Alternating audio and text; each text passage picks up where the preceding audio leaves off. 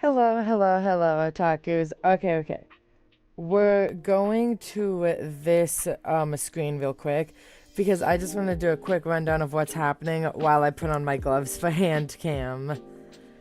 So, I have the headset mic on. Hello, because we are doing a Ravenous, I have all my Ravenous cards, and I had a friend stack them up and take off the foil for me, so I won't risk doxing myself. And then we are going to open them in a mini hand cam before we play the Willowmist Emporium. So I'm gonna switch to the hand cam stream because I got my gloves on now, and we're gonna get started on that. Okay. Wait, where's my model? Okay. But yeah, so I think I have 10 Ravenous cards, all stacked up here nicely by my friend. Oop, okay, wait. If you're channeling luck for sign ones, thank you! I'm hoping for Nyx. I really want Nyx. I'd be fine with any of the boys, but all I want is Nyx.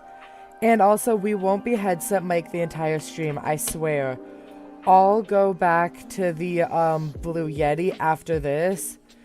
It's just, I realized last stream the Blue Yeti was peaking a lot, and I knew I'd be screaming a lot while opening these, so I wanted to save your guys' ears. And the Blue Yeti's really difficult to use for hand cam. I haven't figured it out yet. But anyways, okay. Let's struggle through turning the first card. Guys. What? No. What? What? I try and guys. That's not your signature first off, but what's this? Okay, this is Vizar, and I'm assuming this is a Nayu card? What? I think this is only printed, but we just got printed Nayu. Okay. Wait, guys, I literally cannot separate these with my gloves on. Hold on. What the? Mom? Malum, okay, wait. Here are the cards.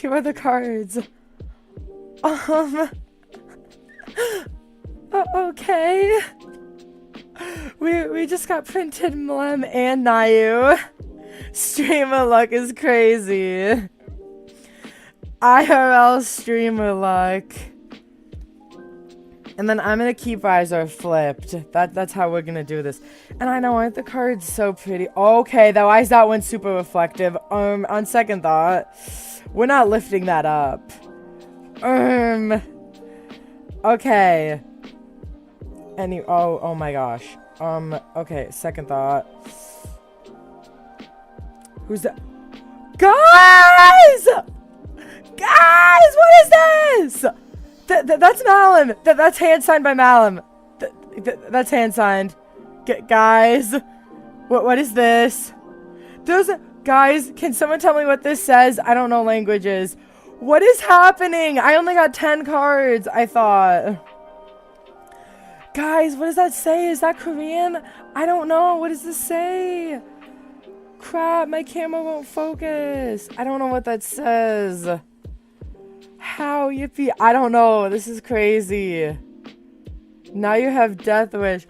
Wait! Oh my god, wait! Akira, thank you. You're a genius. I don't know the language. I think that's Korean. I'm gonna have to Google translate that later, but oh my gosh. Death Wish signed cards. There's even a little heart, guys! Is every one of my cards just gonna be signed? What is this? Okay, next. Guys, that's Nyx. I got Nyx! That's Nyx. Is this one gonna be signed too? Okay, this Altus one isn't signed. But that's Nyx. This is crazy. That's Nyx. Look at him. He's so pretty. Nyx. This is why we didn't do the headset mic. It would have been peaking. This is why we didn't do the Blue Yeti. It would have been peaking all over the place right now. But Nyx. Oh my god. Guys, I'm What are the odds of this? This is crazy. Why another mom? What is this? Is this one signed? Okay, this one isn't. But what? What are the odds of this? What is this? I literally only got 10 cards because I was like, surely only one is gonna be signed. And then it's every freaking card. Goodbye. What? So, Taku, did you bribe the gacha gods all the signed cards? Insane luck. No, literally, what is this? Okay, this Nayu isn't signed. Okay, this one isn't signed. This one isn't signed. Oh my gosh, yes it is! Signed Nayu! Is there any, like, Japanese on it? No, there's not. Wait. Did I just brush some of the signature off? Nayu, you didn't sign that well. Okay, I need to, like, set this down. I think I just accidentally brushed some of the signature off. I do not think that was signed well. Uh-oh. But, I only got 10. Because I was like, I'm not gonna get that many signed ones. And 1, 2, 3, 4, 5, 6 of them are signed. Signed out of 10, Otaku. This is insane. This is insane. Okay, wow. Crazy polls up in here. Wow.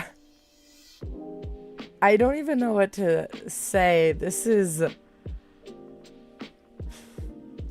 I got Nyx, though. I got Nyx. That's all I wanted, and I got Nyx. And a ton of extras.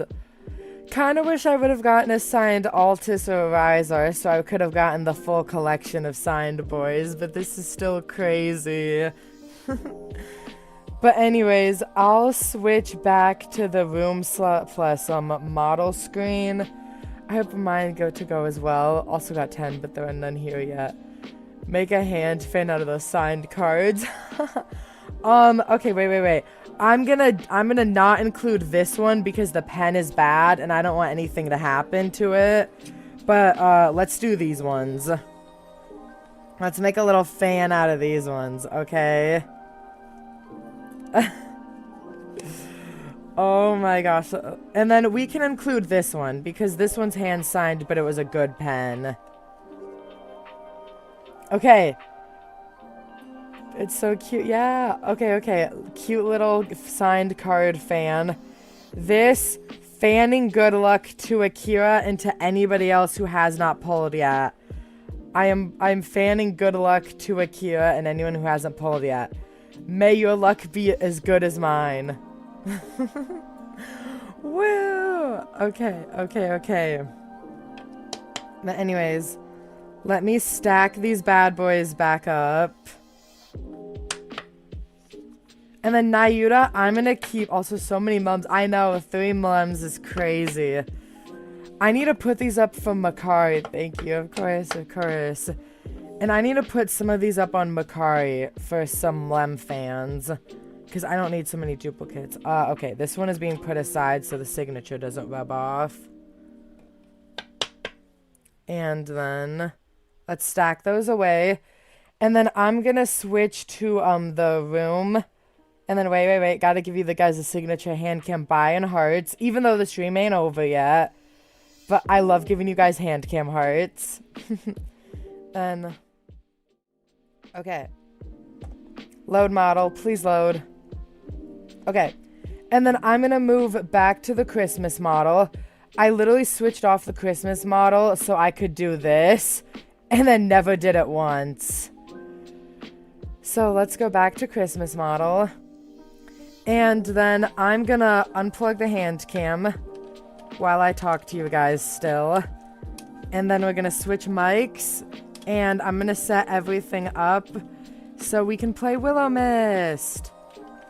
And for those of you who are unaware, Willowmist Emporium, Feliku fans will know this, but Willowmist Emporium is the cute new game by the creators of A Date with Death. It's basically you get to run a cute little antique store, and you also get to romance a bunch of really cool characters that work in the antique store with you.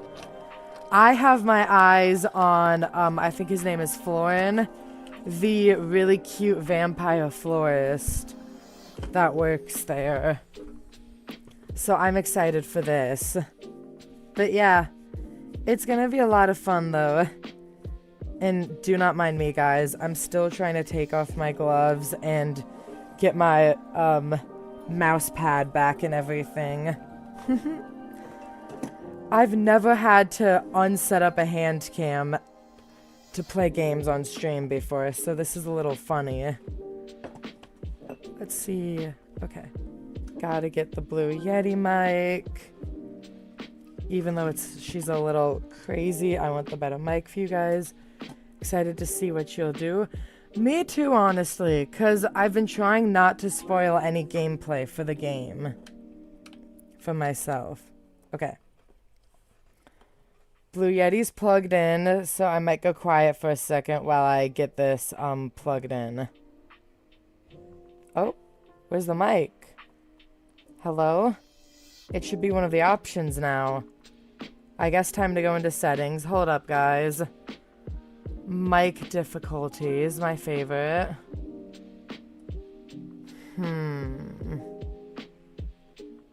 Usually the switch is easy. Why isn't she being easy today?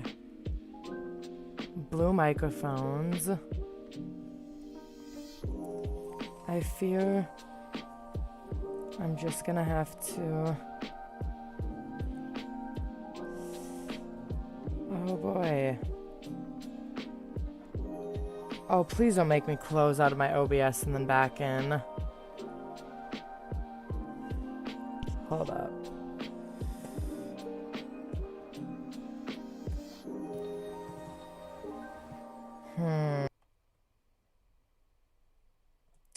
You guys saw nothing, and I'm gonna have to cut that. That was not smart of me.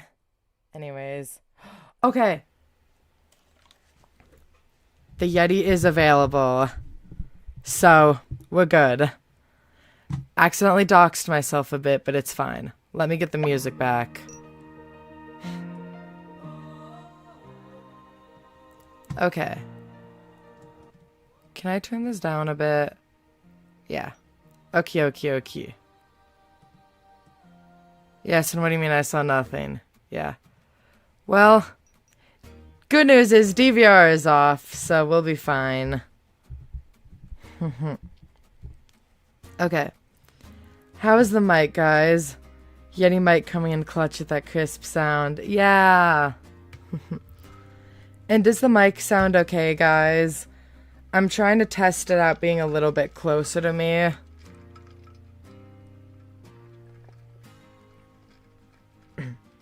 Yes, mic sounds good. Okay, okay. She peaks a little bit more than I'd like, but it's okay. Hopefully we won't be screaming too much in this game. But anyways, let's get started. Willowmist time. Oh. Oh, this is already so cute.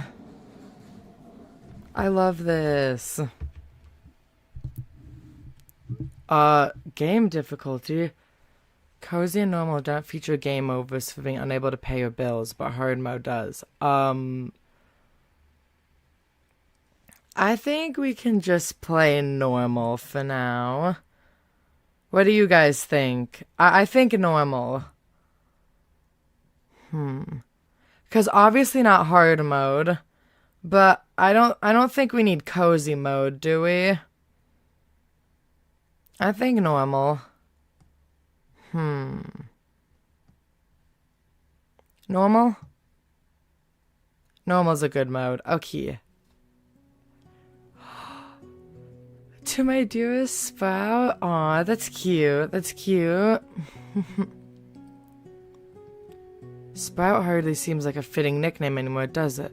By now, you must be towering over your mother. She always was a short little thing.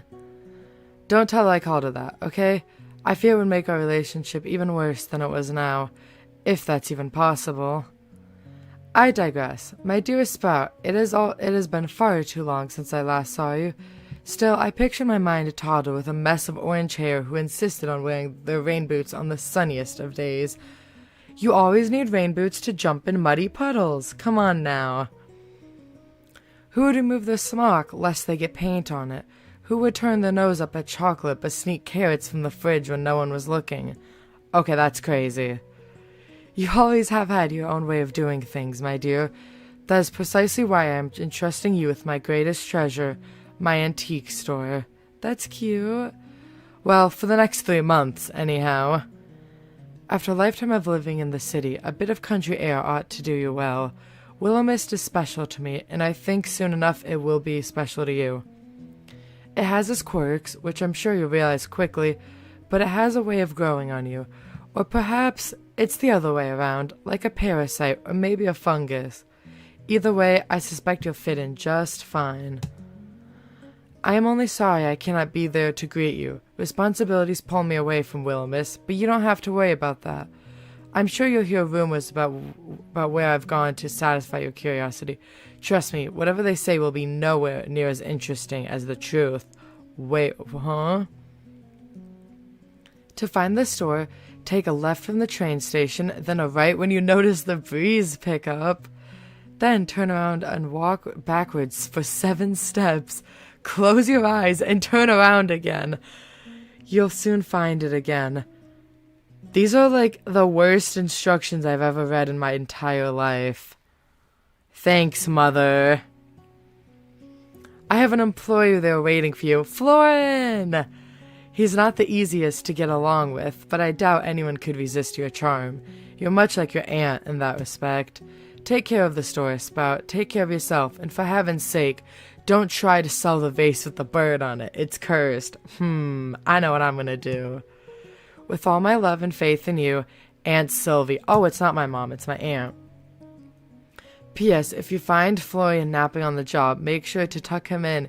He doesn't get enough sleep, that boy. Aww. That's cute. You felt a buzz from your pocket, the familiar sensation of a worried mother. The train continued shuddering along its track in an almost comfortable way. Darling, won't you reconsider? It's such a big move. You've always lived nearby. You won't know anyone, so if anything goes wrong, why not stay home? You worry too much, you know that? Like at least 12 times, maybe 24. Actually, I think I lost count around conversation 25. The little sad face. I just don't understand why you left so suddenly. Aunt Sylvie needs someone to watch the shop, you know that. I'm sure she has friends there. She also has family, you know. Won't you reconsider? Sorry, Mom. I love you, but I'm looking forward to a few months away from home. New people, fresh air, and a real job. You've never even worked at a store before, let alone ran one. And Sylvie says someone will be there to help out. It's an antique store in a tiny town in the middle of nowhere. I don't think it'll be that busy. I swear you get your stubborn streak straight from my sister. Okay, baby, just stay safe, okay? Don't walk about alone at night. Make sure to lock the door and call me if anything happens. Oh, I'm so great at reading things, guys. Of course, Mom. I will, Mom. Everything will be fine. Train's about to pull up. I'll text you later. Okay, I love you. Love you too. Bam, bam. That was fun. Also, I feel like... Opening? Anime opening? Guys, we're getting an anime opening. I don't care if this is copyright. Let's go. Strike me down, 2.5. Oh my gosh.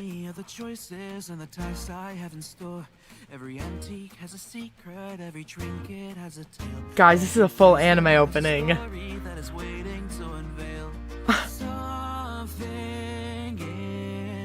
I love 2.5 Studios. If you guys can't tell, I'm a huge 2.5 Studios fangirl. Oh. That's my boy. That's Florian.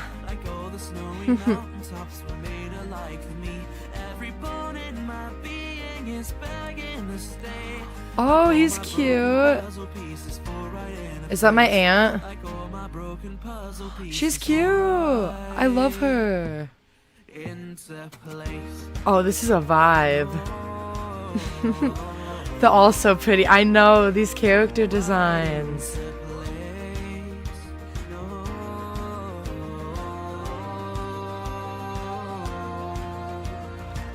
Oh, this is so good. I'm absolutely vibing right now. Broken puzzle pieces fall right into place. Oh, the 2.5 logo was hidden. Oh, it's type 2, the mail. The mail is so cute though. Wait. Can I just like move quickly so we can see how cute these are? The guy is so cutesy. 2.5 Studios never. Oh, okay, let's not bring up that. 2.5 Studios never ceases to bring a full course meal. I know, I love them so much. Miss, she, her. Last name. Can I not edit this?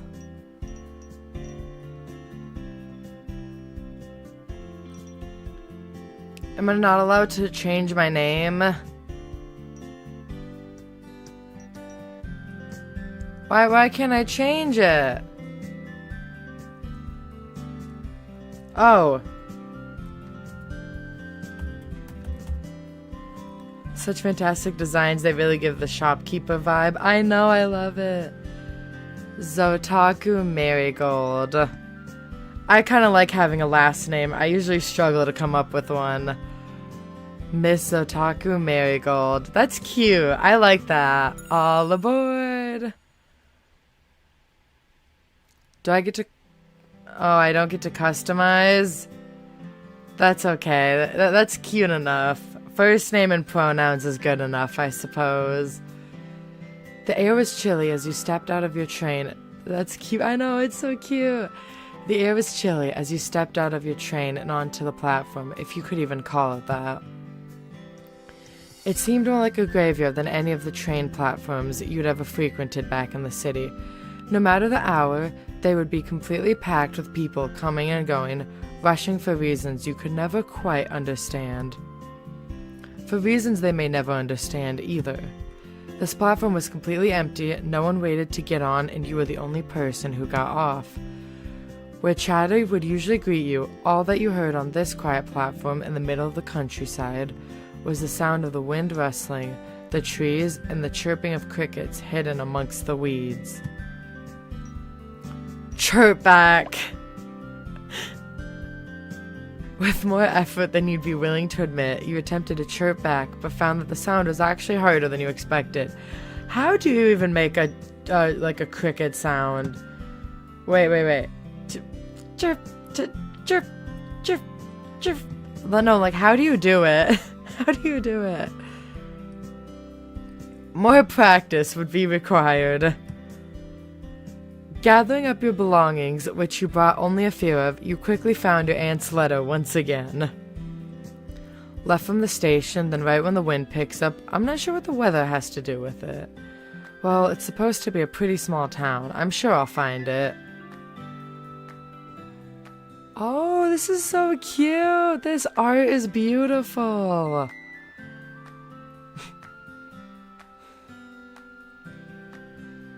Also, I hope everyone liked my cricket impression, because my other mic would have not picked that up. Wow.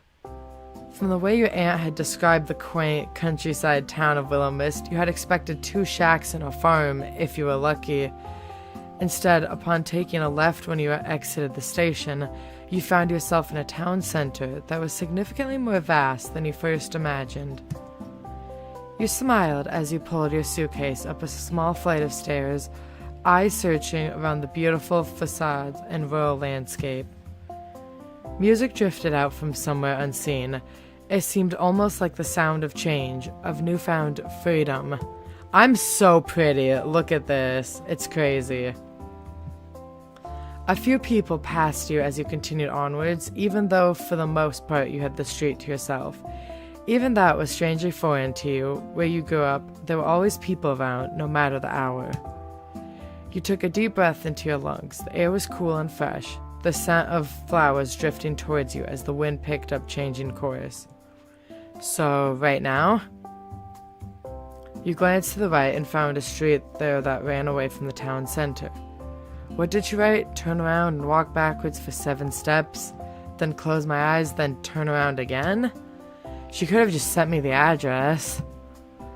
With a half chuckle, half sigh, you turned around and began walking backwards, hoping you wouldn't crash into anyone, though the chance of that seemed slim at this time of night. Alright, placing bets now. Will we crash into Florian or anybody else? I say high chance. I say high chance of crashing into somebody. Oh.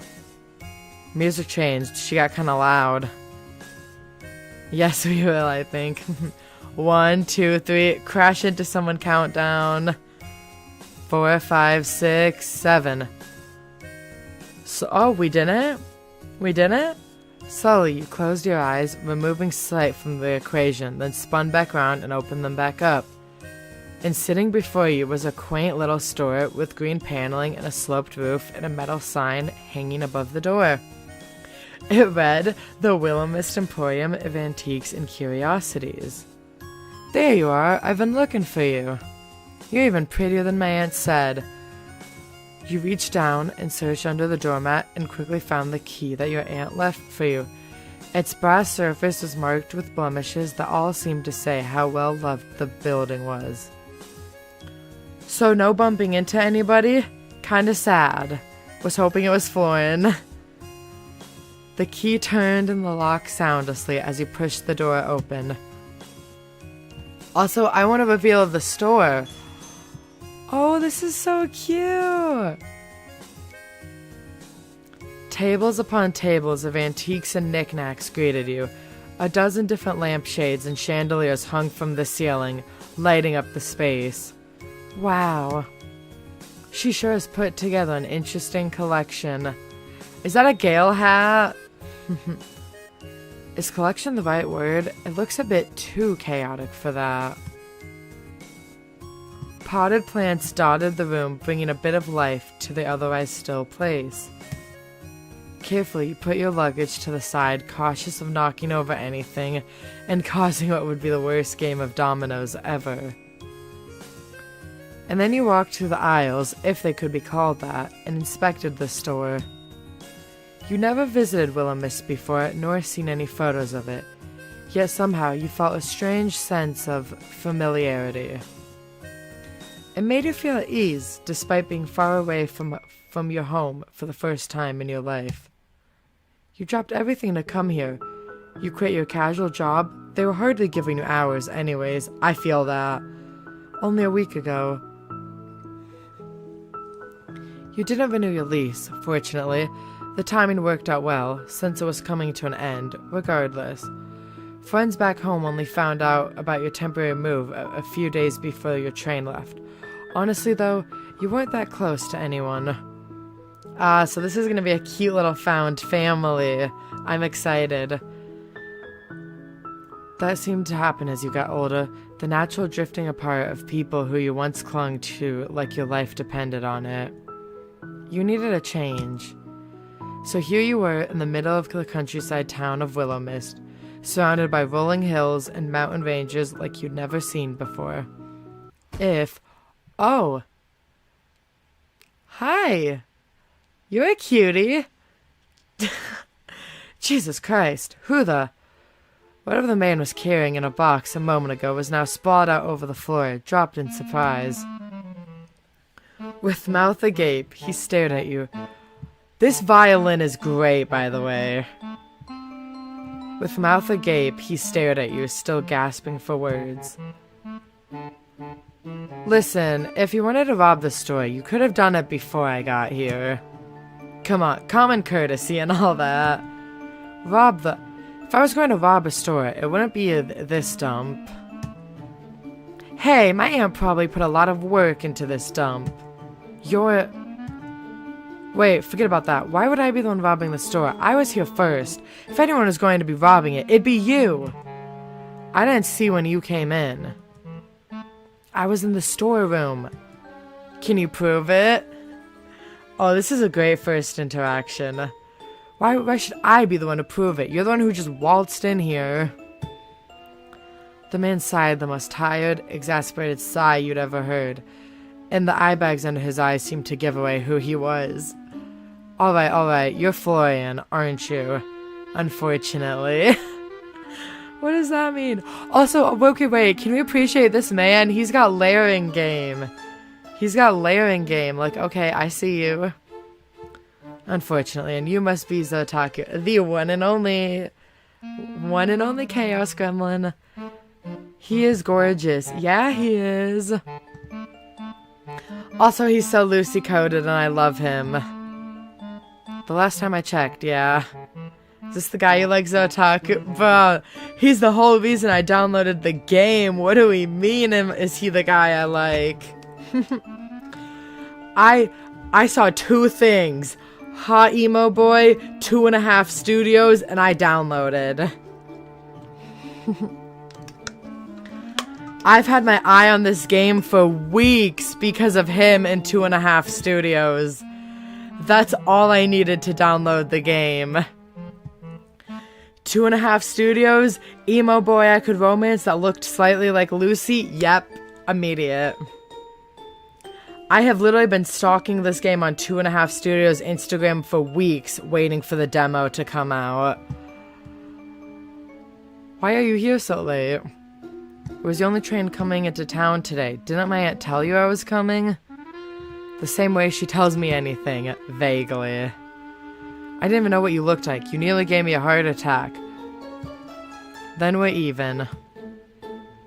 God, you're exactly like your aunt. Great.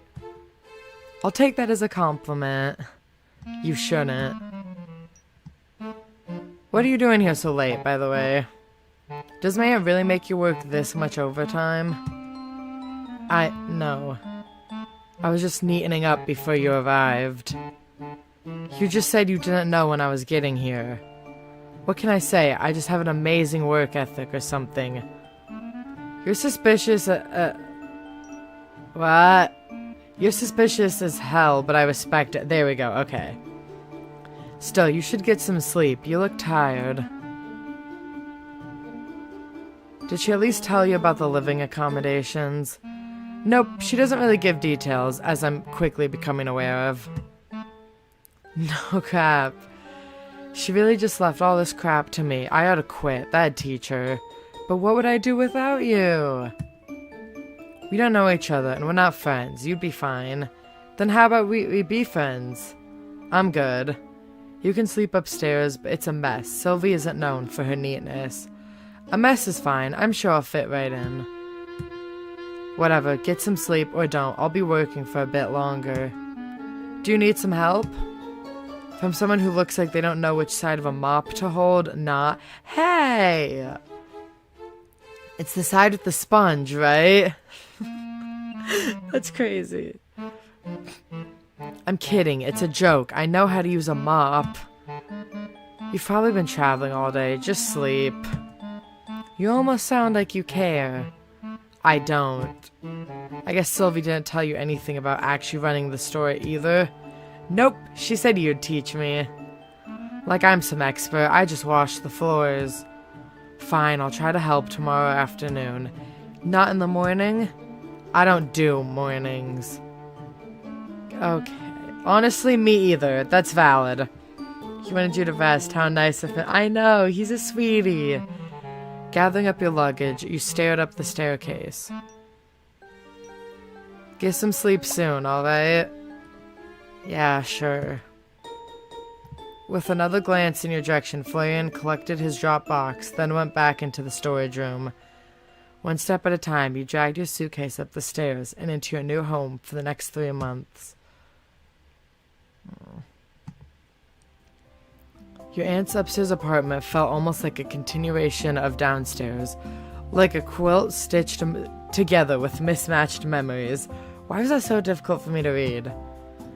A half-read book with reading glasses vesting atop the pages sat on the worn armchair. Tangled yarn as soft as clouds and as bright as spring blooms, spilled from a basket. The table was set and waiting for you, expecting your company. It was almost like time was paused here, in a place where vintage clocks softly ticked in unison. Mismatched mugs rested in cozy clusters, and the air smelled ever so faintly of lavender and old books. Okay, can we just take a moment to, appreciate this writing, though? Goodness gracious, I want to steal this writing for fanfics. This is so good. The writing is so good. And that wasn't to mention the abundance of potted plants that filled the room. It was as if a forest had crept in and decided to stay. You placed down your bags and grinned like a child who had just found a new secret hiding spot. The weight of the world and all of your previous worries seemed to melt away, even just a little bit. The writing is so well written, they know what they're doing. I know, it's crazy! This is going to be a fun 3 months, you could already tell. Unpacking now could wait for tomorrow. For now, you unzipped your suitcase and pulled out your pajamas, then got changed and settled into bed. The sheets were crisp and white, the pillows fluffed, and the gentle atmosphere of Willowmist slowly began to help you drift off to sleep. As you laid there, surrounded by the scent of linen not your own, you swore for a moment you could feel someone watching you. But then you fell into a deep sleep none the wiser. Please don't tell me this is a Twilight-coded scene. Florian better not be watching me. If this is Twilight-coded, I'm gonna cry. Please not Twilight-coded.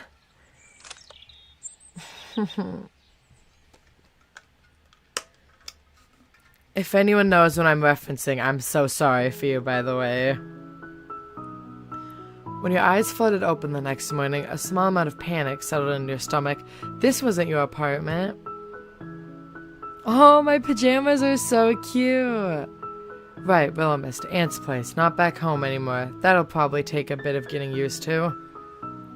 You looked out the window where you could see sunlight cascading in from between the outstretched arms of trees.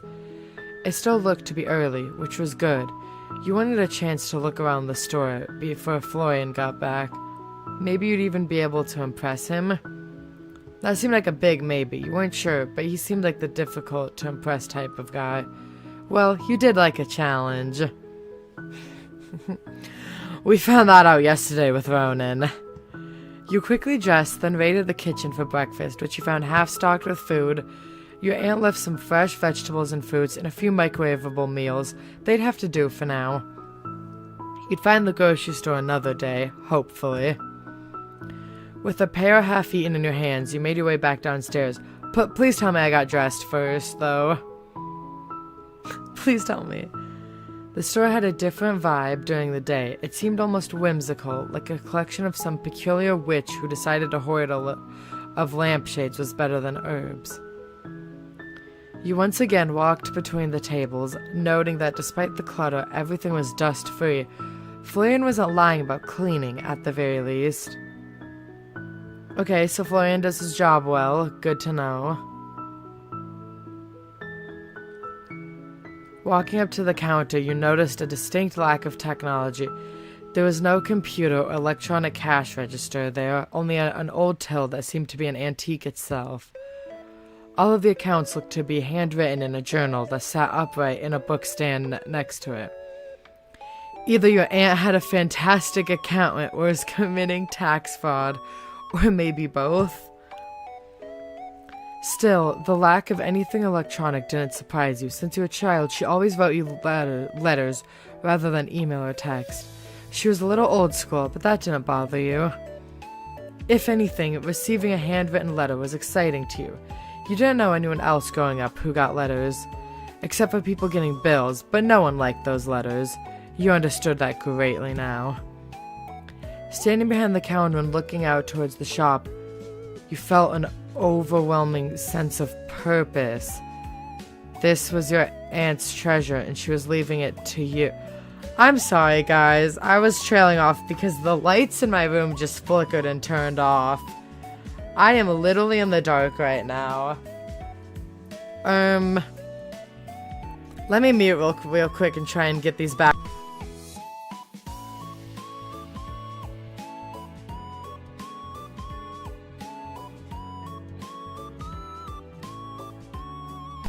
That was scary. I don't know what happened. Anyways. Okay. If that was doing a horror game, I would have cried. Thankfully, it's just a cozy game. Anyways. Okay, that was weird. Well, for a few months, but that was besides the point. My Wi-Fi is good. My electricity is not out. That's interesting. Alongside that sense of purpose was a small yet persistent reminder of just how insane this was. Dropping everything. Good thing that wasn't during spooky month. I would have cried. Oh my goodness. If that was during, like... I would have cried. Light when I scare you. Guys, if that was during our Spooktober, if that would have been during, I forgot what the games are called already. Oh goodness, the games about, like, eating people. If that was during either of those games, I would have cried. I would have genuinely cried. I forgot what those games were called. Cooking Companions and Dreadweight. Yeah, thank you, Tri Princess. If that happened during either of those games, I would have cried. I would have screamed. Alongside that sense of purpose was a small yet persistent reminder of just how insane this was. Dropping everything to move to a town you never even visited because of an aunt you hadn't seen since childhood. I would have sighed. Those games give me the creeps like the lights on. Exactly, like, I can't even imagine. Especially during one of the scenes with the people like stalking. Oh no. No.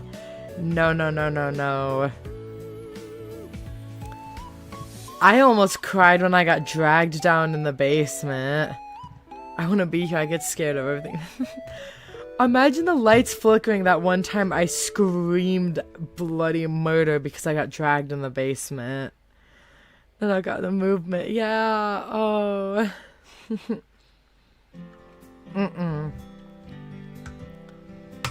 Anyways. You needed something like this. A chance to get to know who you really were. Goodness, that knock just scared me. It was a knock at the door that pulled you out of your introspection. A very neat, crisp knock. If a knock could be neat and crisp. You could see a tall shadow on the other side of the door, but no details apart from that. Florian? You opened the door wide, curiously peering at the stranger on the other side, who looked you up and down, looked at his watch, then shook his head and walked past you and into the store. I hope you're not about to tell me you're Florian. That will make last night very strange for me. Florian? No, I'm not. Mr. Westbrook. I apologize if that disappoints. Kinda disappoints, but it's okay. Hello, Gale in a different universe. Hello, Gale Galleon. The mystery man put down his briefcase on the counter, then began pulling out paperwork and pens from within it. Not sure I've met a man that's actually used a briefcase before. I kinda dig it. Why are you simping over him when Florian is like right over there? I suppose I'll just have to wonder endlessly who exactly you are then.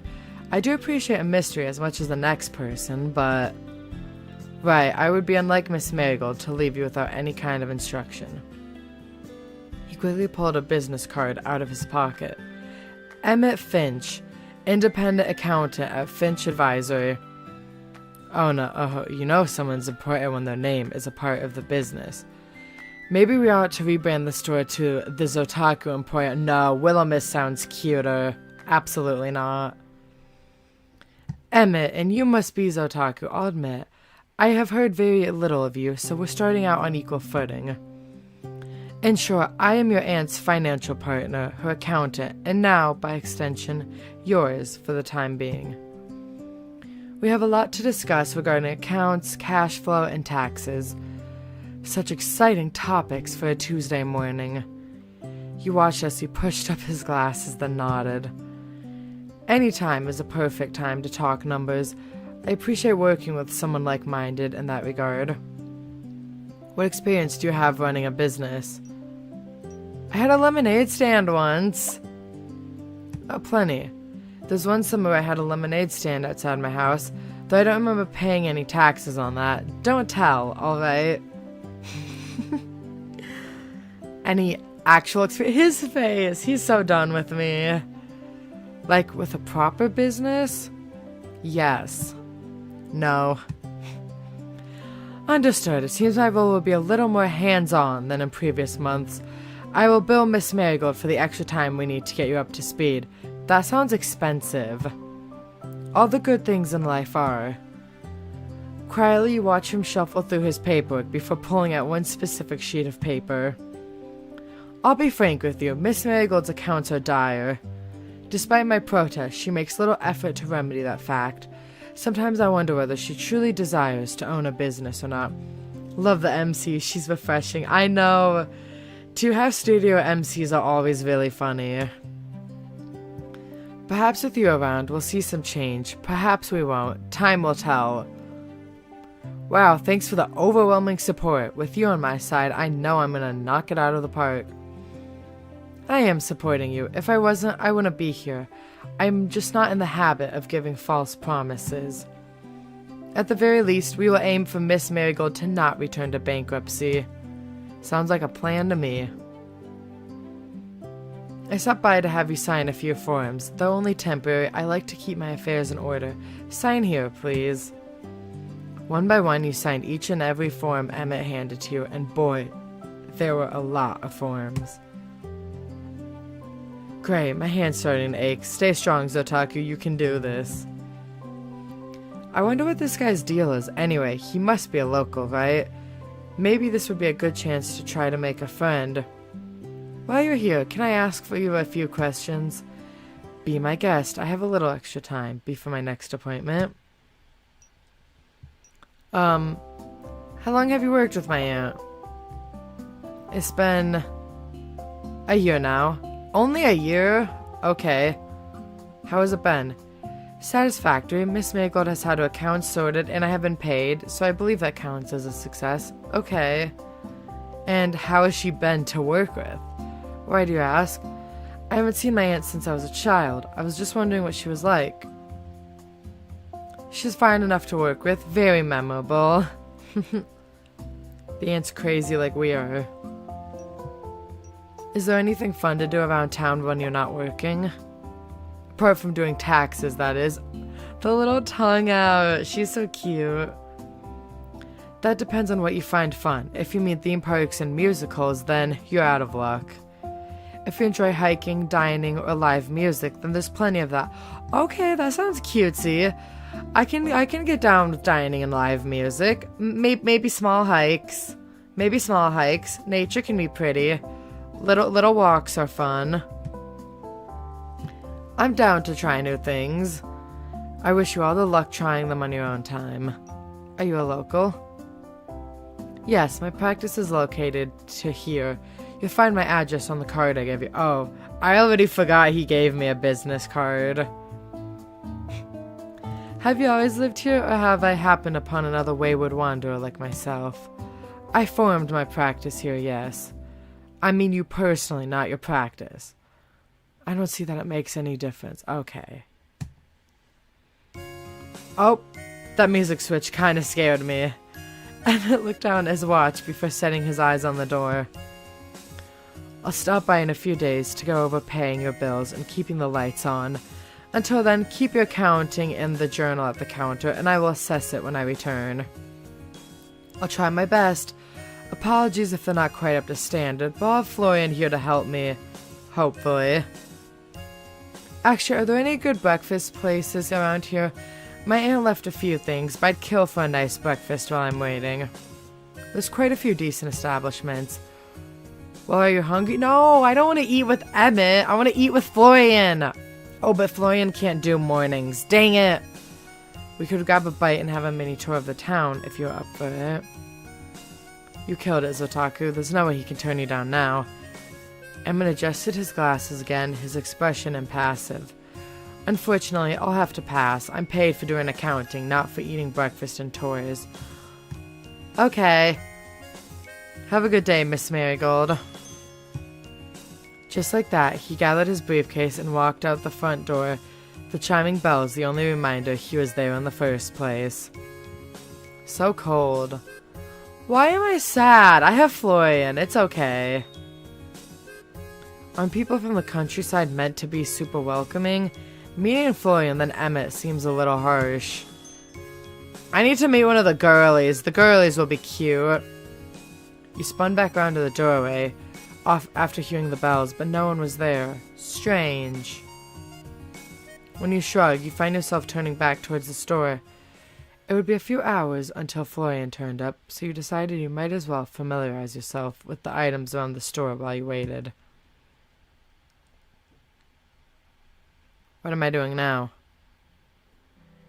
You're surprised to find that a couple of hours barely scratched the surface when it came to inspecting the show floor. There was just so much stuff.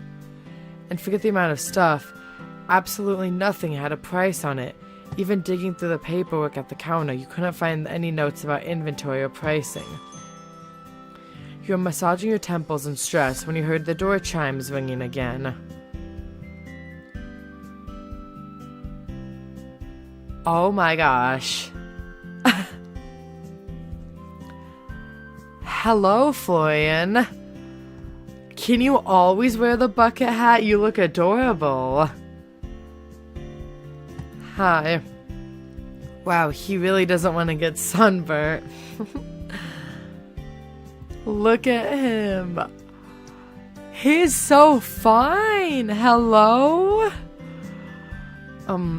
I like the get-up. Thanks. I don't like the sun. Okay, Mr. Vampire. I can see that much. Did you manage to get some sleep? I guess. Are you going to ask me how I slept? If I have to. And if I said you did? How did you sleep? You couldn't sound less interested. Funny that. Well, I'll pretend like you actually care then. Surprising, I slept really well. The bed was super comfortable. How fascinating. I'm happy for you, really. Florian, please! With a sigh, you watched Florian drop his satchel bag behind the counter before removing his various mismatched accessories. Those were not mismatched, that was all black. I'm not surprised you worked out how to run the place while I was gone. Do you really think my aunt would make it so easy? She never does. Fine, I'll explain, but I'm only going to do this once. If you don't pay attention, I'm not repeating myself. Uh-oh, lock in. Even if I say please, I'll ignore you. That always works. Pretty please, I'll ignore you even more. Oh, he's getting annoyed. We buy things for cheap, then sell them for more. That's pretty much the gist of it. And what? That's all you're going to tell me? What else is there to tell you? That's how it works. I know how stores run, Florian. Then why am I bothering to explain it to you? You gotta give me more details than that or I'll run this place into the ground. Guess I do need this job. Fine. Buy stuff, sell it for more, also keep it clean or no one will want to come in. Right now we're pretty much out of rubbish to sell, minus a few things I put behind the counter. What? I thought you were going to listen to me. How can we be nearly out of stuff to sell? There's stuff everywhere. You watched him as he looked around the room, then shrugged. They're just your aunt's decoration. What? All of that is decoration? I guess. I don't know. I don't make the rules. I just help out. That's crazy. How does anyone know what's for sale and what's decoration? I don't know. Fine, it's all just for looks. I can deal with that. How much should I sell things for then? Whatever you want to sell them for. How would I know? I'm not an antique salesman. You better become one quick then if you don't want to go broke. So I just go off of vibes? Okay. God, what have I gotten myself into? A mess. I want to take on your job if my life depended on it. Just keep track of how much you buy stuff for in that journal on the counter. You should be able to eyeball how much things are worth. But you'll get better as you go, probably. You can probably just adjust the price later if it's not selling. Doesn't really matter. Okay, fair. Let me see what we've got then. Checking behind the counter, you notice a handful of small knickknacks. They weren't much compared to the rest of your aunt's decorations, but they'd have to do. Alright, well, now what? You're the boss. I like the sound of that. You're gonna call me Boss Otaku? I don't like that. If I really have to talk to you, I'll probably just call you Otaku. If you have to talk to me? Mean. He just shrugged. Fine, it's probably for the best anyway. You wouldn't want all this power to go to my head. He shrugged again, then found a broom and began to sweep up the already clean floor. There were already a few people hanging around outside, like they're waiting to talk to you or something. You're not a celebrity, are you? That's the last thing I could be bothered. Wait, the puffed out cheek! He's so cute! Not the last time I checked? Last time I checked, my Twitter account had 35 followers, and most of them are bots. Imagine having one of those. Probably not a celebrity then. Probably not, no. You walked towards the door, then flipped over to the open side. Flipped over the sign to open. Outside, the afternoon sunlight filtered down like liquid gold, hitting the cobblestone just right. The trees swayed gently in the light breeze, and the cool air carried a faint scent of pine and distant baking from a kitchen unseen. You breathed in deeply of that air for a moment, and it felt like an old friend stopping by to visit, warm, comfortable. Hey, Florian? Florian? Huh? Oh, right, I forgot you were there. I was literally just about to say we look so cute together, and then he pulls this. Wishful thinking, I get. I'm gonna crash. I'm going to speak to you so much that you won't be able to forget me next time. Great. Have you ever felt like you were being watched around the store, by the way? Watched? You're watching me right now. Does that count? No, I mean, well, it does. But not in this case. Boy, and stop being a since. Literally! Just accept me already. I mean, watched when no one else is around. Not really. Not any more than is normal, I guess. There's a normal amount of feeling like you're being watched. In this town? Yeah, probably. Huh, I was wondering something, by the way. Did you grow up here? Yeah. Never chose to leave town? Nah, nothing out there worth seeing. Have you ever felt like being stuck in one place is like being in a cage? He paused at that, actually thinking. I guess the cage is pretty comfortable. I think that's why I came here. Really, I wanted to help my aunt, of course, but the winds of change pulled me here. It pulls a lot of people here, I think. Really? Yeah, a lot of people who don't fit in anywhere else. Maybe that's why I'm here then. I doubt it. You look like you fit in just fine. Is that a compliment from the Florian? You're muttering. Don't worry about it. You got family other than your aunt, I mean. My mom, but her and my aunt are a little estranged. They haven't spoken in years. I have no clue why. Huh. Usually people can't resist her. Oh, she's popular like that? What? No, I didn't mean. Do you have a crush on my aunt, Florian? No. Are you kidding me? Why is he blushing so much? It's not like that, really. I meant that she has a pull to her. She's annoying and nosy and probing, but she has a way with people. You can't help but get along with her. How was that so hard, Florian? Guys, he likes my aunt. Florian, back it up, buddy. Back it up. I'm right here. You seem a lot like her. Yeah, so date me. That sounds like a pretty big compliment coming from you. What about you anyway? Does your family live nearby? Maybe. They maybe live nearby? I don't see them anymore. Oh. I'm sorry for prying then. I pried first. Your eyes find the doorway where a young girl of perhaps 14 or 15 stood, eyes on you curiously. You're not Granny, Sylvie. Hi! Granny? She's not that old, is she? I don't know, she looks pretty old to me. I'm Otaku. Granny Sylvie is my aunt. I'm just helping run the place for a while.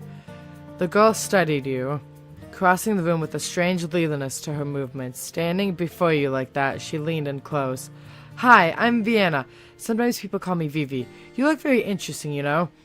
I like the way your nose joins your face, and your eyebrows are cool.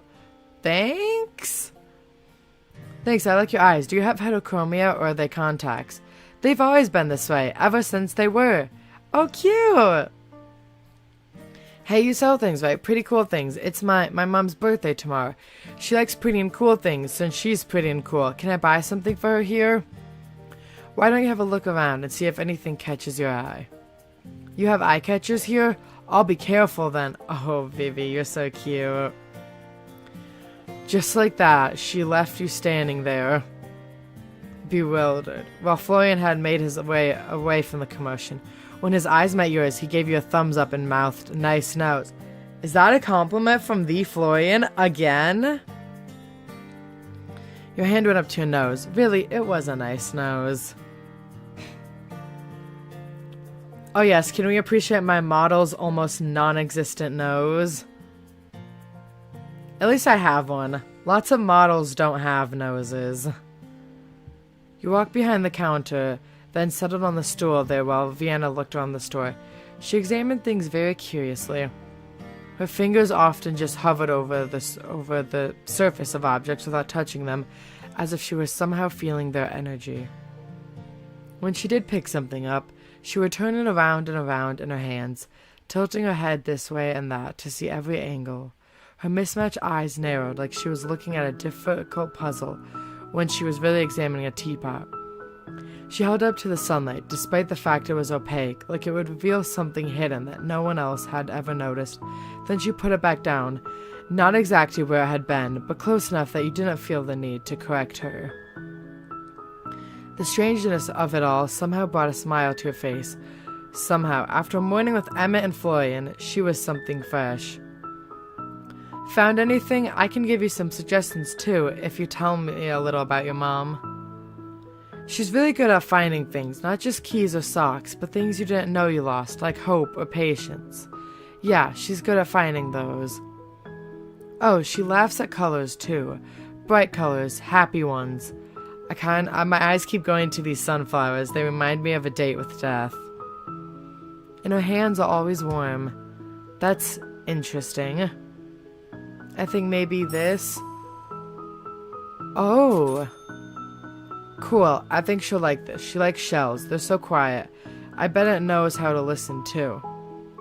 Thank you. Thanks for your help. You're cool. Sunflower. Yeah. I barely did anything, but you're welcome. Hey, if you ever need anything else, we'll be here. Thanks. I think I'll come back again. Maybe on another day when the sun is shining, or maybe not. Great, get home safely, alright? And I hope your mom likes the gift.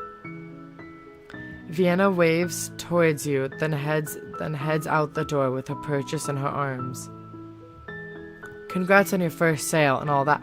Thank you, Florian. Being sweet, I see. I hope they're all that exciting. Do you know her? Do I look like I know every single person in town? She said she comes in a lot and knows my aunt. Honestly, no. You look like someone who would go out of their way not to know everyone in town. I mean, does she stop by the store often? Not that I've noticed. Maybe once or twice, but I don't know. I'm usually in the storeroom. I can tell. You look like you need to get more sunlight, mister. No thanks. I burn easily. Keep it up with those nice compliments, Florian. Yes, please. They sell things for that, you know. Sunscreen, aloe vera. Why do you care?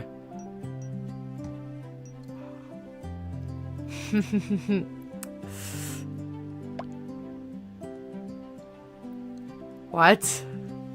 Was that too far? I'm sorry, Florian. And that could get lost in your eyes for hours upon it. Why am I still going? This is too far. That's complete nonsense. No! Why did I? Oh, I regret this. I'm so sorry. I regret everything. What? We work together now, and we'll be for the next 3 months. I'm just looking out for you. Get used to me caring, alright? Okay, no, I'm winning. He's blushing so hard. Okay, nope, that was not the wrong move. I'm winning. Yeah, sure, whatever. I didn't ask you to, though. The bell chiming for the second time that afternoon drew both away from a conversation, and Florian used it as a chance to retreat back into the supposed storeroom. Florian just accepts Otaku's simple answer. Hello! Hey guys, we already know what picture I'm gonna pull out, right? We already know what picture I'm gonna pull up, don't we? Let me look in my downloads. I have this thing somewhere. Hello, Gilmore. Hello, Gilmore. Nice to see you again. It's Gilmore, guys. Gilmore. Hello, Gilmore. Lovely to see you.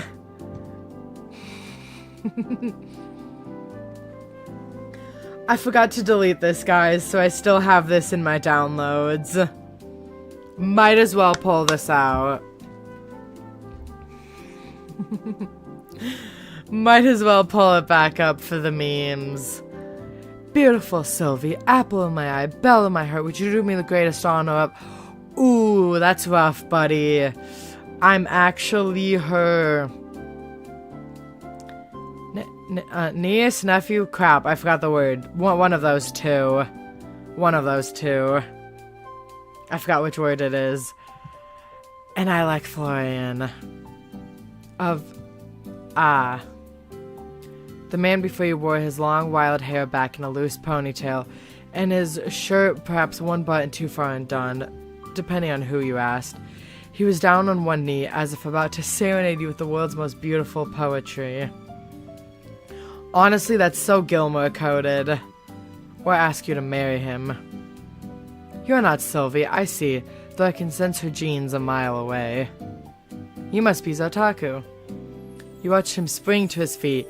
He was certainly far more sprightly than he looked, and walked forward to put a hand on your shoulder. I have heard so much about you, and even that is not enough. He reached out to shake your hand smoothly, his energy contagious. I'm sorry, I'd love to return the favor, but you are... Ah, so the lovely owner of this store hasn't yet had the chance to mention me. That sounds just like our Sylvie. Quinn Bakerland, at your service. Occasional poet, but full-time chef. And you and my aunt are... Ah, no, you misunderstand. Is she the most beautiful woman to ever grace this town? Yes, of course. Does my heart become a flutter when she walks into the room? Certainly, without a doubt. Do I near fall to my knees every time she speaks my name? That should be obvious. Where was I? Your relationship to my aunt? Right. Yes, we are dear friends. Okay. Right, friends. Well, it's nice to meet you, Mr. Bakerland. Please call me Quinn. Family to Sylvie is family to me. Quinn, then. I'm sorry to be the bearer of bad news, but my aunt is out of town for the next few months. I'm just here helping while she's away. My heart shatters into a million pieces once more. But that is hardly your fault. I should not ruin such a momentous occasion. I have never met any of Sylvie's family. You must be very special indeed. I wouldn't say that. My grandparents have passed away, and my mother and aunt are estranged. I'm really the only other family she has, and I can tell you are special to her. You would not be here if you were not. What did you want my aunt to have the honor of, then? Ah, this is most fortuitous. There's no one that could take our lovely Sylvie's place but you, of course. Are you fond of fine meals, beautiful atmospheres, and live meals? I am not going on a date with you. Yes, yes, and yes. Divine. I have a restaurant just off the main street. I have just created a new dish. I call it my Crimson Risotto. Roasted beets, rich vegetable broth, a swirl of cream, and topped off with mushrooms. Ooh, I hate mushrooms. Please, would you do me the honor of sampling my new dish? Who am I to turn down a meal? Delightful. Ah, but I need some time to prepare. Tomorrow night, I will astonish you with the finest food in Willowmist or beyond. And before I forget, welcome to town's Otaku. There's no place like it. You'd be calling it home before you even realize it. Thanks, Quinn. I appreciate the warm welcome. And warm it will get once you taste my cooking. I must depart immediately to prepare. Please await tomorrow evening with as much anticipation as you would give your birthday.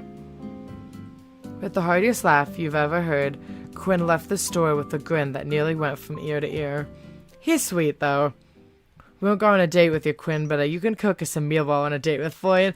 I was literally hoping I'd get a chance to ask Florian to come with me. Ah, crap. You scramble to pull up your text where you can see nearly a dozen left by your mother to tune of, did you arrive safely? And oh my god, you're dead. Sorry, Mom. I'm here. I'm alive. I just got caught up in everything. I'm totally fine.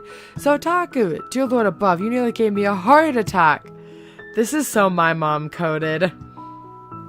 Guys, literally a few days ago while I was streaming, she was texting me and calling me nonstop because I wasn't answering because I couldn't hear my phone because it was on silent because I was streaming. And apparently my phone was just like, this phone is like turned off or something. So my mom was like, oh my gosh, something happened. She got kidnapped and taken and they took her phone. And it was like, oh my goodness. So this is literally my mom. Exactly to this. It was funny. Maybe I should have waited a little longer to text then. Not funny. I know, really, I'm sorry. I'm just glad you're okay, my baby. Totally okay. Met a few new people already, and mostly everyone is super friendly. The town is beautiful, Mom. You love it. Lots of beautiful scenery to paint. Poor Mom, well, and it was an accident.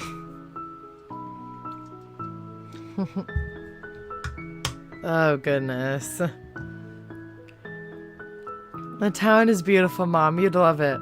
Lots of beautiful scenery to paint, I think. Honestly, I've barely left the store yet. You know I haven't painted in years. Maybe you just lack the right muse. Anyway, I need to close up the store now. Alright, text me if anything happens, okay? Yes, Mom. Love you. You flipped the sign on the door over to closed as Florian re-entered the room. You missed all the fun staying holed up in that storeroom. I don't really care. I prefer it that way. Okay, my goal is to get Florian out of the storeroom.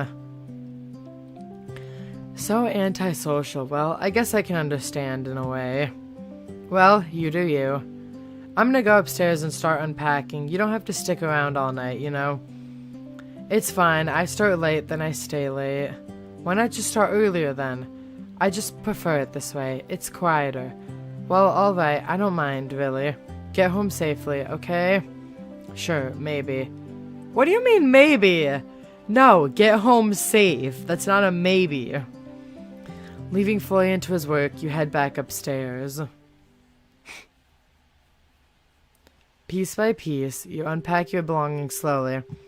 It won't do you good to spend the next 3 months living out of your suitcase. If you're going to live here, you are going to do it right. Still, you felt almost reluctant to disturb the quiet rhythm of the room at first. Your aunt had turned this space into a home, and gradually you were adding to it, making it become something more, hopefully something even better. Each item you pulled from your suitcase, a soft sweater for the winter here, a stack of well-worn books there, found its place amongst your aunt's belongings, like thread woven into someone else's fabric.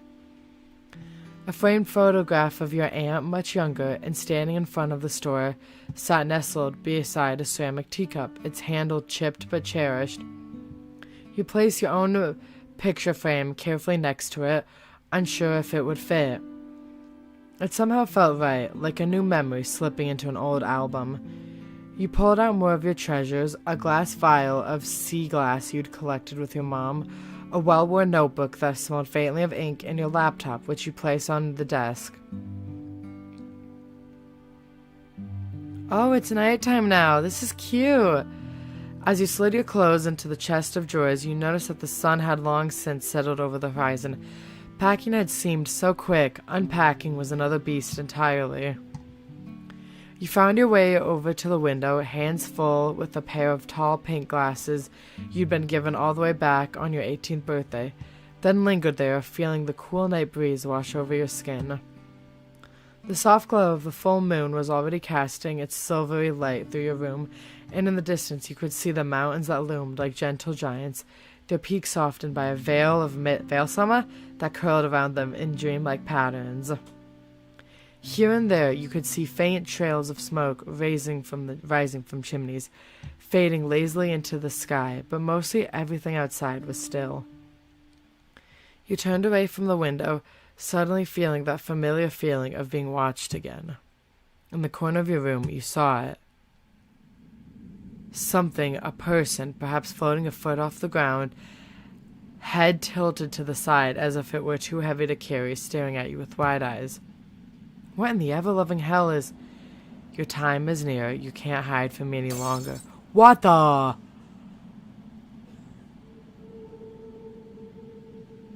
The pair of glasses in your hand instantly fell from your grip, smashing on the wooden floor. Shards went in every direction. Ah, crap. Your eyes snapped back up in search of the person, but found the space she had occupied now empty. Guys, I thought this was a cozy game. Am I not getting enough sleep or something? You knelt down, inspecting the damage. One glass had survived, luckily, so you collect that quickly and put it aside. The other one hadn't fared so well. Though it was in mostly large pieces. Grimacing, you slowly picked up and disposed of each piece. Ouch. And just your luck, the final one was the one that cut you. You quickly disposed of it and then cleaned your wound, but couldn't find a first aid kit anywhere in the room. Maybe there's one downstairs in the storeroom.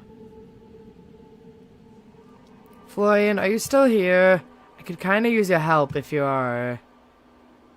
What is it? I'm not paid to help you with personal stuff, you know. He walked out from the storeroom, arms crossed. Something really weird just happened. I swear I saw someone in my room. She spoke to me. Then I kind of dropped a glass and got cut. It's not that bad, but I could use a band-aid if we have any. I'm really intrigued to see how he's gonna react. And also, I thought this was a cozy game. Why is this turning into a horror game? All the color dropped out of Florian's face in a moment. He stared at you with wide, open eyes, mouth slightly open, yet no words escaped. You're...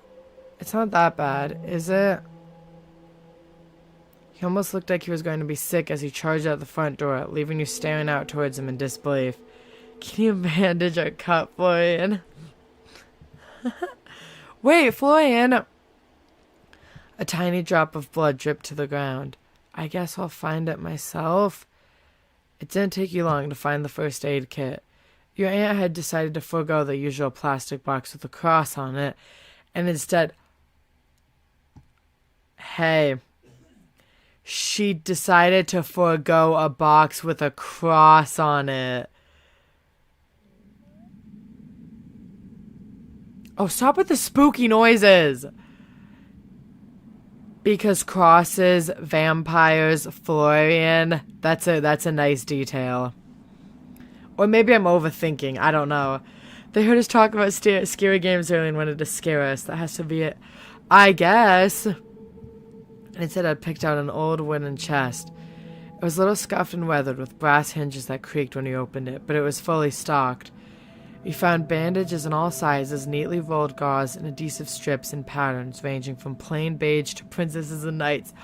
Please tell me I picked Princess Band-Aid. You also notice a few other slightly more eccentric additions. A small vial of silver dust labeled 4 curses, a flask of dark red liquid labeled emergency, F only. Okay, so that's blood for Florian. A broken mirror, which you made sure not to touch, with a note attached that read for illusions or lies. Okay, so that's a flask of blood for, Florian. That's great. There's also more of what you had expected to see. Herbs, powders, and other natural remedies. Your aunt was into that kind of stuff, after all. So our aunt knows. I've been wondering if our aunt knew that Florian was a vampire. That definitely tells me. You pulled out a plaster and quickly stuck it to your hand, but unfortunately the bleeding had already stopped. It wasn't much worse than a scratch, luckily. Look for Florian. You opened the door and poked your head out, searching the mostly darkened streets for Florian's figure. No matter where you looked, though, you couldn't see him. It seemed he didn't just step outside, he was gone. I didn't mean to upset him. I'll have to apologize tomorrow. Giving up for the night, you headed back upstairs and into your room, then settled into bed. Why am I settling back into bed, knowing there's somebody watching me? Okay, how am I sleeping? Just like that, you fell asleep, surrounded once again by the unfamiliar scent of the store. How am I peacefully sleeping? Also, I just realized that entire day we only made $7. Oh, who the? Your eyes shot open to the sound of someone banging on the door downstairs. With bleary sight, you look towards your phone. 6:04 a.m. Not Florian, then. Ugh, I'm getting up. The banging on the door continued. It got louder. What is this? Why are my pop-ups visible to you? How is she able to go to sleep quickly? I'd have my eyes open with a bat under the bed blanket. Literally! Also, I do not like that you guys can see my pop-ups. I'm gonna just move my model. Cover those a little bit more. It's just game advertisements, but still, I don't like that. I don't like that at all. Anyways, I'm getting up. The banging on the door continued. It got louder the closer you became. Stranger, too, because it sounded less like someone's fist and more like a hunk of metal. I'm coming. No need to break the door down.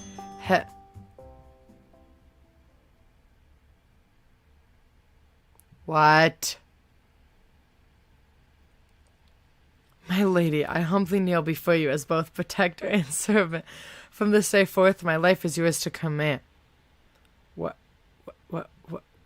What? I, Dame Lucille del Rosario of the Order of the Crown, do hereby swear an oath upon my honor and my blade. No harm shall come to you while I yet draw breath. Your enemy shall be mine, your struggles mine to shoulder.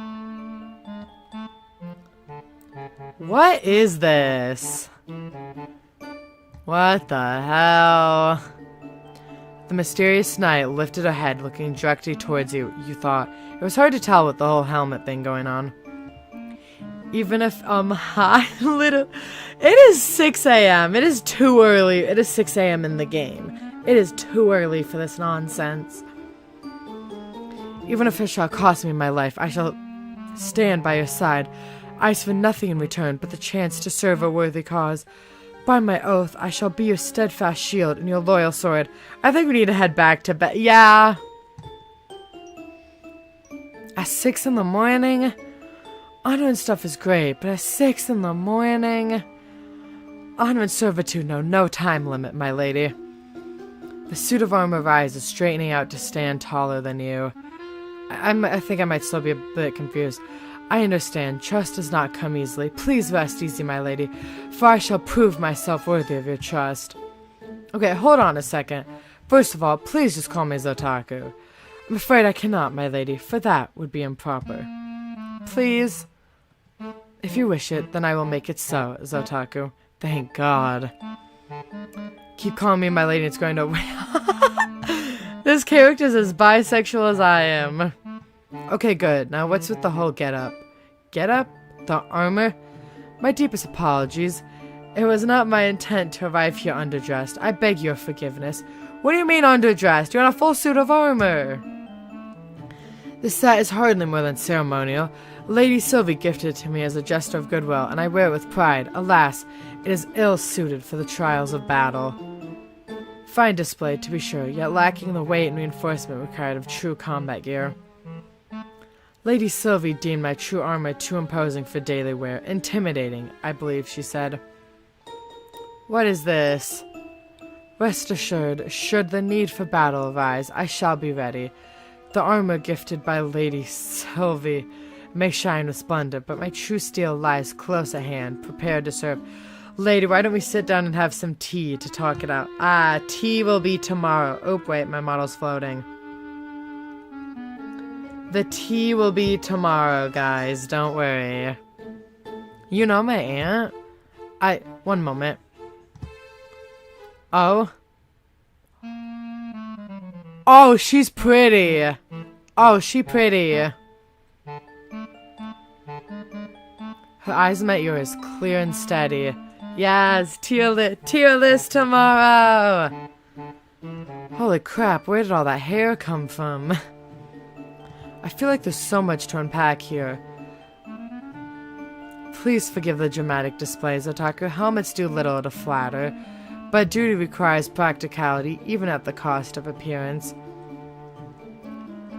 To answer your previous question, before making your acquaintance, I was in service to Lady Sylvie. With your arrival, I pass on to you. Do not fret, I will not stand in your way. You will hardly know I am here, but while you are in this town, I will protect you and this store with my life. I'm not totally sure that will be necessary, but thank you. Her armor, her outfit is also so pretty. I love this knight outfit. Because you know what I love about this knight outfit, guys? It's feminine and it protects her. I am but a humble servant. Your thanks is kind, though unnecessary. Thanks for the free bodyguard business. I mean, I'll take it. You watch as Lucille, now helmetless, takes her place beside the doorway, sword strapped to her hip. She needs a little bit more protection right here, though. A little bit more protection right here, and maybe some more up here. But otherwise, 10 out of 10 armor. I must also beg your forgiveness for not being present upon your arrival. I have had troubles with one of the contraptions in my place of living, what Lady Sylvie calls my apartment. A contraption? Yes, a magical device that produces water as if from thin air. I believe a curse was put on it, and water began to flood as far as the eye could see. Fortunately, a sorcerer removed the curse, and now it works as intended. Ah, her sink flooded. Does she mean her sink broke? So, okay. You work with my aunt, but your sink broke yesterday, so you couldn't come to greet me? That is correct indeed. So you live nearby? Yes, though I'm not originally from this town. Oh, me either. We have something in common. I hail from the kingdom of Willowmist, which was once present in these lands. What? Never mind. I see that you're still in your night clothes. Do you require help in dressing? Huh? Are you offering to undress me right now? I believe that getting redressed requires one to be undressed first.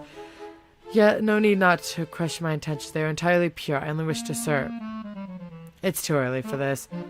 I'll be okay. I'll get dressed and come back in a minute. Please take all the time you need, my Zotaku. That's crazy. I will guard the store in your absence. Oh no, is she gonna fight with Florian?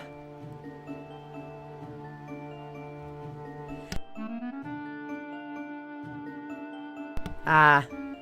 Muted sneeze, sorry. You head back upstairs. Slipping off your pajamas, you shook your head. You'd never met a knight before. You were beginning to feel like maybe this was all one long extended dream. To be honest, I kind of dig it, though. I did want things to be different, right? Can't get more different than a knight waking up at 6 in the morning and pledging allegiance to you. Lucille still stood by the door, posture perfect. She almost looked like one of the antiques on display. Housekeeping order going. Well, as Otaku, no one intruded on your establishment while you were absent. I remain vigilant. Thanks, Lucille. Keep up the good work. I guess I'll just get to it. Let's see what to do today. Oh! Oh my gosh. Wait, we finally have tasks? Each item in your inventory has a hidden value range. Your job is to pick a price within that range. At first, pricing might feel like guesswork, but you'll get better as you go. Your smart skill helps you estimate prices. When your smarts is low, you only have a rough idea. As smarts increases, your valuation gets sharper, making it easier to spot a good deal and avoid overpricing. Items come in different quality levels: poor, normal, good, or perfect.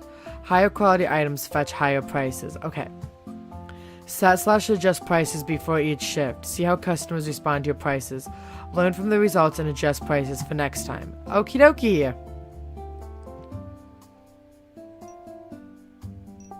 Man the counter, clean the store. Okay. Drag and drop items to your schedule. Floy and nap, please.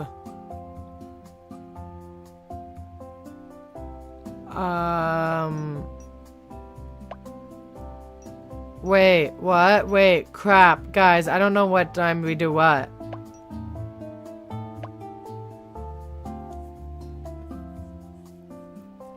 It's like, it goes like this, right? Or does it go the opposite? Wait, crap. I don't know how it goes. You clean in the afternoon, right? And then you sell stuff in the morning.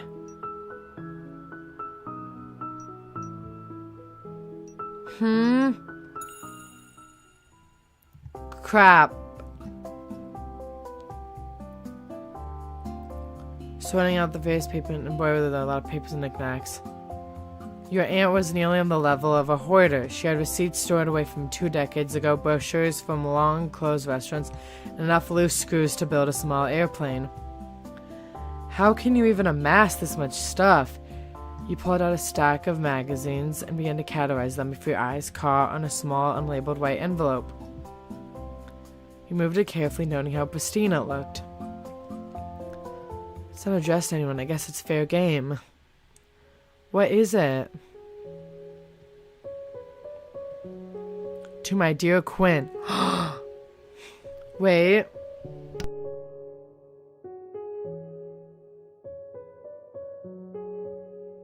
Okay. Wait. I'm writing this with ink far too smudgy for my taste and on paper that deserves better than my restless scratching, but perhaps is fitting, for you're one of the few people I know who can take scraps and turn them into something whole. A half-empty cupboard becomes a feast. A half-thought phrase becomes poetry. A half-hearted day becomes bearable. I am leaving Willowmist for a time. Do not fret, it is not forever. You would, of course. You would always worry more than you can say. I will return, of course. I always do. Wait, okay, I'm sorry, guys. My nose is getting, like, really badly stuffed up. Wait. Okay, I think that's slightly better. I will return, of course. I always do. When I do, I hope you will forgive me for slipping away without saying goodbye. You deserve so much better than vanishing acts and riddles. I should have told you this in person. I nearly did. Not because I don't trust you, but because I trust you too much. Oh my gosh, she loves him too! You would look at me with those foolishly kind eyes of yours and ask me to stay, and I might have. I cannot afford that weakness, not right now. There are important matters only I can attend to that cannot wait a moment longer. Take care of yourself, Quinn, and please don't forget to eat something other than your own cooking now and then. Even chefs need looking after. Yours always, Sylvie. Why had she hidden it away? Why never send it? Auntie, you're more complicated than I give you credit for.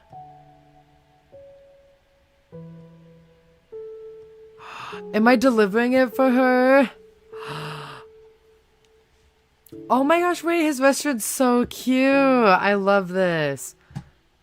Gale-style beer. Anyways, the Silver Oak was alive with light and sound even in the middle of the day. There The air smelled of herbs and roasted garlic, underscored by the sweetness of something caramelizing slowly in the oven. It was the kind of smell that made your stomach growl, no matter how recently you'd eaten. Several patrons lingered despite the hour, sipping drinks in a garden or eating a meal. It didn't take you long to spot Quinn a few tables down. He was moving gracefully between patrons, balancing 3 plates at once and a full glass of wine, and talking animatedly to his customers. Your eyes met, and nearly instantly he was by your side, face beaming. "Ah, my newest and most radiant customer, no, my newest friend. My newest confidant, my newest partner in culinary crime." He swept into a dramatic bow, somehow without spilling a drop of the wine he carried. His hair slipped forward over his shoulder like a curtain of dark silk. "Tell me you are here to dine, to taste the wonders of my kitchen, to bask in the company of Willowmist's finest oak. Oh, I have something even better than that for you. Actually, I came because I found something of yours. Something of mine? A lost trinket? A misplaced poem? My dignity, perhaps? I've been searching for that one for years. Me too, buddy. Me too." You hand out the envelope. Quinn's hand stilled before he reached for it. His gaze lingered on it, but with recognition flickering instantly across his features, as if he could tell who had written it from the lack of a name on the front. For a moment, the noise of the restaurant seemed to fade around him. He took the letter slowly, almost reverently, as though it might vanish if he moved too quickly. Sylvie's hand. He spoke the words softly, as if testing them. His thumb brushed the edge of the letter, and he let out a small, shaky laugh that didn't quite reach his eyes. "For me? She never gave this to me." His eyes scanned the first few lines. His smile faltered. Whatever flamboyant quip had been waiting on his tongue shriveled into silence. Ah. With a quiet exhale, Quinn tucked the letter back into the envelope and slipped it against his chest. His usual energy was still there, but muted, like a fire burning low. "Thank you, Otaku, for bringing this to me. His voice caught, and he cleared his throat, forcing a grin back on his face. "I owe you a meal, no arguments, the finest thing you've ever tasted, and then some. Consider payment for your noble service as courier of forgotten words." "You don't have to." "Ah, but I must. If I did not, the very foundation of Silver Oak would crumble. And then where would Willowmist be? Hungry, despairing, devoid of risotto." The grin was convincing, but not quite enough to hide the heaviness in his eyes. Still, he clapped you warmly on the shoulder, his voice booming again to cover the crack in his armor. "Do you know why she didn't give this to you?" Well, I could guess, but Sylvie has always been a storm. You can predict the thunder, never the lightning. But enough of my melancholy. I will not let you carry my burdens when you already carry the store. No, this letter is a gift in its own way. A reminder that she thought of me. And for that, my heart is lighter, not heavier. Now, how about that meal, Another day. I'm actually meant to be minding the store. "Ah, my deepest apologies for stealing your away for so long then. How terrible of me, terrible indeed. Have a lovely day, my dear, and thank you." With that, you turned to leave. You glanced back over your shoulder and saw him staring down at the letter, a small, wistful smile on his lips. Well seasoned, completed Quinn Event 1. Oh! Interesting, okay. Wait.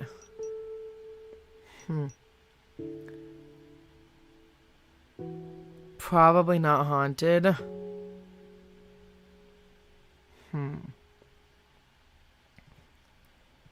I'm gonna wait. Okay, we gotta set prices, guys.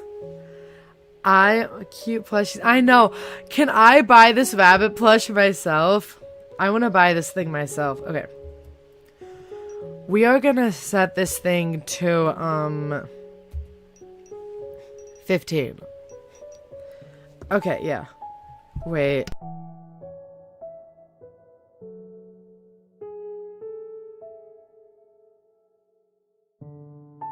Oh my goodness. Wait, no, my voice. It's so dead right now. Hold up. Okay, I'm so sorry, guys. Okay. I don't know what's wrong. I'm gonna go with like 15.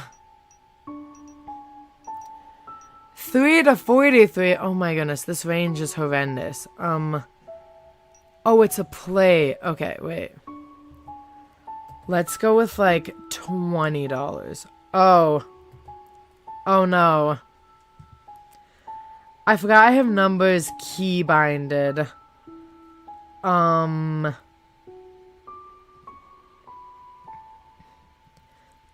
no.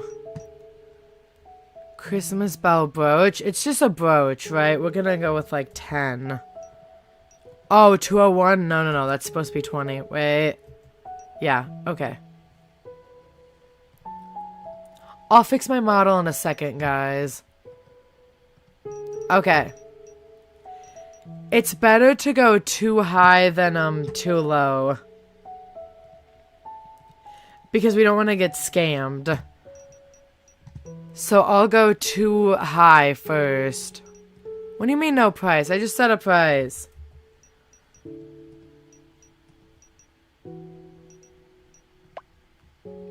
Okie dokie. And then I'll fix my model now. Okay. Oh, Emmett's back. You get seated behind the counter, ready for today's customers. The bells chime, and a customer comes inside. Welcome. It's just Emmett. This ain't a customer. No purchase here, but your selection is improving. That's good. See you next time. The customer leaves the store. Vivi! The sky is blue, so I thought I'd stop by. Welcome. Vintage stuffed rabbit is humming, don't you hear it? Okay. Could I pay $6? That's a little low.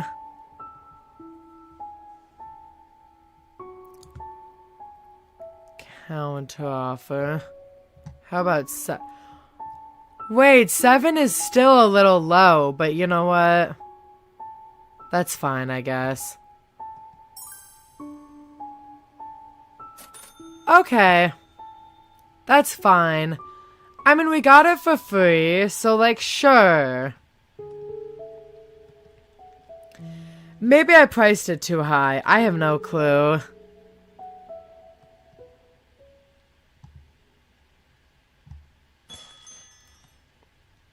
The door chime rings, and clad in protective gear once again entering the store. You look down at your watch. 11:50 at 8 a.m. Perfect time for break. Florian! Hi! Sir Florian, one can hardly call it morning any longer. Do the morning sun's rays offend you so grievously you cannot bring yourself to join us until they have waned? Okay, Lucille, leave my boy alone. Okay, we have $64 now. That's kind of horrendous, but I'll take it. Lucille crossed her arms, the distinct sound of metal scraping against metal. She looked menacing like that, with her helmet still on. Florian just shrugged. It didn't seem he found her menacing at all. Yeah, nice to see you too. I don't know why you're acting all surprised. I've always started in the afternoon. Look at them both, covered from head to toe. A night rises with the dawn, ready to meet the day's challenges head-on, yet you appear content to let half the battle pass you by. I'll leave the night shift for the night, if that's alright. Lucia placed her hands on her hips, tilting her helmet-covered head slightly as if considering him. Do you not feel some obligation to lend your strength to the morning's labors? The store requires diligence at all hours, not merely those convenient to you. Lucky you're here, then. I don't do mornings. If Sylvie doesn't care, I don't know why you do. Yeah, like, there's different shifts for a reason. Florian, if Sylvie doesn't mind Florian covering the afternoon shift and the night shift, then why should I care? Like, he's not hurting anyone covering the afternoon/night shifts. He can do what he wants. Oh my gosh. Very well. If your current arrangement serves the store well, I shall not press further. But do consider that your efforts, no matter the hour, reflect your honor and dedication to this establishment.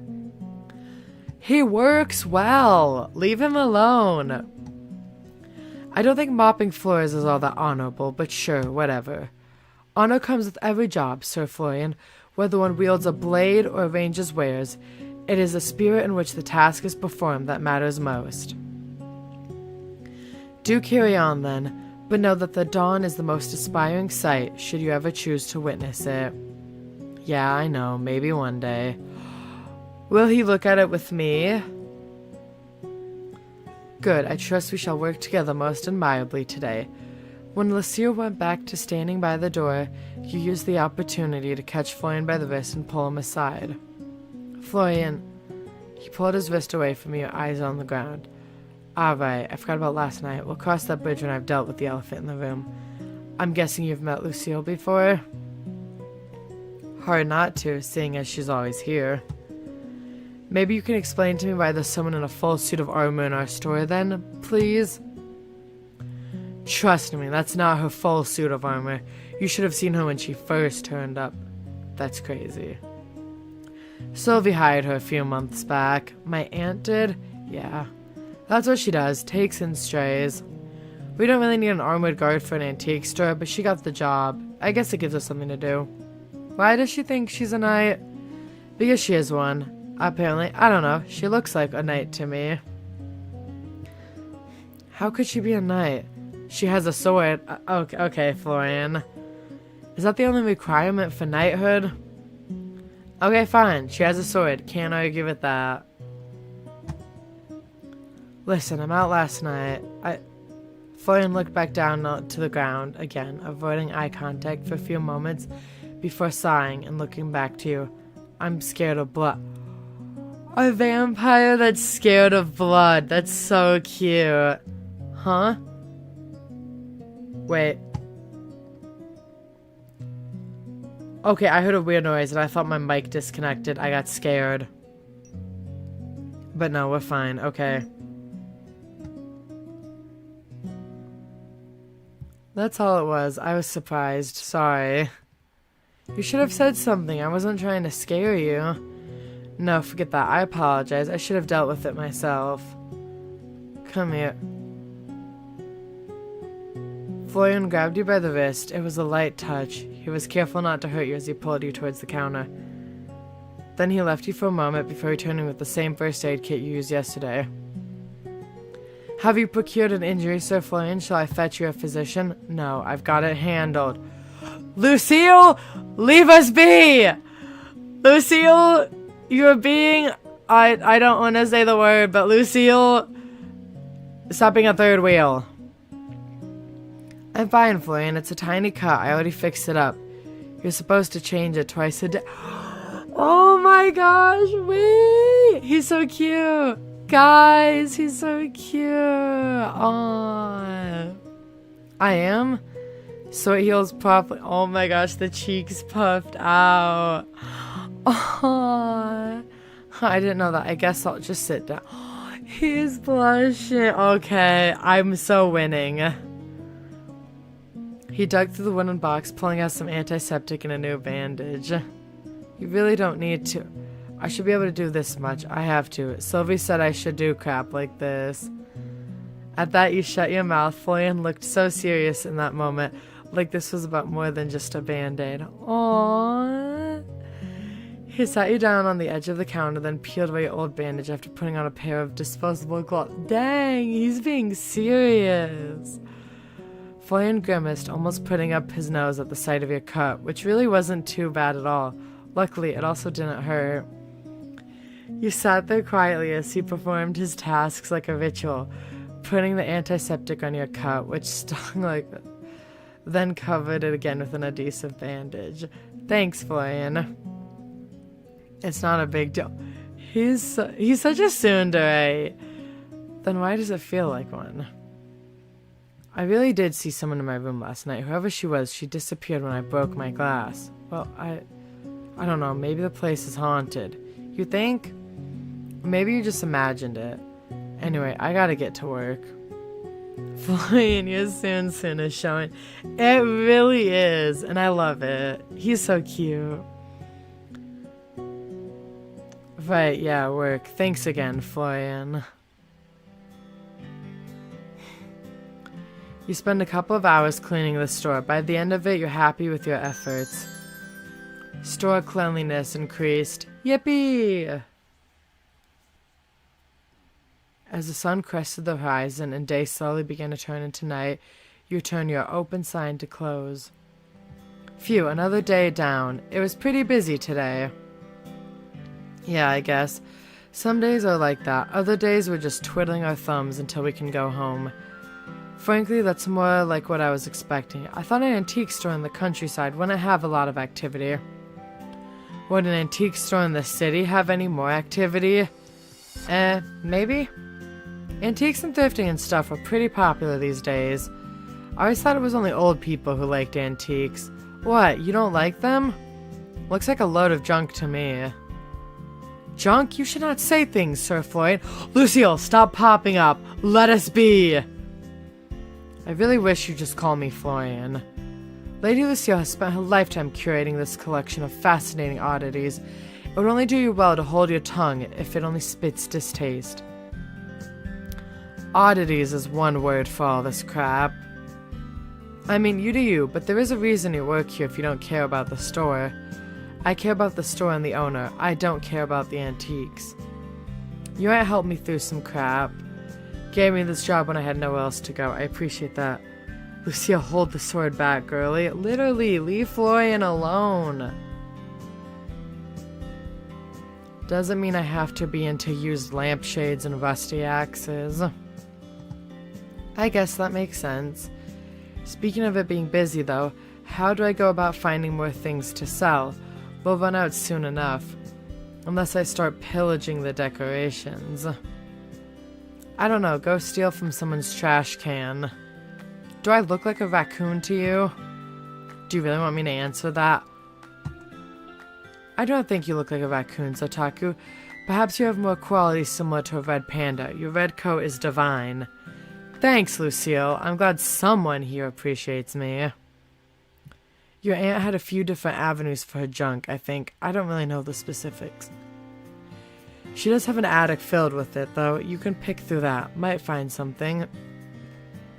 Or you might find nothing. That seems more likely. Oh, an attic? Yeah, Sylving's been meaning to sort it out for ages. If you get injured trying to work through the mess, it won't be my problem, though. I can dig out the key and show you tomorrow. Thanks, that sounds great. That moment, your stomach let out a low grumble. Oh, right. Do you guys know Quinn? The chef guy? Yeah, I guess. You couldn't sound less interested. Florian rubbed at the back of his neck, looking away. He's nice or whatever. We just don't get along. I don't know. I guess we're two different people or something. Sir Quinn is an excellent cook who makes feast fit for royalty. Lady Sylvie did well in seeking his companionship. Lucille knows. Companionship. Interesting.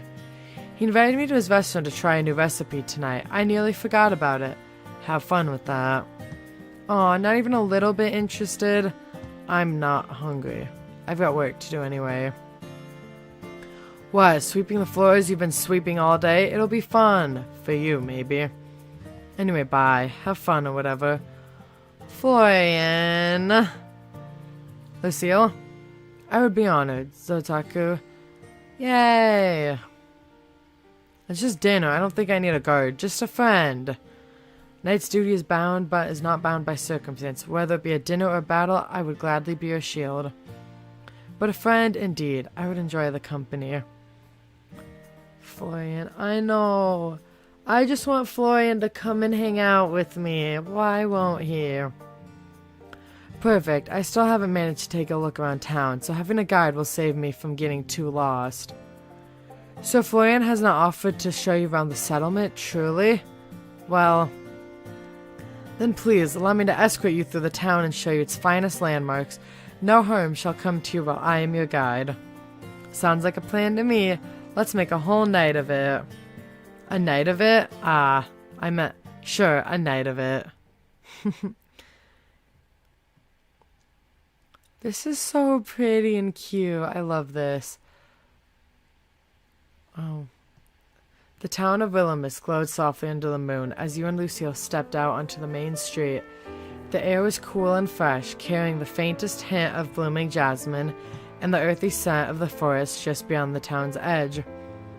Somewhere, a distant clock chimed the hour, its tones mellow and unhurried. You couldn't help but think that time seemed to feel slower here. There really was no need to rush, was there? It was a brilliant night for a stroll, though the weather had begun to cool off. Remnants of autumn still remain. Leaves crunched under both of your footfalls pleasantly, singing farewell to their passing season. So, Lucille, how long have you lived in Willowmist? I believe it has been around 3 months now, give or take. Wow, that's very recent. What brought you to this town? I thought she lived here her entire life. Now I'm confused. I thought she had been like a knight, like from like the medieval times or something. I thought her family like grew up here or something. And like that's why she was here.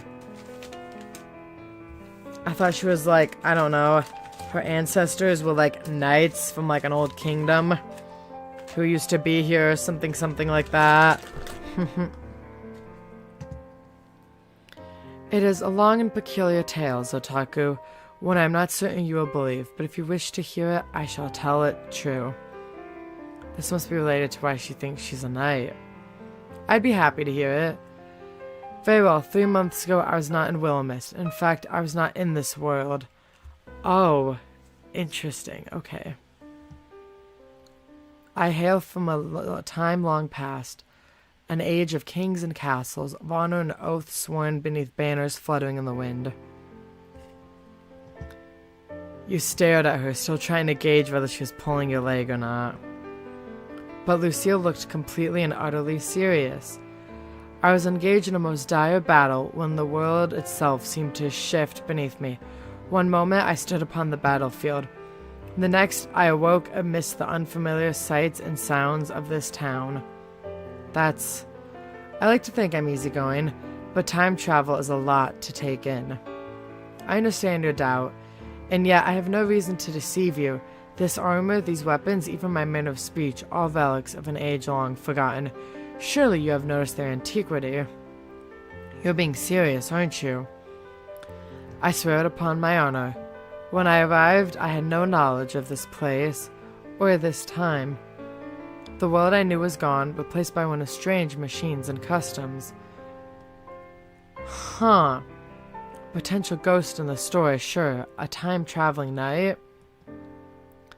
But I guess she really doesn't have a reason to lie to me. I'll just go along with it. That's interesting.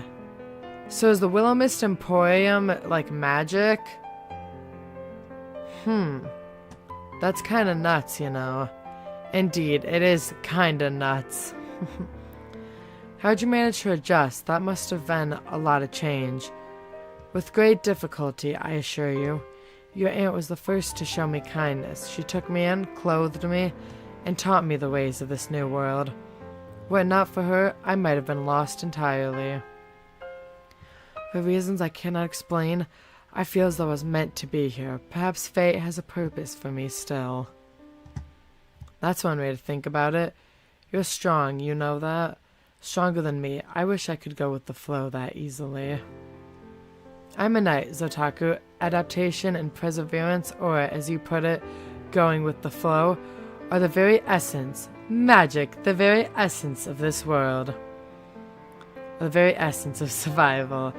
I have pledged my servants to you, not only out of duty, but because, in this unfamiliar land, you have given me purpose. And for that, I am grateful. Why do you think you're not strong, Otaku? I see no reason to doubt yourself, so... Strength is not measured solely by the swing of the blade or the weight of one's armor. It lies in the choices we make, the burdens we carry, and the resolve to continue forward when the path is uncertain. I suppose so. When did you become a knight, Lucille? I was 7. Oh, wow. That's so young. I'm 26 now. I feel like I've done nothing with my life, and fear that I would choose wrong. So much time has passed me by. I've seen friends start families, get married, climb the career ladder. But I'm still the same as I was 8 years ago.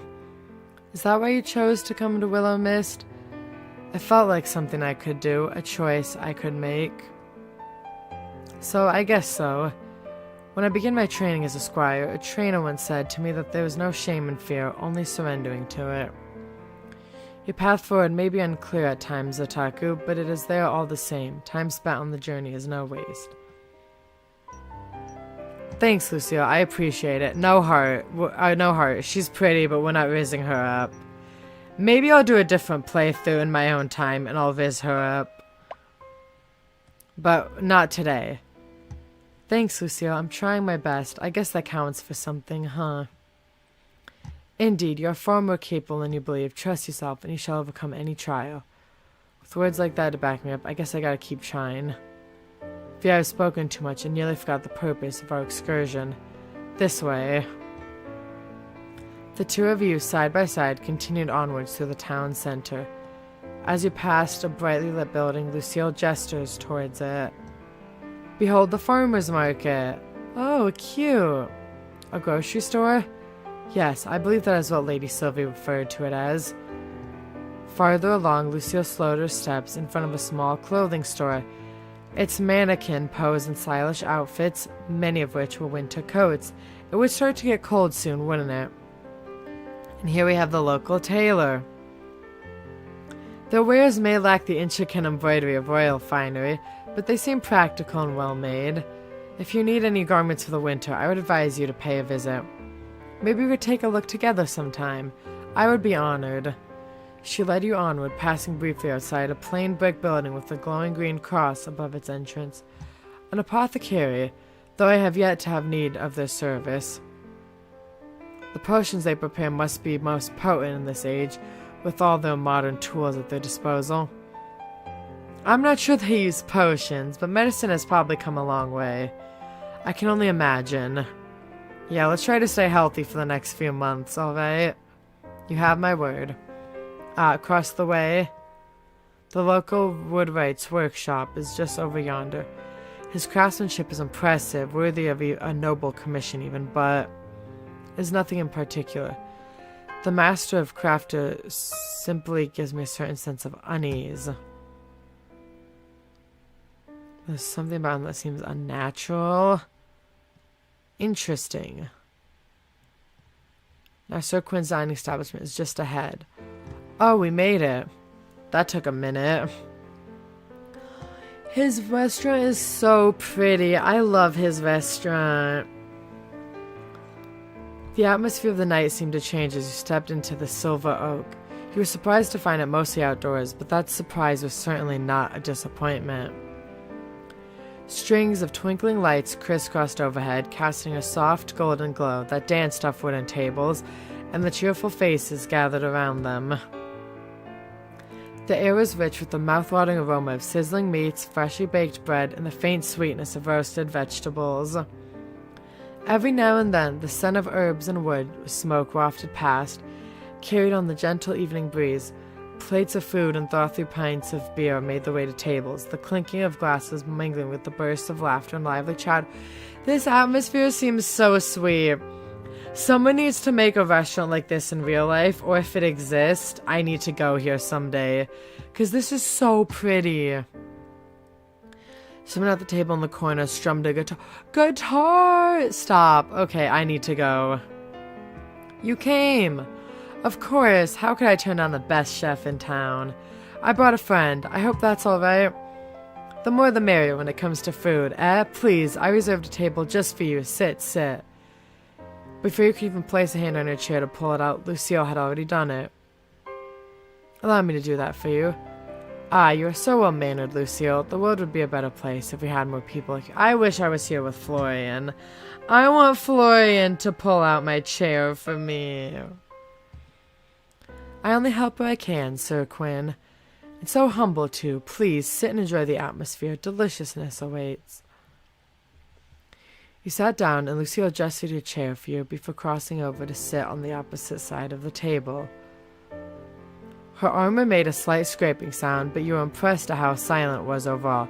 Your aunt did really well picking that out. Where'd she manage to get armor like that anyway? I swear, there's so much I don't know about her. Maybe I'll ask when she comes back home. It's only 3 months away after all. I have a feeling it's gonna be longer than 3 months. Oh, this is so pretty. You seem deep in thought, Otaku. Oh, my bad. I was just thinking about my aunt. A fair topic to be consumed by. Your aunt is a wonderful woman. I'm most jealous of you and Florian, you know. Jealous? You two honestly know her better than I do. All we know each other from is letters. Even now, I haven't seen her in what, 21 years? I was 5? Wow. That is indeed a long time to go without seeing one's own family. Yet you cannot deny the bond you shared through your letters. A connection nurtured by words alone is no less meaningful. I suppose. Yeah, but it's different, isn't it? I know her as my quirky aunt from the countryside who likes herbs and crystals. You, this town, really know her. Everyone I've spoken to seems to look up to her. She is the best of Willowmist. I do not think it an exaggeration to say that this town would not flourish as it does without her. Big shoes to fill. You needn't fill her shoes, only bring your own. That's cute, that's really sweet.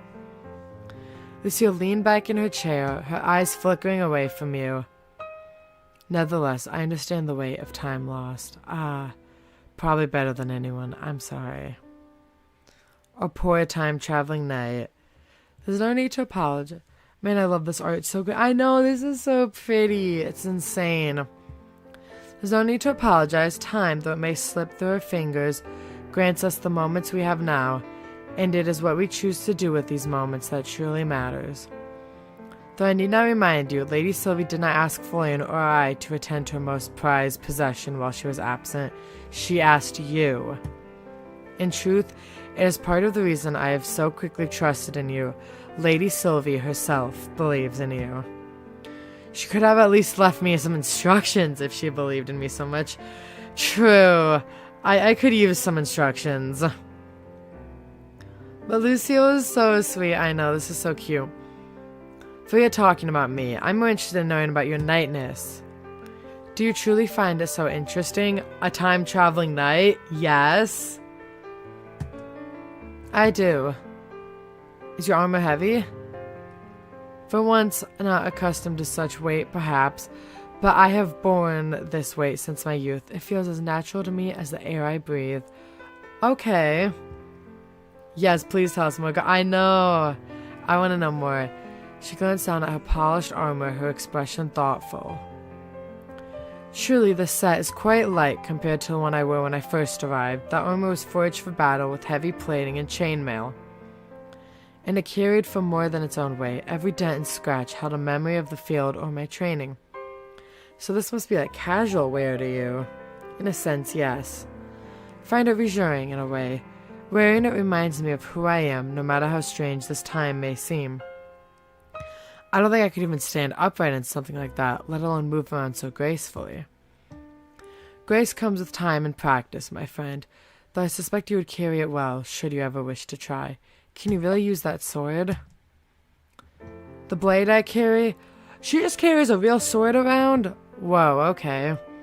Indeed, it is the same one I used in the battles of my youth. Youth hardly sounds like the right word. You look so young. Your words are most gracious, though I assure you my youth has long since passed. Would up to my mother, and had I not chosen the path of the night, I would have married many years ago. Oh gosh, I forgot medieval times were scary. She often reminded me that a sword makes a poor companion, though I suspect she underestimated how loyal a blade can be. It's nice to know that despite the year, mothers are just like that. Your mother also wishes for you to marry? Probably. I think it has more to do with wanting grandchildren than wanting me to get married. But anyway, about that sword. You can really use it? Like, use it? I assure you, my training has not gone to waste. This blade has seen me through many trials, and though I pray it will not be necessary in this time, I am prepared to wield it should the need arise. I don't think you need to stab anyone, but I do appreciate the offer. I will endeavor not to stab anyone in your presence. Thanks? Maybe just not at all. That she cracked a smile. I carry a sword not as an act of aggression, but a promise of protection. I would never harm another who is not deserving of it. That's good to know. I could hardly be called a knight otherwise. You're making me want to see you swing that thing. I bet it'd be cool. Perhaps one day, should the needs arise, I shall demonstrate. Until then, rest assured that my skill remains sharp.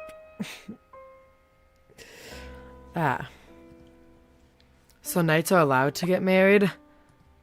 Indeed, though there are some limitations. We may not marry commoners, nor people of higher status, unless arranged by our lords. So then who can they marry? I guess I just thought knights had to stay single. Not at all. While some knights do choose to forego marriage in favor of their duties, it is not a requirement. We are permitted to wed, provided the union aligns with the expectations of our station. What happens if you fall for someone who doesn't meet the rules? Then one must choose between desire or duty. Oh, so they don't get in trouble, they just... Okay. That's not that bad, actually. That's not that complicated, though. Here I thought modern dating was difficult. Such is the life of a knight, but I would not trade it for anything. Honor and duty are the cornerstones of my existence, and to stray from them would be to betray myself. So, does that mean you've never, fallen for someone? Oh. No, I have always prioritized my duties above such matters. There was little time to entertain the notion of romance. Did you ever regret it? I'm not flirting with Lucille. Not this playthrough. Regret is a strong word. I do not regret taking up my oaths, no. I believe this is the correct path for me. Even without romance, I've experienced the love of camaraderie, loyalty, and shared purpose. Those bonds are no less valuable to me. Perhaps if I were to truly think on it, there are pangs of regret in some regards. I saw many a friend who grew up in my village find love and start families. Many even with whirlwind romances straight out of fiction. But no, I would not have changed my path thus far. Okay. Lucio, she deserves the world. I know. Don't worry. I'll give her the world on a different playthrough someday off stream. She'll get the world from me some other time. Dinner is served. If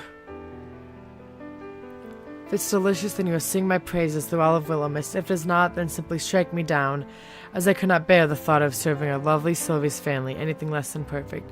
Quinn is sweet. He and Sylvie need to be together. Well, she brought a sword, so let's hope it's good. I am near trembling in my boots. Please, taste. Smells delicious.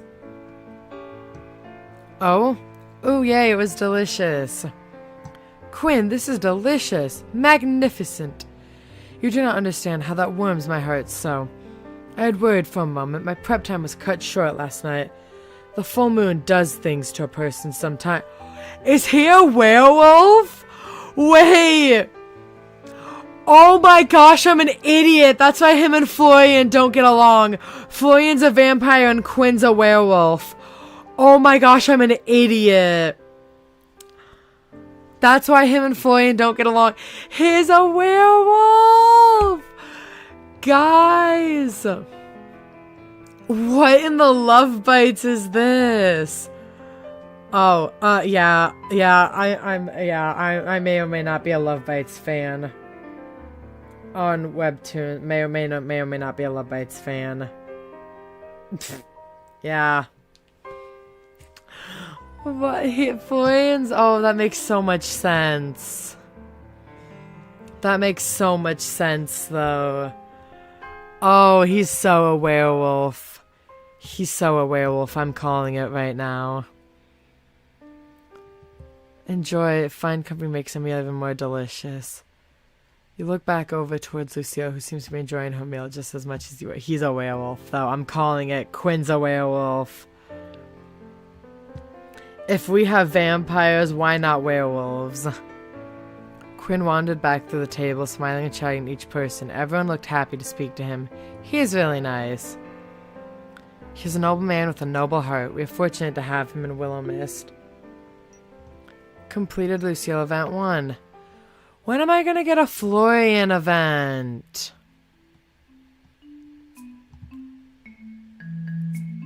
Oh my gosh, why is Emmett here? Hey, Lucille. Don't turn on too quickly, but do you know him? Oh, okay, girl. She spun around incredibly obviously. Okay, thanks, Lucille. Lucille, really, I can just imagine her turning so quick. So Emmett, yes, he's often at the store assisting Lady Sylvie. What do you think of him? Lady Sylvie believes him to be a man of his word and extremely talented in his work. So my aunt likes him, that's good. He's a bit cold. As far as I'm aware, he is like that with most people. Sir Emmett likes to keep a professional distance from much of the town. Well, his loss. I'm a ball to hang out with. Wait, really? I was just kidding. I have had a wonderful time with you. Putting that aside, however, perhaps it is time for us to take our leave. Both of your plates had long since been scraped clean. Well, I'll have to do something to say thanks to Quinn. He didn't have to do all this. As he passed Emmett, he looks up from his plate and met your gaze more directly than usual. Oh, it's Otaku. There you are. I was hoping I'd run into you. You were? Yes, I've been meaning to say something. I've been thinking about it for a while. All I want is Florian, and everybody's getting in the way, and it's angering me. You're doing better than I expected. That's not bad. I mean, it's good. Oh, thank you? The store, the town, it's not easy. You make it look easier than it is. I don't think I've said that before. I should have. Are you feeling okay? I've never been better, Otaku. Maybe a bit warm. Is it warm tonight or something?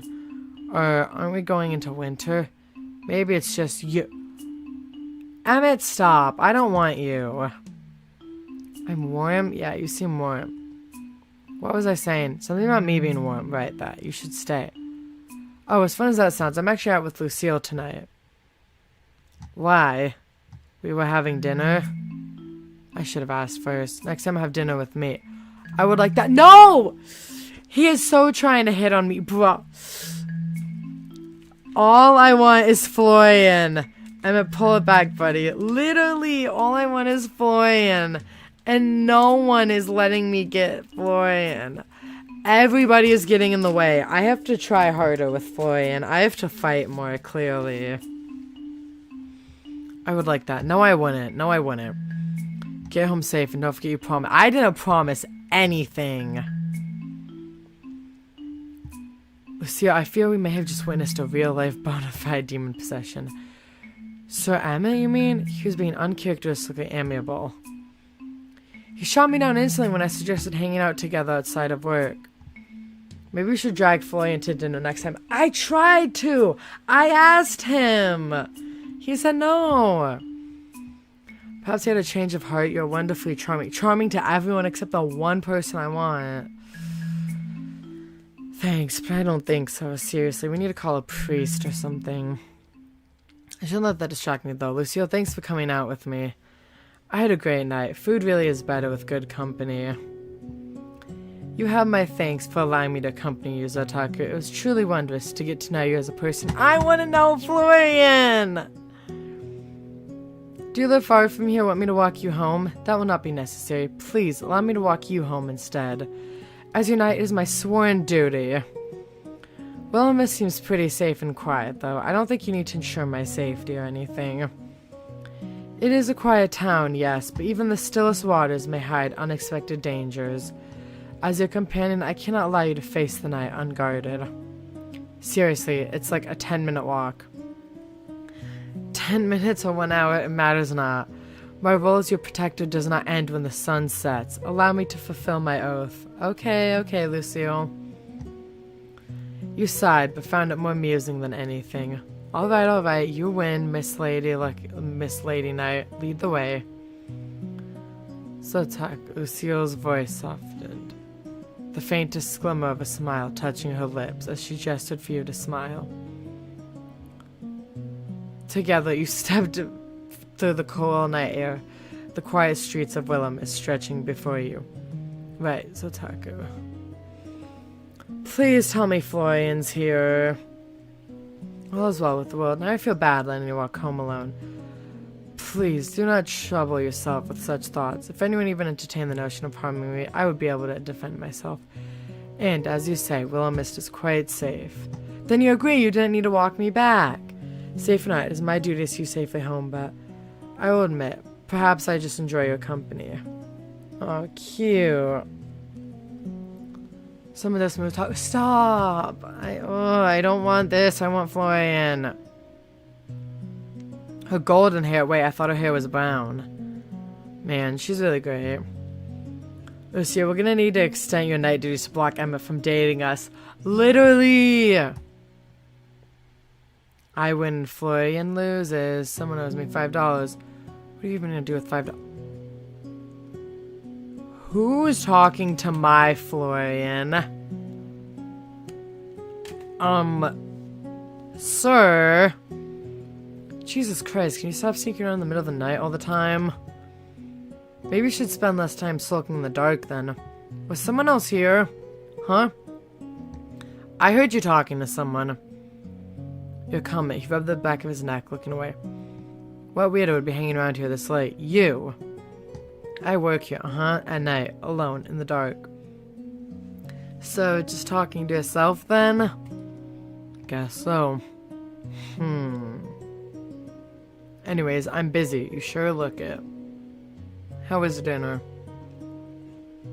It was lovely. Quinn is an amazing chef. You really missed out, you know? Yeah, I know. At that, Florian's face dropped. So he did want to. Okay, bet. We're convincing him. I'll get back to work. Sure, have a nice night. Why? Oh my... Why does he just work? Florian, just hang out with me. You let out an audible sigh when you finally reach your home away from home. The weight of a day's events had finally begun to settle on your shoulders. Every day seemed to be like that lately.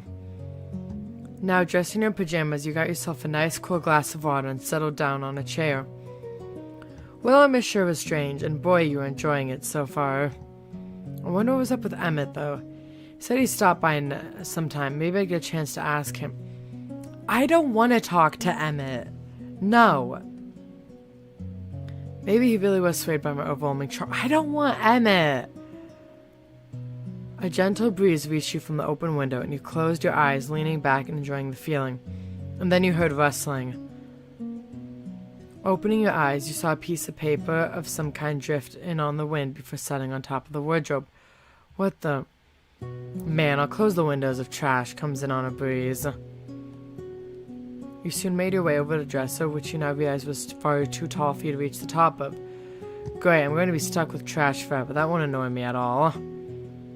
I guess I'll ask Florian for a ladder tomorrow. Maybe the storeroom has something.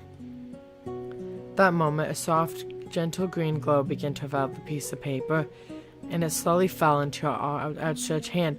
Why couldn't we have just asked Florian to come up here and grab it for me? This character needs to get smarter. What? Seemed to be a letter, although rather short. It read, so, I might have gone a teensy bit overboard last night. It was supposed to be funny, not, glass smashing, hand slicing funny. Anyway, I'm sorry I made you get hurt. I didn't mean for that to happen. Promise. I hope you're feeling better. At the bottom was a hugely elaborate signature that you couldn't quite make heads or tails of. What the? A teensy bit overboard? Is this Florian pranking me? God, why would it be Florian? Okay, she's stupid. This has got to be Florian. If it's not Florian, then... If it's not Florian, then no one else knew about the glass. Someone was in here. There is a ghost. Hey, ghost. Once again, I'm really chill. Well, I'm going to sleep now. Please don't steal my soul or anything while I'm asleep, alright? Promise it won't taste good.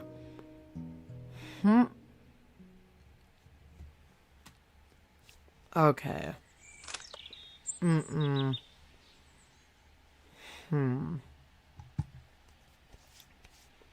You awoke to a commotion from downstairs. That was slowly becoming commonplace around here. I am just too chill with the fact that I'm getting stalked right now. Rising out of bed, you dressed, grabbing an apple on the way down for breakfast. Florian? Florian? Oh, I didn't mean to wake you up. You found Florian mopping the floors again in a toppled over suit of armor that had previously been leaning against the back wall spread out the spot outside the ground. Feel like we need to get Lucio to guard our door. At this point we do, and Florian?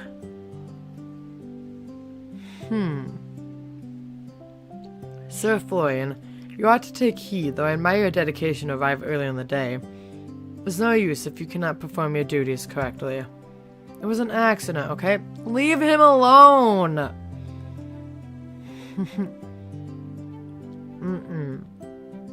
Like, leave him alone. What are you doing here so early?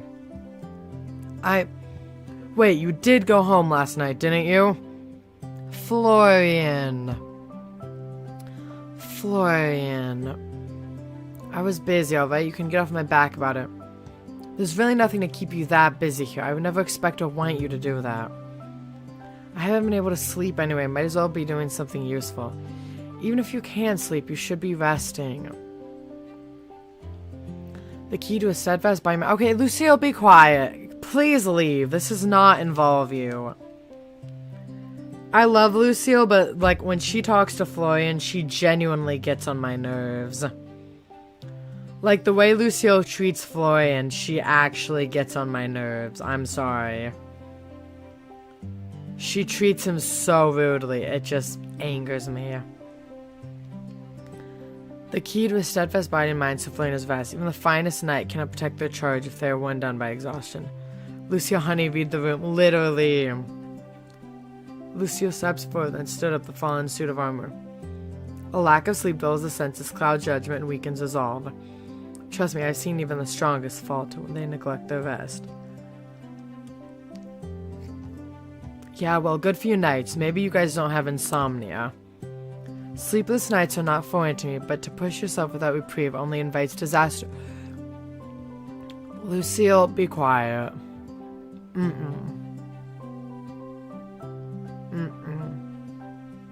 She's right. Why am I siding with Lucille right now? She's right. It's not even about the sleep so much. It's like giving yourself a break. You need it. You deserve it after a long day's work especially. I don't want a break. I want to keep busy. I can see that. Florian's hand tightened on the mop handle. You cannot pour from an empty vessel, Sir Florian. You two are way too nosy. I mean, isn't it kind of my job to be nosy? Just get some rest. Don't worry about work today. Fine, if it gets you off my back. No promises I'll even be able to sleep, though. We do not ask for perfection, only effort. Finally, he leaned the mop against the wall, then ran a hand through his mop of hair. You couldn't help but notice the slightly more defined eye bags under his eyes. He then started on his way upstairs. Oh yes, please. That's awfully forward of you, Florian. What? I know you're tired, but you do have your own bed, don't you? What are you saying? I said I'd show you the attic. The attic. I was just gonna show you before I leave. There's nothing to do with you. Fine, but after this, go. Yes, flirting options are finally showing up for Florian. Oh my gosh, this took too long. Oh my gosh, we're finally getting flirty options for Florian. Guys, this took too long. This was too painful, this journey. Fine, but after this, go home. Yeah, whatever. Dust motes danced through the beams of light that filtered in through the stained glass window at the back of the room. It left a splash of colorful patterns across the jumbled, mismatched antiques that filled the attic. Old trunks, boxes overflowing with trinkets, well-loved books. Ta-da, the attic. Like I said, Sylvie's been meaning to clean this crap up to sell anyway. And by crap, I mean there's a lot of rubbish here. You might find nothing worth selling. I don't know. She was tough to get finally. I know. There certainly is a lot of stuff. You can say crap. Okay, crap. Fine, there's a lot of crap in you. But I'm sure there's a lot of treasures hidden amongst the crap. Maybe if you squint hard enough. Hey, I'm sure a kid will want that teddy bear. Some of these clothes could be good for cosplay. A lot of people love a grandfather clock for some reason. Books can sometimes sell well. And that's all I'm seeing right now. Like, I'm sure I could sell some of this. This could sell. That chair could so sell. Come on now. Stools, these could sell. This could sell.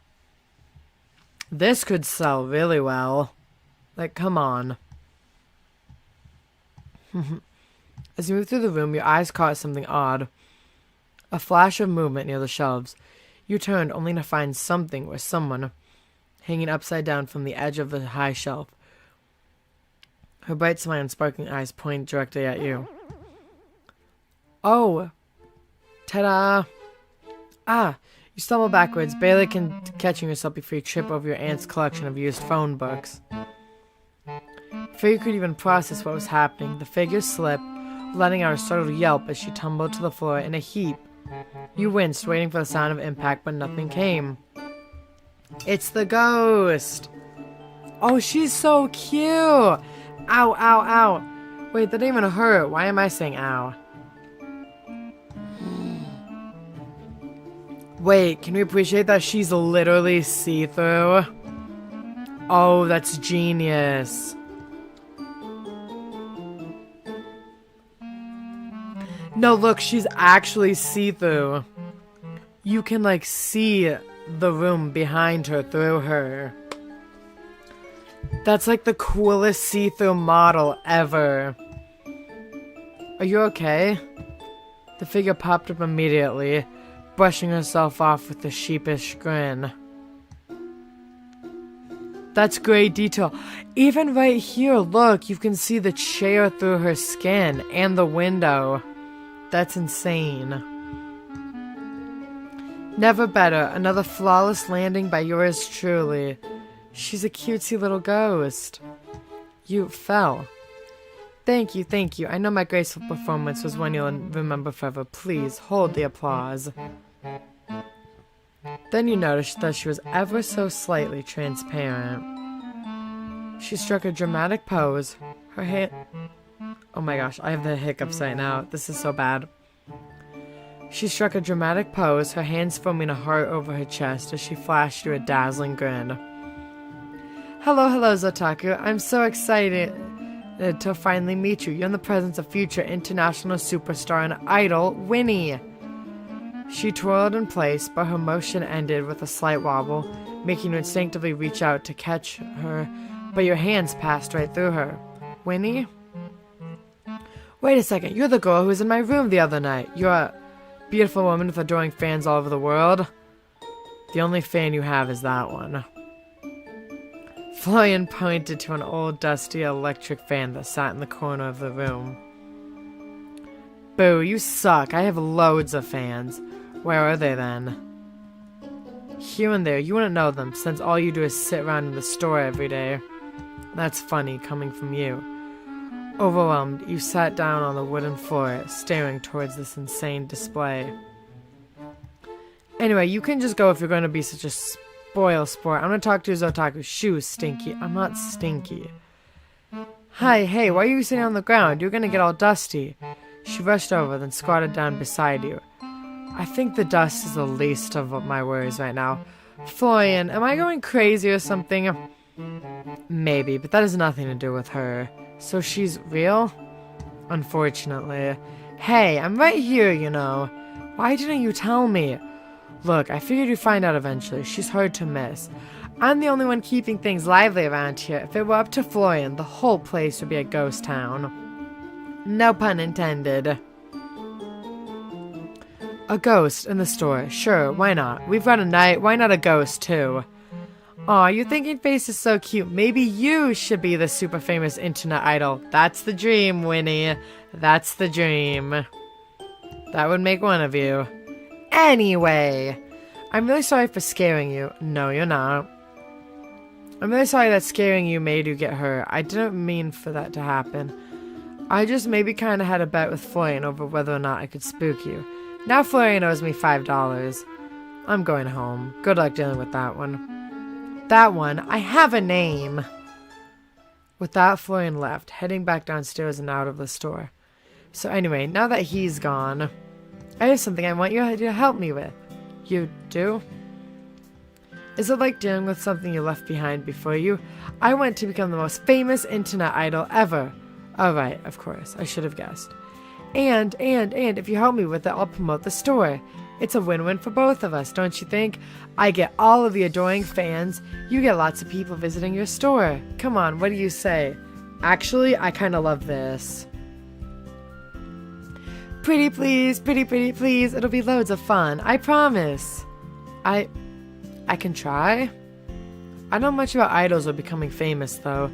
Scratch that, I know nothing about idols or being famous. What do you mean? I know a ton. Yay, yay, yay, yay! You're the best ever. You're pretty much my manager now. Whoa, I don't know about that, but I can try to help you, at the very least. Right now? How about later tonight? I'm about to open up the store, but once it closes, I'm free.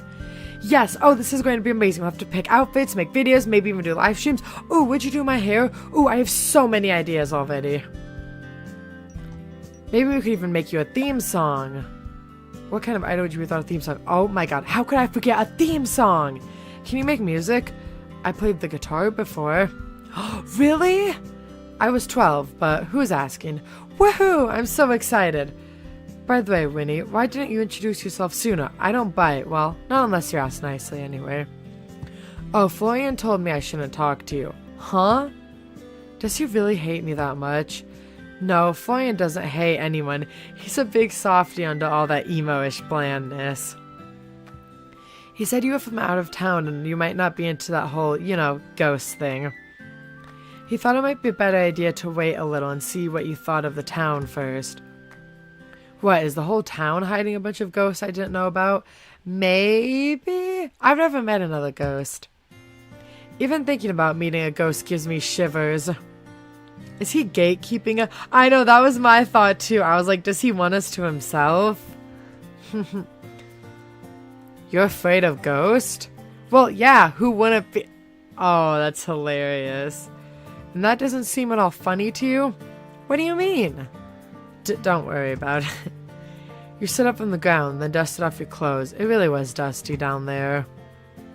I better get to work, so, do you just hang around in here? I go wherever the fun is. That'll be all over the place now that we know each other. Yippee! That sounds dangerous. Okay, I'll let you work for now, but tonight you're all mine, okay? Don't forget, we're gonna make magic happen. Got it, tonight, magic. Sure, I'm all yours. They'll call me Otaku the Wizard with all the magic I'm about to make happen. Later, that is. Now I have to be Otaku the Shopkeeper. Lady Winona, it is good to see you fine and well. Lucy! Winona charged forward, then jumped as if to hug Lucy and went straight through her. Aw, one day it'll work. It's the thought that counts. I will prepare my stance for the day it does. That's the spirit. Was that pun intended? That's my secret. Hehe. I am pleased to see you have become acquainted with each other. The store was far too quiet without Lady Winona around. Aw, you're making me blush. I'm only speaking the truth. Well, I think you're trying to make me turn red. You're so charming, Lucy. Honestly, it's not charm, Lady Winona. It's simply the way of a knight. Well, I think you're charming and noble and strong and... Are you trying to make Lucille join your idol group or something? I've never heard so many compliments in one breath. Maybe... Just imagine a night idol. Have you ever heard of something so cute? Wait, I kind of love that. A night idol. That's kind of fire. The closest thing we have to that is honestly baby metal. Baby metal kind of feel like night idols sometimes. Boo. I think you're plenty cute. Don't you think so, Otaku? You're both cute. A whole line of adoring fans, yay! Lucille nodded seriously. If that is the case, then I shall remain on high alert. Lucille? With increased popularity comes increased risk. That's appreciated, but not necessary. Ooh, Lucille, you should totally be my bodyguard when I go viral. Every idol needs a super cool night watching their back. If it is a matter of security, I will, of course, fulfill my duty. Do you mean an actual bodyguard or a part of your act? Well, picture it, the amazing idol Winnie and her gallant guardian, unbreakable Lucille Del Rosario of the Order of the Crown. That was so difficult to read. That title keeps getting longer and longer. Good branding is key, don't you think? If my presence lends credibility to your efforts, I shall assist in what way I can. However, should any real danger arise, I will take my duties most seriously. I would not let harm befall either of you. You smile, shaking your head as Winnie practically sparkles with joy. Alright, let's focus on opening the store. I trust Lucille to keep us safe. You have my word. Ooh, I'll handle the fans. This is so going to be our big break. I'm not sure ghost idols to become with fans, but that's alright. Time to get to it. Oh.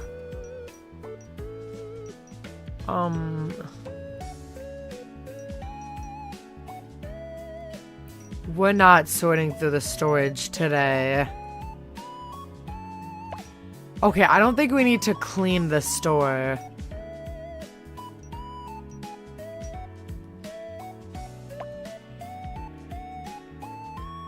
Florian does a lot of cleaning.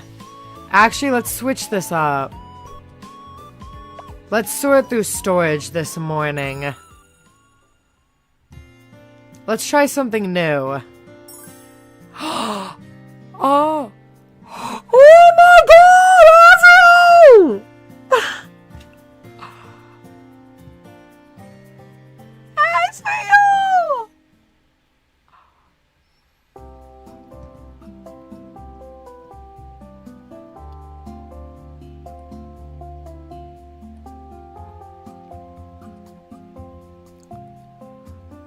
Azrael!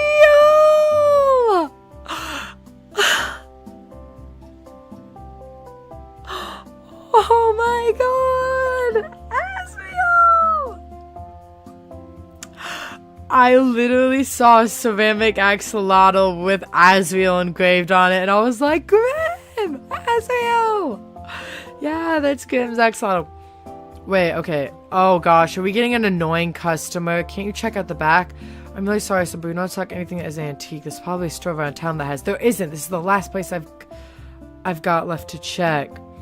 You really don't have it? I might have an old flip phone or something upstairs, but new phone models, I'm afraid not. This is ridiculous. How do you not stock phones? What is this? The Stone Age? This is an antique store. God, what did I do to deserve this? Once again, this is an antique store. We're not a regular store, and we don't carry new products.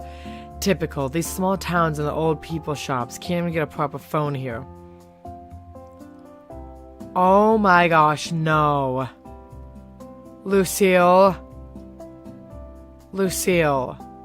Lucille, no. I'm sorry, Jesus. Phew, thanks, Lucille. Honestly, Lucille's kind of fire to have around. I was hoping he'd get the hint without us having a sword pointed at him. Oh well.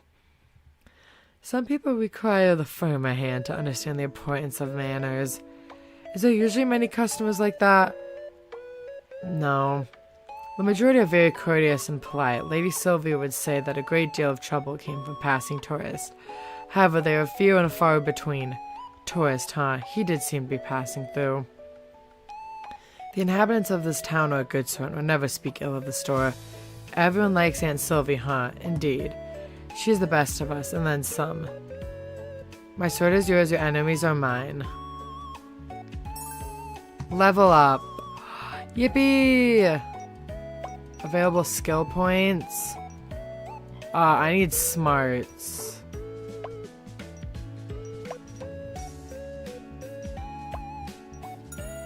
I need smarts up.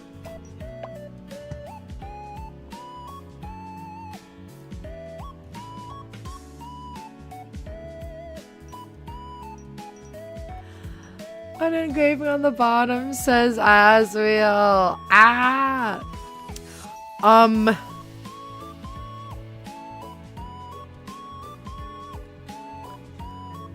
So guys, I think we all know what I have to do for the price of this thing.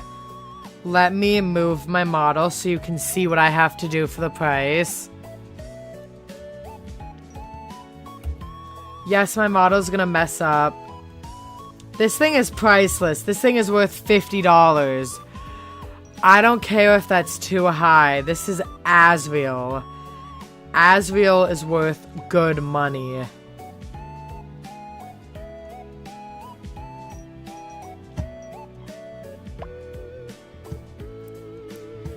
You got seated behind the counter, ready for today's customers.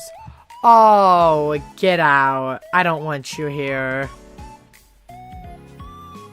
Our plate has more charm than I'd like to admit. Are you gonna buy it? I'll take it off your hands. Yes! Sold for $20. I made good money today. See you next time. Oh no. Nothing is calling me today. That's okay. Silence is nice too. I have to go home to my mom.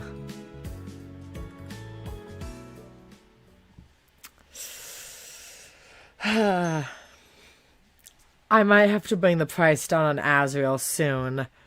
But for now, Asriel's priceless and must be expensive. Oh my gosh, this style. Oh my gosh, this fashion. Goodbye. He's so pretty. Time out, how old do you think I just noticed his vampire fangs. There was something here this morning. I was coming to pick it up. What do you mean, It's not like I came back because I missed you or anything.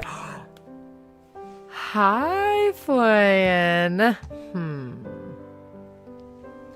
Fine, I guess that's a sufficient reason for you to be back, but you better go home straight away. God, you're worse than my mother. I'll pretend I didn't hear that. Actually, do you live far away? Why, I was just wondering, not really. 10 minutes or so from here. You checked back and forth and couldn't see Winnie anywhere in the room. Can we talk? Thought you wanted me to leave. Just for a minute. Guess it's inevitable, sure. Yes! Florian time! Guys, I'm getting my Florian time in, finally! Walk home with him! There's a real-life ghost living in the store, and Lucio claims to be a time traveler, and I believe her, for some reason. Yep. Just yep? I don't know what you want me to say. Yes, Winnie's a ghost, and yes, Lucille's a knight. How? Why? What's going on here? Did my aunt know? Of course she did. She knows everything that goes on in this town. That's just the kind of woman she is. Really? This whole antique store rubbish is mostly a front. A front for what? You're not going to tell me this is something illegal, are you? I really don't want to go to prison if this is a setup. What? No. Willowmist is full of people who don't fit in. People who are running away from something or don't blend into a normal society. Sylvie helps them.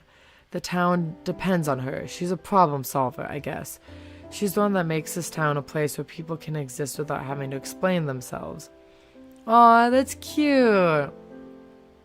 So the people in town, they're all like Winnie and Lucille?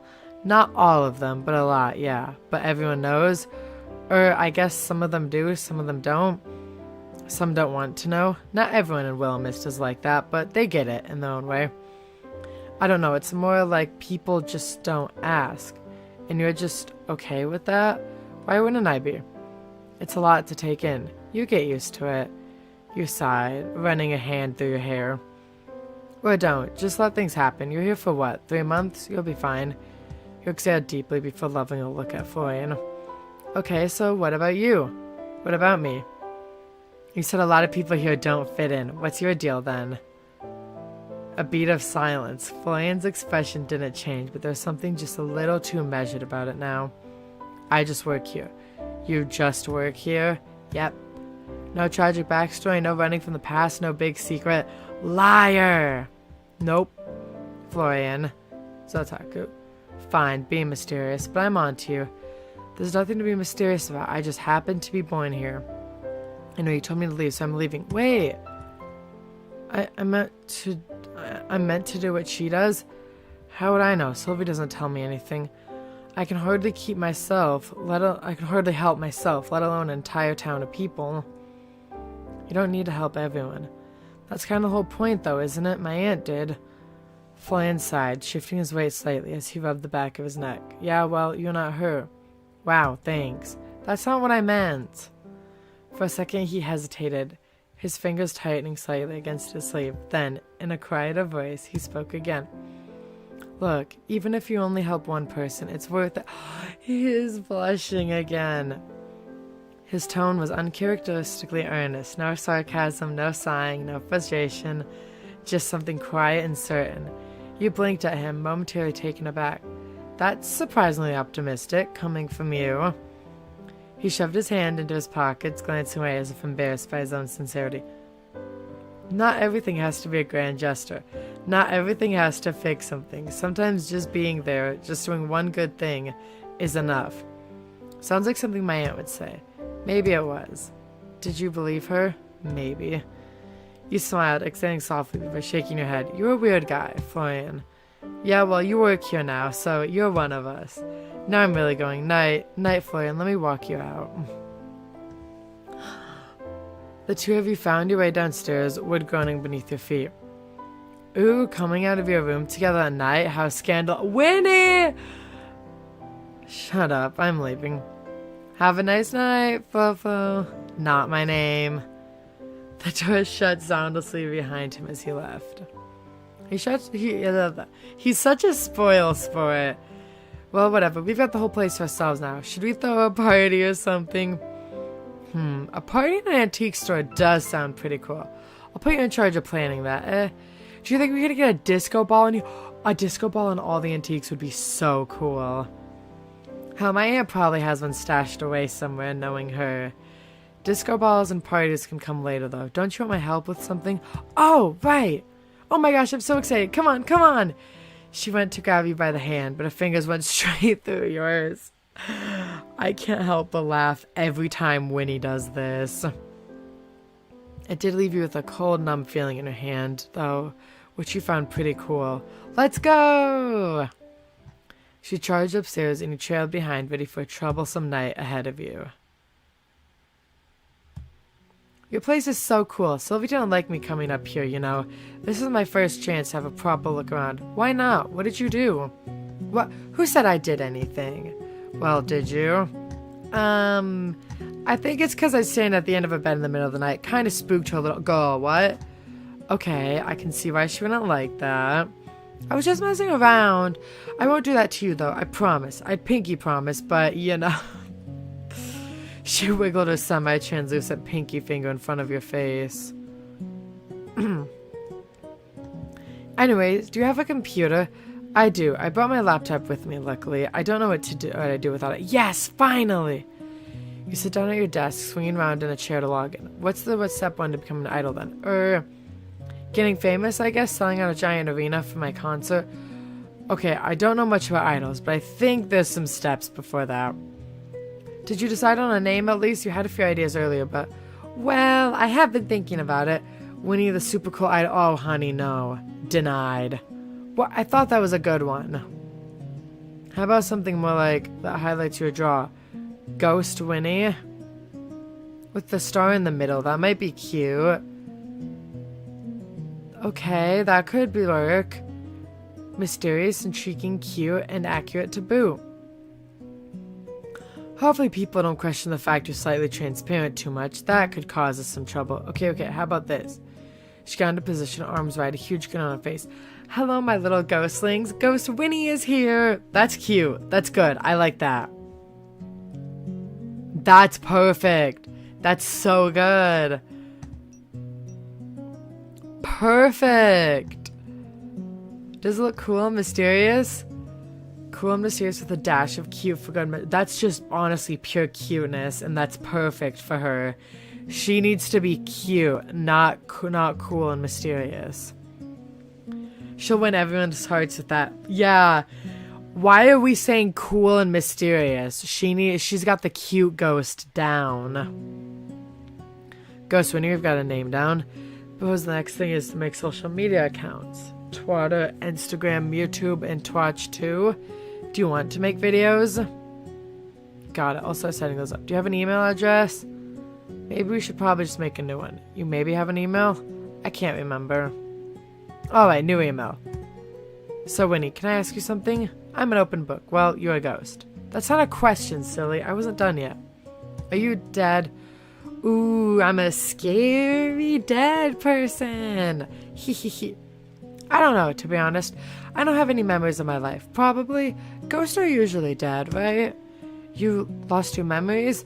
I guess so. Maybe I didn't have any in the first place. Who knows? She's very nonchalant about it. And that doesn't bother you? Why would it? I'm all for the here and now.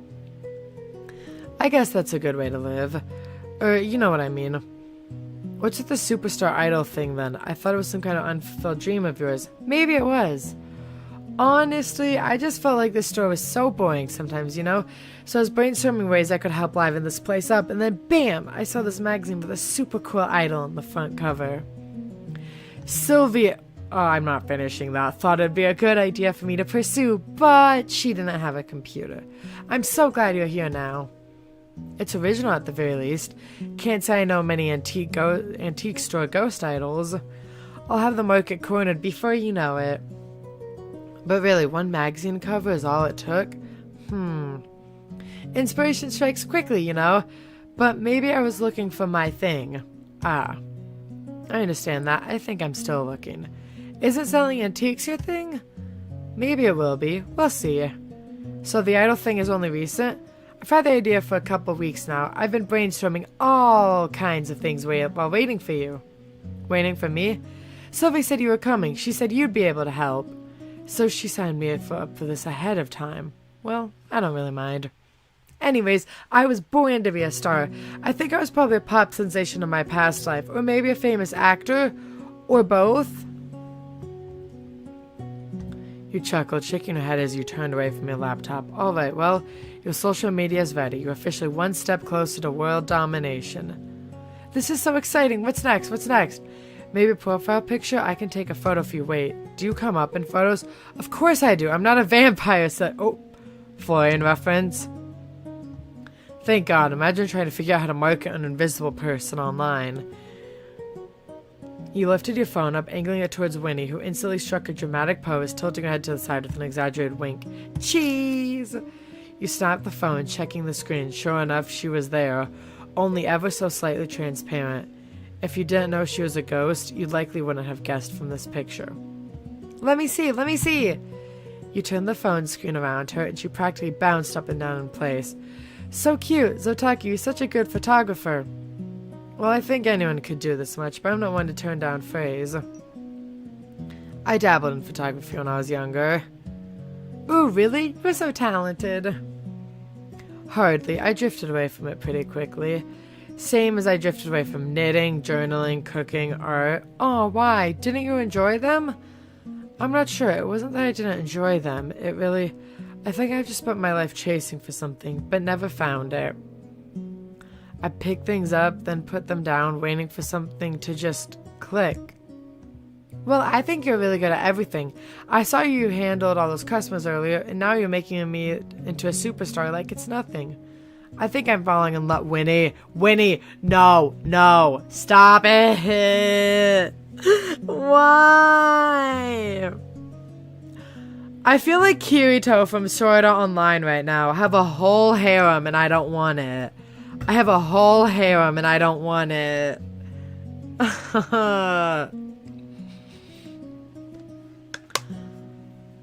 I have a whole harem and I don't want it because all I want is my Asuna, aka Florian. Because that's literally what happened to Kirito. He got a whole harem when all he wanted was Asuna. You're funny, Winnie. Thank you. Should I add comedian to my title? Why not? Superstar idol and comedian. For now, let's upload your new profile picture there. Looking good, Winnie. Now we just need content. You said you wanted to do videos?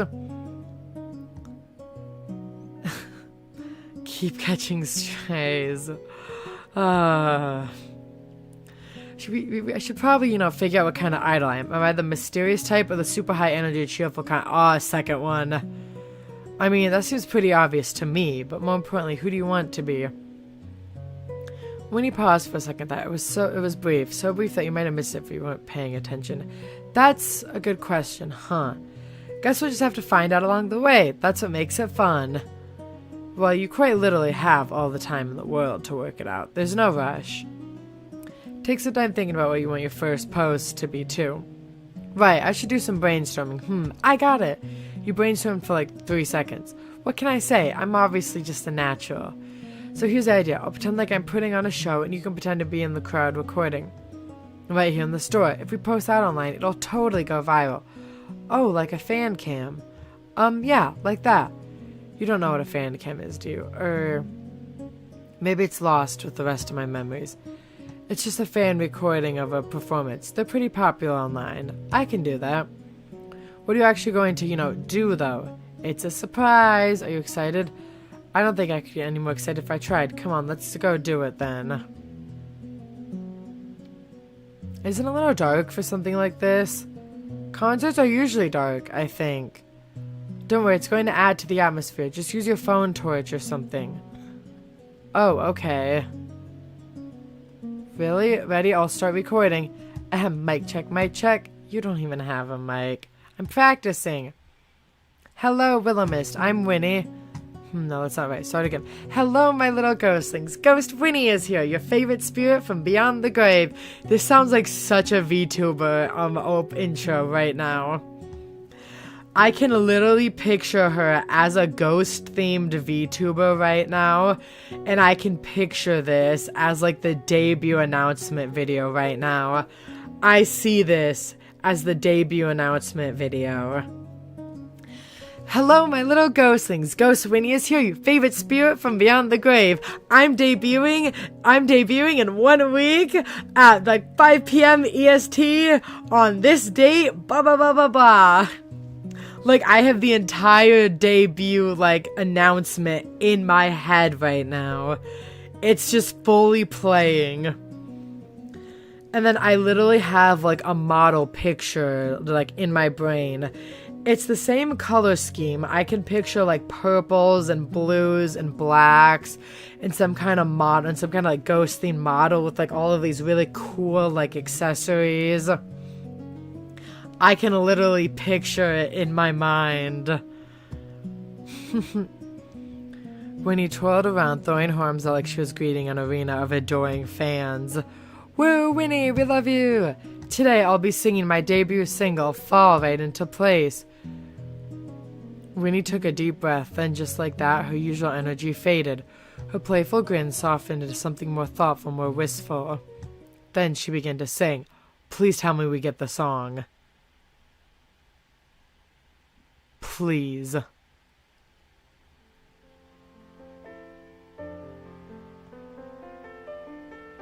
No, I want the song.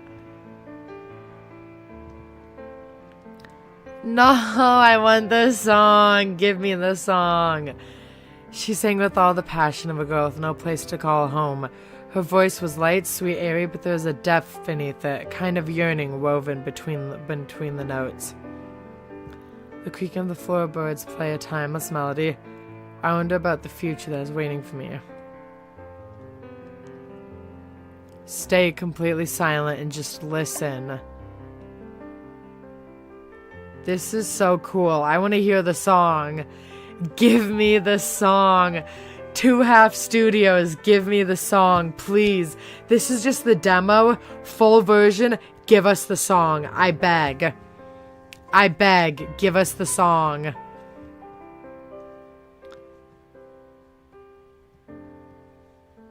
Can you pretend she's singing Where'd We Go by Ravel? Can I get copyrighted? Wait. Should I get copyrighted? Wait, should I get copyrighted?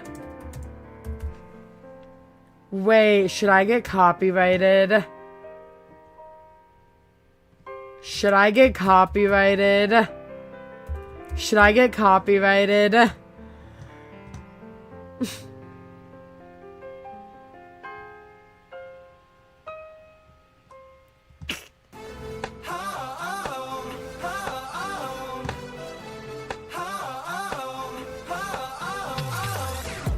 Some days are bright, where everything feels right. Now realize how I need the sun and it shine. But every night I go back to that. I don't know if you guys can hear it, but I'm playing it right now. Wherever you go, we're here, so just know that you will never be alone. Where do we go? When lightning hits the road, yeah, where do we go? Oh crap, I just hit my mic. I don't know if you can hear it or not, but I'm blasting it.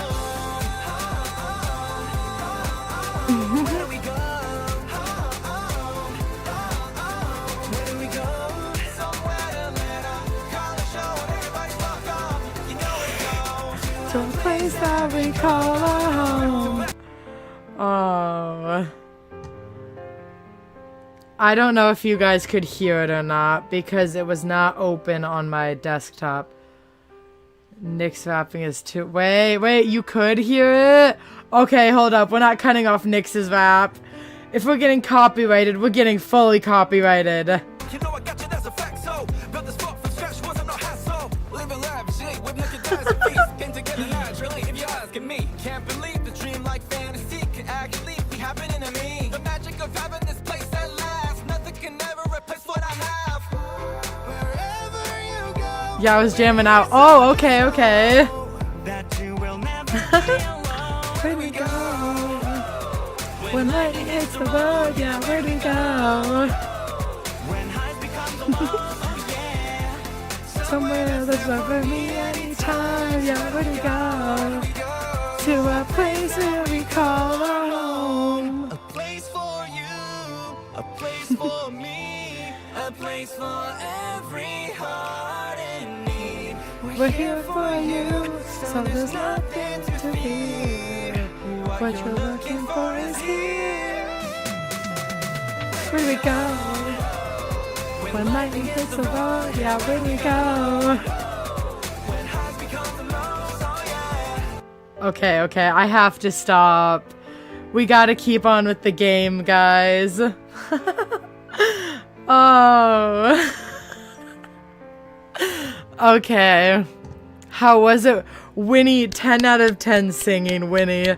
10 out of 10 singing, thank you. That was great. Try Princess, thank you. That was a 10 out of 10 idea to have her sing Where Do We Go. Thank you for that. That was great. That was great. You quickly stopped the recording. No, that was great. That was so fun. That was the best kind of copyright to get. That was the best copyright to get.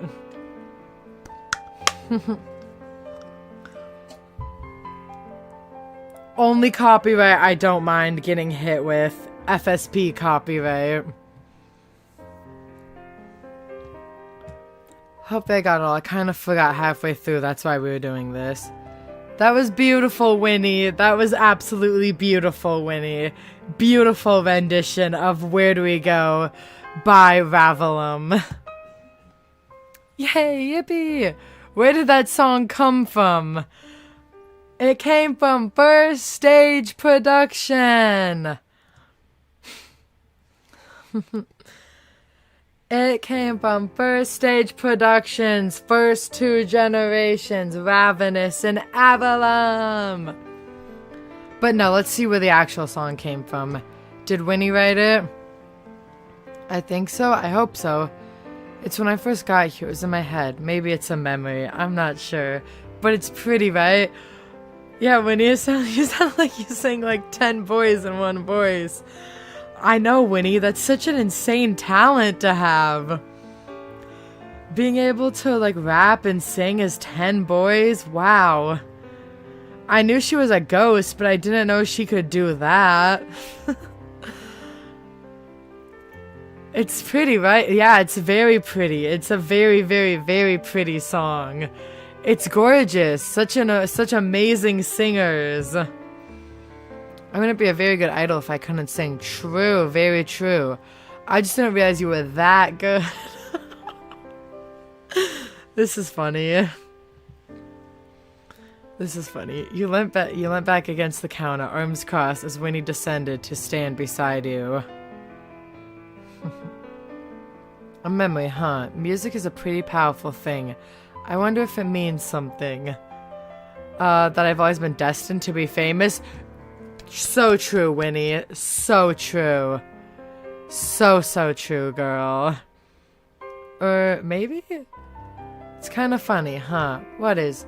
That I have no clue who I was, but I remember a song. Well, maybe it was important to you.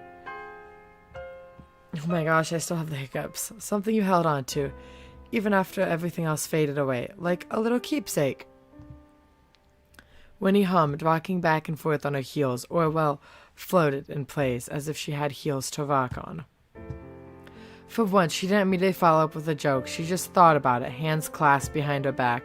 Yeah, I guess so. I mean, anything's possible, right? It's a little bittersweet. No, it's all sweet. Don't worry about sad stuff.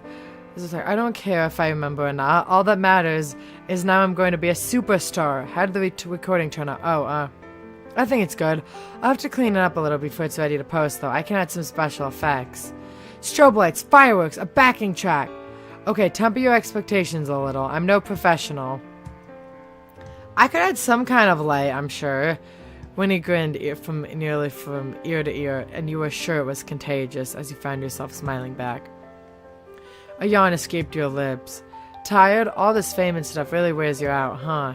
It's been a long day. You must be more exhausted than me. Not at all. I could sing all night.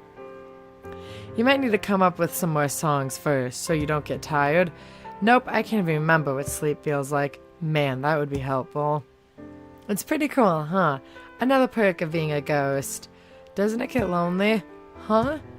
Oh, sorry. It kind of slipped out. I just mean, while everyone else is sleeping, it must be very quiet around the store. If anything, it's just super boring. Luckily, Florian is usually around, but not tonight, huh? Boo.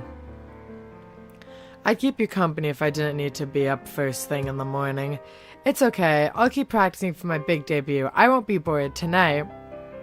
As your client / business partner / soon-to-be worldwide idol / friend, I officially declare that your shift is over. Why, thank you, my esteemed Winnie. Ooh, I like how that sounds. Uh-oh, if we're not careful, your idol thing will turn into a cult thing, which honestly I'm down for, but maybe we should hold off for now. I'll get some sleep then. Good night, superstar. Night, Otaku. Rest up. Let me know when you finish editing my debut recording too, alright? You got it. Oh, by the way, thanks for helping me get your letter down from the top of my dresser last night. Huh? What do you... I mean, sure, Night Otaku. Wait, it wasn't Winnie? Who was it then? The idol agenda. Completed Winnie Event 1. Oh, so we get to fully help her become an idol? Oh, this is gonna be fun. Still have not gotten a single Florian event, by the way. What a day. Who was it then? I know, I'm a little scared. Between dealing with customers, meeting and helping Winnie with her idol stuff, and everything with Florian, you were left with little energy for yourself. Just for a moment, you told yourself you just want to rest your eyes. Just a minute, then I'll get dinner and go to bed. It's gonna be morning. It's gonna be morning. Upstairs, wake up. What? Find it. Find what? Oh gosh, what now? Found an inexplicable pull like a magnetic draw urging you to stand. Oh, what now? You got to your feet and the swirling leaves followed you as if you were commanding them. Which you weren't, as far as you were aware. You looked out the window, but the wind didn't seem to be coming from there. Winnie, is this some kind of joke? If it is, then you got me. That pull continued, almost as if dragging you to the door. Swallowing hard, you followed it out your door and upstairs. What the freak? You had expected to see Winnie when you entered the room, but you found the attic empty. The pull continued, dragging you further into the room relentlessly. Dust motes danced in the beam of moonlight that streamed in through the stained glass window as you made your way to one of the dressers, pushing aside boxes in your path. The closer you got, the more the temperature seemed to drop, and the leaves twirling around you began to glow. Cautiously, you reached out and brushed your fingers against the smooth wood of the dresser, your heart pounding. It was icy to the touch, much colder than you would have expected. With a deep breath, you pulled open the drawer and found a book. It was old, leather-bound, with no writing on the front or spine that you could see. Carefully, steadily, you reached in and took it from its place in the drawer, blowing a layer of dust off the surface. What am I, an autumn witch? What is this? As soon as you made contact with it, the leaves swirling around you exploded into gold dust, shimmering through the air before coming to rest on the wooden floor. The temperature of the room returned to normal, and you were left once again exhausted. Strange book in hand, you made your way back to your bedroom. What? You set down the book on the small dining table in the kitchen and changed into your pajamas. Whatever strange thing was going on right now, it could certainly wait until the morning. That's so real. You crawled into bed, heart still racing, and closed your eyes. Despite the adrenaline running in your veins, weariness overtook you, and soon enough you fell back into a much deeper sleep. What is happening? Oh, look at that. It's Friday. The singy-songy chirping of a group of small blue birds on a windowsill woke you from your sleep. You sat up and yawned, stretching out your shoulders with a pop. I'm sure that's not meant to pop. Rubbing your bleary eyes, memories of last night resurfaced. Filled with alarm, you searched around for the book you found and noticed that there was nothing on your table. What? Huh? Where'd the book go? Oh, and there's a commotion downstairs. Abruptly, a book fell in your lap as if someone had dropped it. What the? Okay. Which language? Single word. Marigold. That's my last name. Is this Aunt Sylvie's? Just what's going on around here? Ghosts at night, sure, but people around here are different. Does that mean she was too? Do I have witch blood in me or something? Didn't make sense to you, kind of. Your aunt was a little strange in a curious way. Okay, Mr. Book. I'm going to leave you here, but I'll come back to you later tonight, I promise. There's no need to follow me around the store, alright? I've got work to do, but trust me, you and I can have a date tonight, alright? Just don't go anywhere. All I wanted to do in that moment was find answers, but instead you turned to your door. There was work to be done. Our cleanliness level's fine. I can look through the attic again. There's work to be done, inventory needed sorting, bills to be paid, and customers waiting to come spend their hard-earned money. And talk to you, apparently, since that's what your aunt did, helped people. I wanna man the counter in the morning and then storage in the afternoon. Cleanliness can wait for a little bit. Sitting behind the counter when the door opens and a short figure steps in, framed by the sun. Vivi! Did your mom like her birthday present? She smiled all day and night, and she's a very good smiler. Aw, cute. The shop smells so fun, so I wanted to come back. Maybe I'll find something else to make my mom smile. The day is always good when she smiles. Oh, it's a pretty mirror, isn't it? But unfortunately, it's not for sale. I might be able to find you something similar, though. When you look at yourself, how do you know it's really you? That's a crazy question. That's a big question. I like big questions. They fit more wonder inside. Vivi's mismatched eyes swapped left for right. And the glass looked perfectly normal. Huh?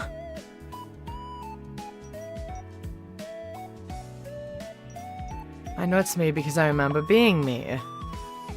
I've had this face forever. How could I be anyone but me? But history is heavy, and memories can change. Do you think they could ever take a person away from their reflection? Well, I guess everyone in this town is strange. Do her eyes just, like, swap? Sometimes I feel like I don't deserve my reflection. Like I'm wearing something very beautiful that belongs to someone else. And if I breathe too loudly, it might notice and ask for it back. But I want to keep it. What? That's crazy. She pressed her fingertips almost, but not quite, against the glass, then dropped her hands abruptly and turned back to him. Maybe you can share your reflection then. That's not so bad. Sharing is nice. Thank you for answering. Can I stay here a little while longer, just until my mom is done shopping? Sure. By the way, shouldn't you be at school? Not today. I only go to school on the days I can remember to. Doesn't your mom mind? Mom likes it more when we're together. I think you'd like her. She's a very good mom. Can I touch these? Be my guest. They're too damaged to sell. If you find anything you like, you can just take it. My smudged eyes lit up with some curious idea. Surprising deftness, she set the porcelain head against the toy's body, pressing the edges until they fit with a strange, uncanny snugness. The toy stared back at you with wide painted doll eyes, its small key clicking faintly when Vivi gave it a twist. Oh, she fixed it. See, now they're both happier. The doll gets to move again and the toy isn't faceless. It's better when broken things share their parts, then no one has to be alone. That's creative. I don't think I would have thought of that. They're both happier now. I'm impressed, Vivi. Maybe I should hire you to fix our broken stuff. I could help, but Mom is done shopping, so I have to go. I can come back later. I'd like that. Have a nice day, Vivi. Oh, that's a new one. Huh, okay. Oh, a Vivi event. Interesting. I didn't even sell anything.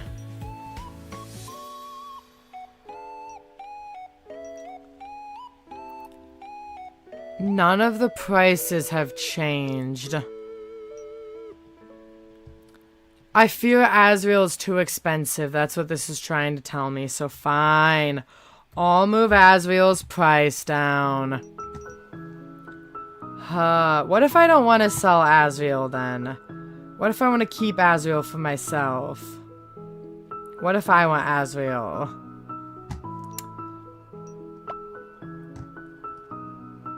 You're seated behind the counter ready for today's customers. Oh, Vivi. Welcome. Can't buy anything now, but I'll dream about them. Okay. Oh, hello, Quinn. What do you want? Nothing calls to me today. Brother! It can't be my prices. That brooch is cheap. It cannot be the prices. Oh, get out. I don't want you, Emmett. It does not seem practical, but I can see why it would appeal. Would you consider 8? Sure, why not? 8's good. 8's good. I'll take it. I might have just gotten scammed, but who knows?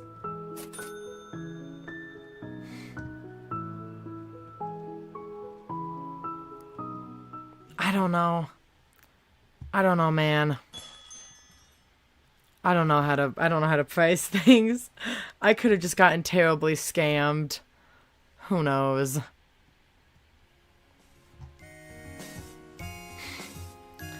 Florian!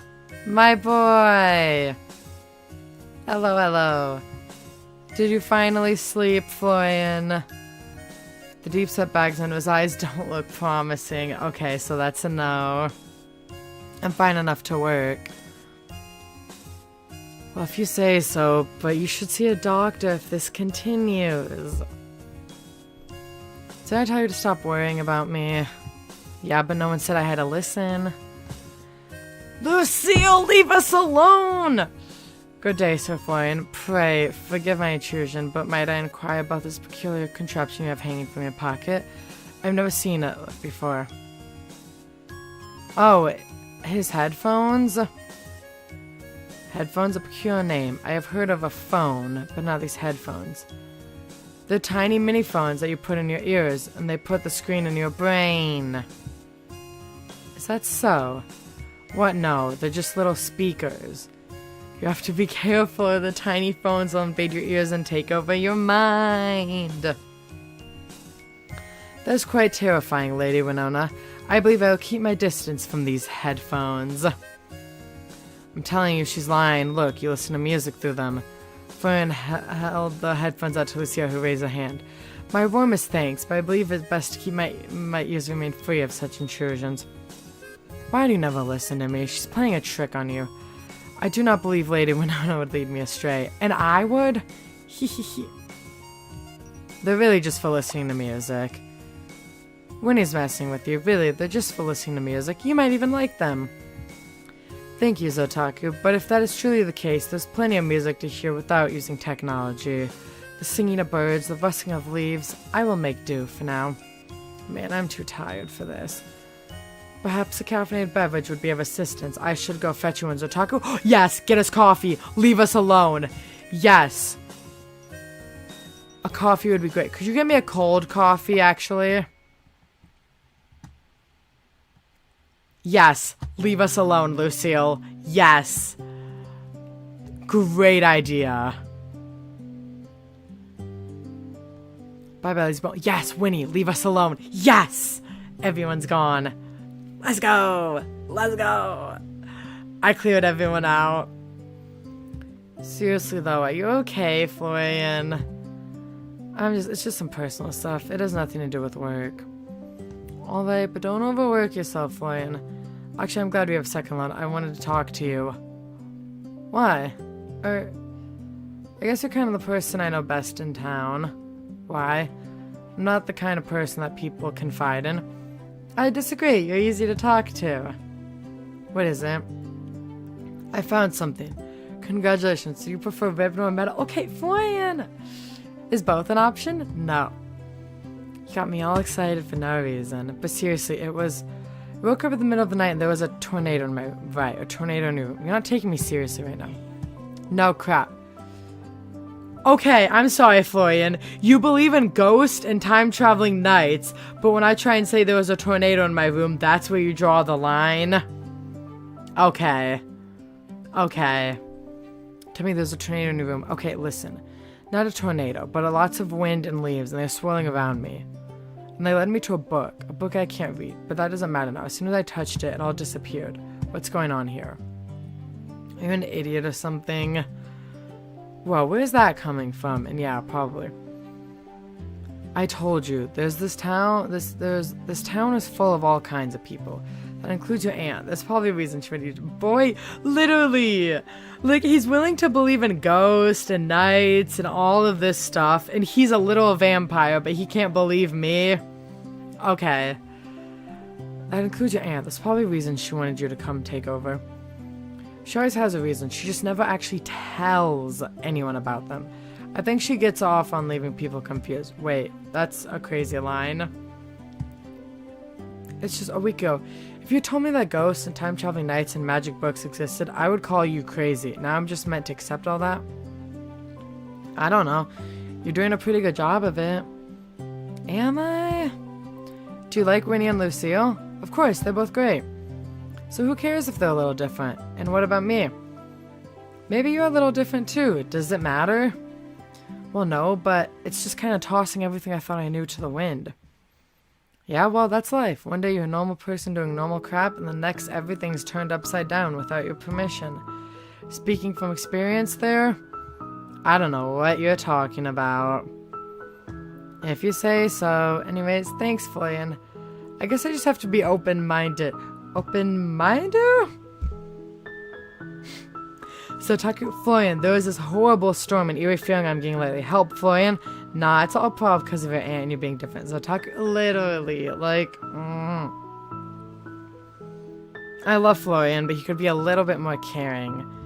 I mean, I can't just not believe any of it's true, seeing as the evidence is right in front of my eyes.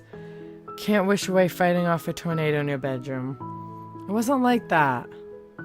My apologies for the wait, my friend. Lucille! Go get more coffee! Wait, what? You were gone all 5 minutes. A midday jog helps me clear my mind. Please enjoy. What have you got there? The shopkeep called it a white berry forest tea. I will admit, I have not tried such a thing, but I tend to keep away from coffee. I said you don't have to get me anything. It would be unbecoming of a knight to offer a drink to Otaku and not you, Sir Florian. Please, I'm not thirsty. Truly? Then I apologize. I did not mean to make you uncomfortable. It's not... Ugh. With a grumble, Florian picked up his drink. Lucille, can you go to the grocery store first? Don't come back until you bring the milk. Try. She would run to the milk aisle and come back in 2 seconds. We would have to give her a 3 hours worth of groceries list. And even then, she'd probably finish it in like an hour. Maybe 30 minutes. Florian picked up his drink. It smelled like strong, dark, rich coffee. There, are you happy now? I've got work to do. With that, he took off, coffee in hand. Is he always so pleasant? If by pleasant you mean acts like some knave had defiled his morning gruel, then yes. Sir Florian has always been rather somber. From the moment we met some months ago. We gotta give her a map to send her in circles then. We really do. I guess even Grumpy is charming in its own way. I'm sure he has his reasons. That is true. If I were to speak my mind, I would say he holds little belief in himself. Unfortunately, though, I do not know the circumstances that have led him to think like that. Regardless, under a solemn exterior, he's full of kindness. He has been kind to me since I got here. I'm with you there. He might roll his eyes or grumble a little, but he's always stopped to help me when I need it. And that is enough idle rest. I must take my watch and secure the perimeter of this establishment. Though my respite was brief, the call of duty is constraint. I would not delay in safeguarding you in this store. Monsieur bowed low to you before leaving out the front door once again. Back to work! Mumbled line from Aunt Sylvie's letter as you hauled another box across the attic floor. If I were a cursed vase, where would I hide? Search for the cursed vase. I think I got the cursed vase. No bird pattern vase, not even a lonely spirit. What? Emergency tea fund. If you found this, you were meant to. Ooh. So no bird vase. Oh, I got $10. Oh. Authentic fish pendant. Oh goodness. Okay. Pfft. Greetings, sir. You have arrived at the most fortuitous time. Sir Fleur and I were just debating over whether Otaku would neglect to pay the bills or not this week. Do I even have enough money to pay the bills? I'm not supposed to tell anyone that. It was just between us. Do I look that forgetful? Do you want me to answer that honestly, Florian? Emmett adjusted his glasses, pushing them up from the center with his fingertips. No bills will go unpaid while I'm still contracted. What's that supposed to mean? Everything would fall apart if I fired you? I didn't say that, but you're free to assume what you will. Careful, if you speak to me so nicely, people think you actually enjoy my company. My apologies, we wouldn't want that, would we? No, I'll set up my computer at the counter and we can go through your books together. I did bring my own laptop, if that makes things easier. It would stop me from having to come and assist you every week. Then get out, Emmett, get out! I don't want you out!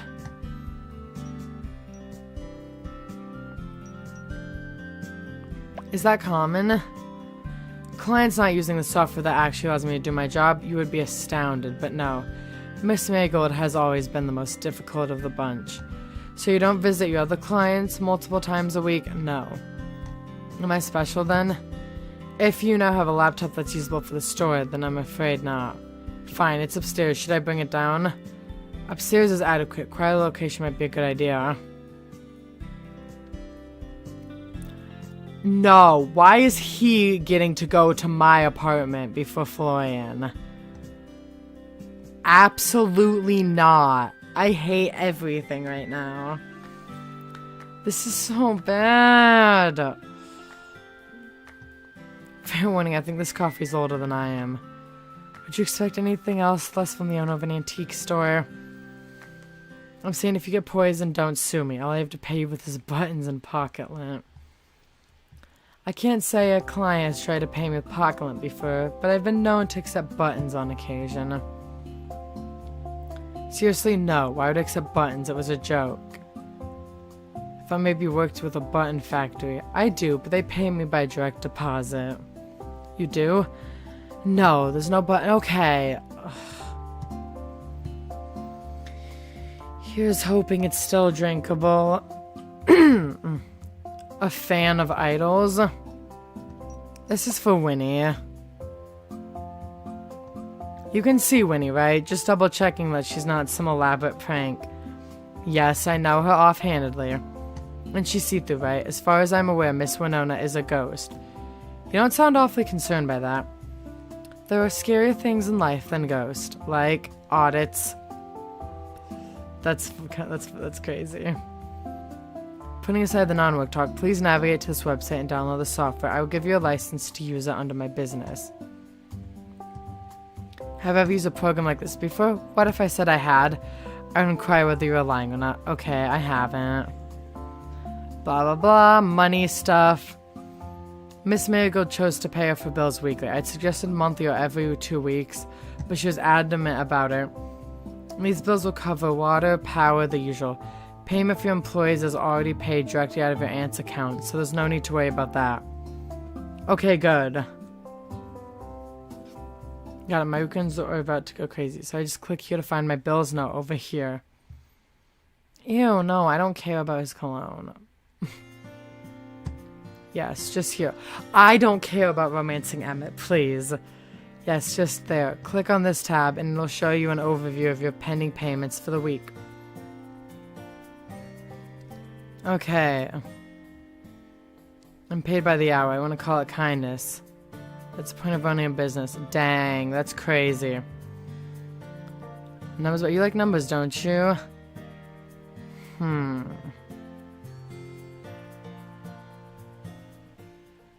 Like 7 plus your recent additions. And it took that long to figure out my bills. Now I'm the one who's joking. I think I'll leave all the numbers to you. I had to stop you from entering the wrong amount at least a dozen times.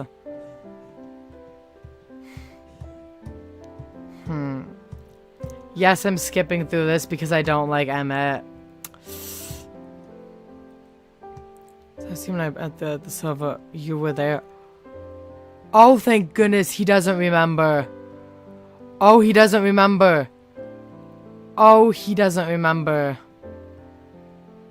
So that's a no to hanging out.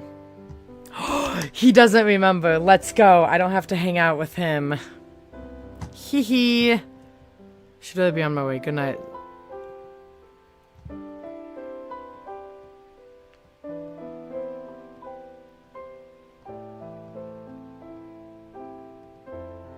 What the? What is Emmett? Okay, so Emmett's some kind of creature too.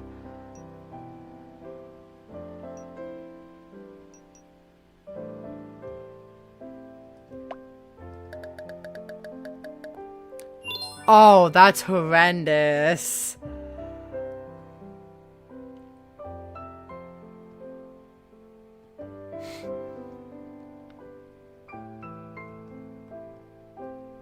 Then another, and another, and another, and another, and another, and another. Love in a bottle, love in a bottle. Don't need love when it comes in a bottle. I love that song so much, guys, anyways. I can't do this, guys. I can't do this. I don't like Emmett. I can't do this. I'm 2 seconds away from crashing out.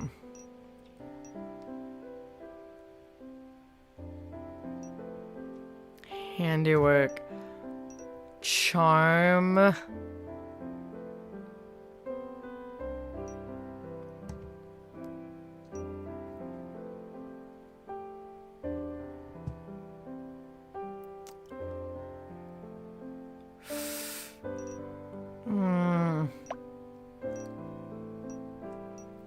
I feel like I need more. I feel like luck could help us a lot. Okay. Emma was crouched low to the ground, holding out a small white plate bordered with yellow ducks for the group of tiny cats. This is kind of cute, though. As the kittens meowed and ate, he stroked them gently, smiling. His normally serious face had been replaced by a softer expression. Well, I wasn't expecting to find my favorite numbers boy feeding strays. Ah, what are you doing here? As he spoke, his voice cracked and the kittens scattered, leaving the two of you alone in the dim moonlight. Ah. I wasn't following you for no reason. Okay, I suppose I did kind of follow you, but not for anything nefarious. You left something at the store. I just wanted to return it. Really here, sorry for spooking you. You held the letter out to him, and he finally stood up from his crouched position, dusting the dirt off his pants. He reached out and took the letter carefully, as if not to tear it. Did you read it? I'm not as nosy as I look. No, I didn't read it, I promise. Well, I apologize for my prior rudeness. This was highly unprofessional of me. I'm not expecting to be professional outside of your work hours. In fact, I think you could probably loosen up that tie a little even during business. Do you like cats? I suppose you could say that. That's not a yes or a no. They're small and cute. I'm not flirting with him. Stop it. You like small and cute things? Is that a crime? No, it's just unexpected. I thought you were more interested in spreadsheets and auditing, not cats.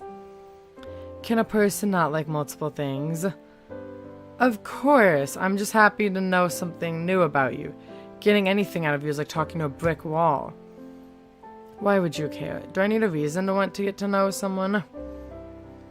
Emmett adjusted his glasses and stared at you for a few moments, as if he was waiting for the punchline. Okay, apparently I do. I'm new in town. I'd like to make some friends. Is that sufficient? Sure, there are plenty of people around town who'd be thrilled to be friends with you. And that doesn't include you. I'm a busy man. I don't have time for hanging out. Right. I remember. You have no time for friendships. So why are you feeding kittens then? A fair comment. Thank you for returning my letter, Miss Magel, but it's late and I should be getting home now. You should too. Then how about letting me walk you home? There's no need for that. It's hardly a 10-minute walk. I know there's probably no need, but can I do it anyway? What if I don't want to walk him home? Fine, if it makes you happy. That doesn't mean I consider us friends. What if I literally don't want to walk him home myself? How about close acquaintance? What if I don't want to be acquaintances with him, game? What if I don't want to? We can start there. Great, you won't regret it. You smiled brightly and Emmett looked at you out of the corner of his eye. So, my close acquaintance, am I allowed to ask you something? Also, close acquaintance sounds way more intimate than friends. I'm sorry. That just sounds so much like... That sounds so much like closer than friends. If I ask you not to talk to me, you wouldn't do it, would you? I don't talk that much, do I? I mean, it's wow, ouch. Okay, I can't tell if you're joking or not. That's kind of terrifying. But going at the other topic again, what was with you the other night? I don't think I'm going crazy. I definitely saw you there. I was afraid you'd ask that. I'll tell you, but this will stay between us. Is he some kind of creature? I have a low alcohol tolerance. Oh, it's that simple?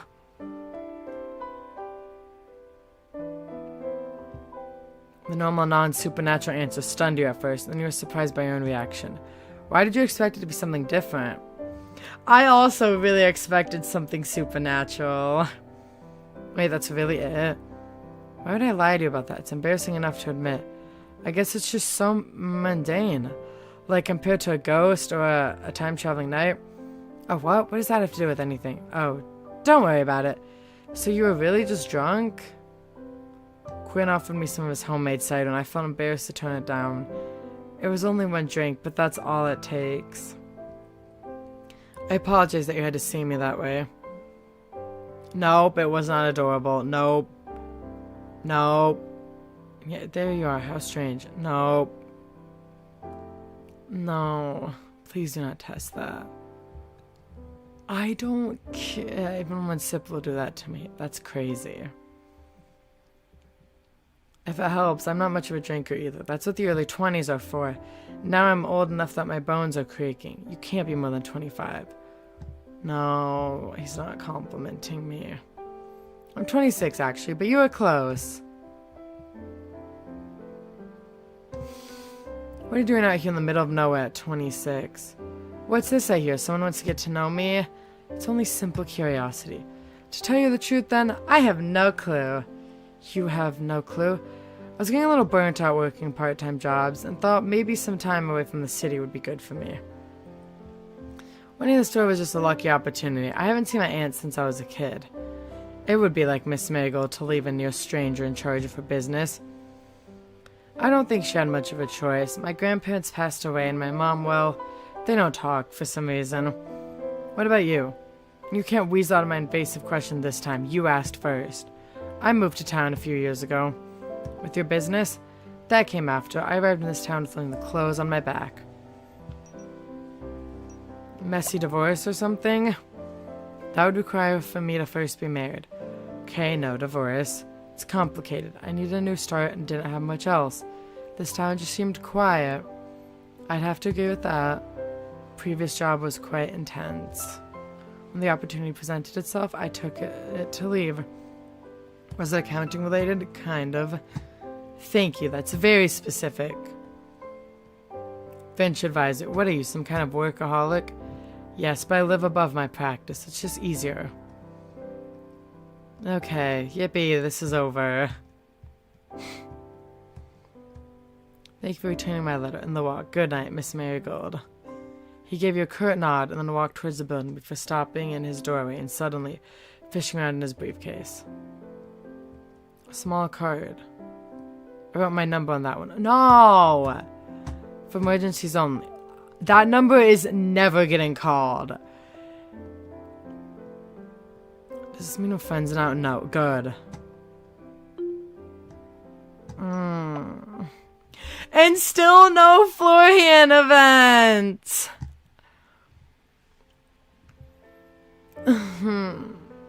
And still no Florian event. I'm literally gonna crash out. I have gotten every single other person's first event except for Florian. Please! That's all I want!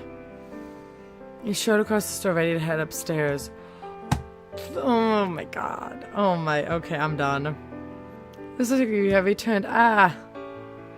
Florian, do we need to put out the Batman signal for you? Do we need a Florian signal? I think we do. Jeez, Lucy, what are you doing hiding in the dark?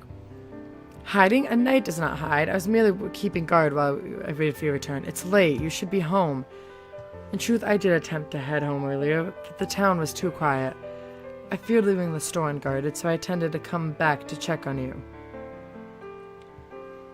Sir Florian informed me that you had gone out and had not returned, so I grew concerned. Alright, Emma left something here, so I had to hunt him down.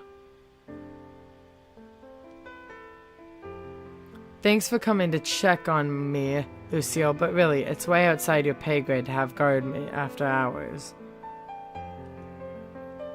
This is nothing about pay, Otaku. I need no reward, only the knowledge that you are safe and well. Thanks, Lucille. I'm totally fine. In fact, we were talking and I walked Emma home. I'm not sure how happy he was about the whole thing, but you know, maybe it's the thought that counts. A noble deed, no matter how small, is never wasted. Yeah, I guess that's true. It was kind of fun, too. Lucille placed a helmet on her head, then brushed herself off. Well, if everything is in order, I will take my leave. Do not worry, I will not allow myself to be late tomorrow morning. She bowed low, then started towards the door.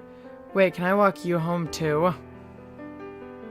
Why? Allow yourself to and allow you to see yourself home after? Nay, I would not. If it means to protect myself, should brigands set upon me, you do not, I would not be fitting.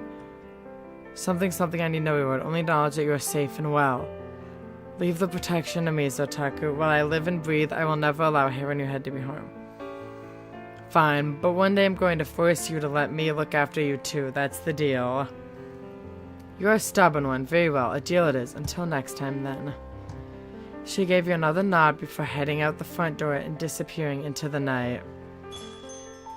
The sound of the bells chiming faded as the door closed, and once again the store was plunged into silence. You waited for a minute or two until you heard the sound of her footsteps growing distant, then locked the front door and headed back up the stairs. Your room was much as you left it, cluttered by decades and decades of use. It wasn't quite home yet, but it was a nice change from the dingy apartment you'd called your own for the last few years. You walked over to the kitchen table. With all the rush of chasing after Emmett, you had forgotten you still had cleaning to do. With a sigh, you packed up the various papers that still scattered the surface before placing your laptop back on your desk. Wait a second, where'd the book go? Hey book, where'd you go? I know I didn't imagine you. Oh, where'd the book go? Finally exhausted, you sat down at your desk and found it sitting on the surface as if it had never gone missing in the first place. You're messing with me, aren't you? So no response, though what would have been more surprising would have been getting a response, really. Alright then, book, play difficult, see if I care. You picked it up and flicked through the pages. It was the same as before, page after page after page of sigils and writing in a script you couldn't read. One page at a time, you painstakingly searched high and low for anything you could read. An hour later, you slammed the book down onto your desk, frustrated. Nothing you wanted me to find, didn't you? Why are you being so difficult now? That moment, a cloud drifted lazily by the star-filled sky outside, and the moon shone through your window, casting a beam of light onto the desk. The light shone on the open book, and as if a switch had been flipped, the entire book began to glow. Oh, it needed moonlight! Let the moonlight guide you! Literally! The brightness burned your eyes, and you uncovered them, turning away and squeezing your eyelids shut. After a few moments, the glow faded, and when you looked again, the book was still there, sitting on the desk, but something had changed. Where before you saw plain, used leather, now you saw beautiful gilded edges and intricate embossing. It looked like a piece of art more than a book. But suddenly it snapped closed, as if caught in a strong breeze. Oh, well, I never. A voice echoed from the book, and slowly it began to float off the table, hovering just a few inches in the air.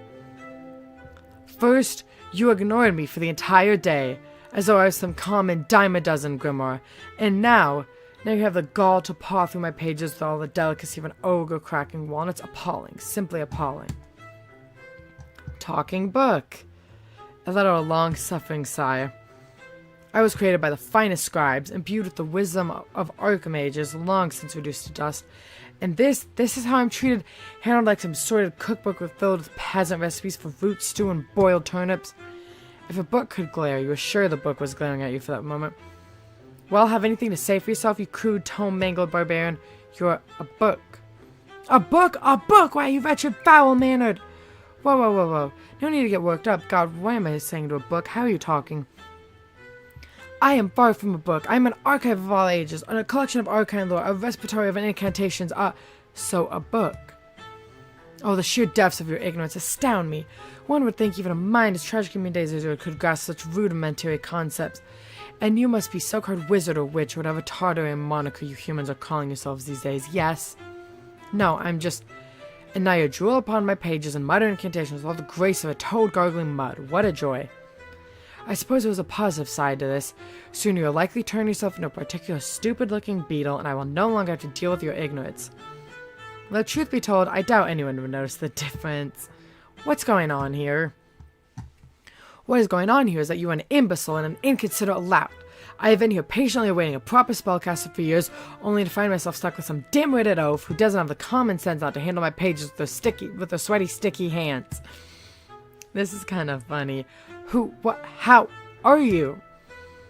So the peasant finally decides to address me as something other than a measly book. Congratulations surely on the progress.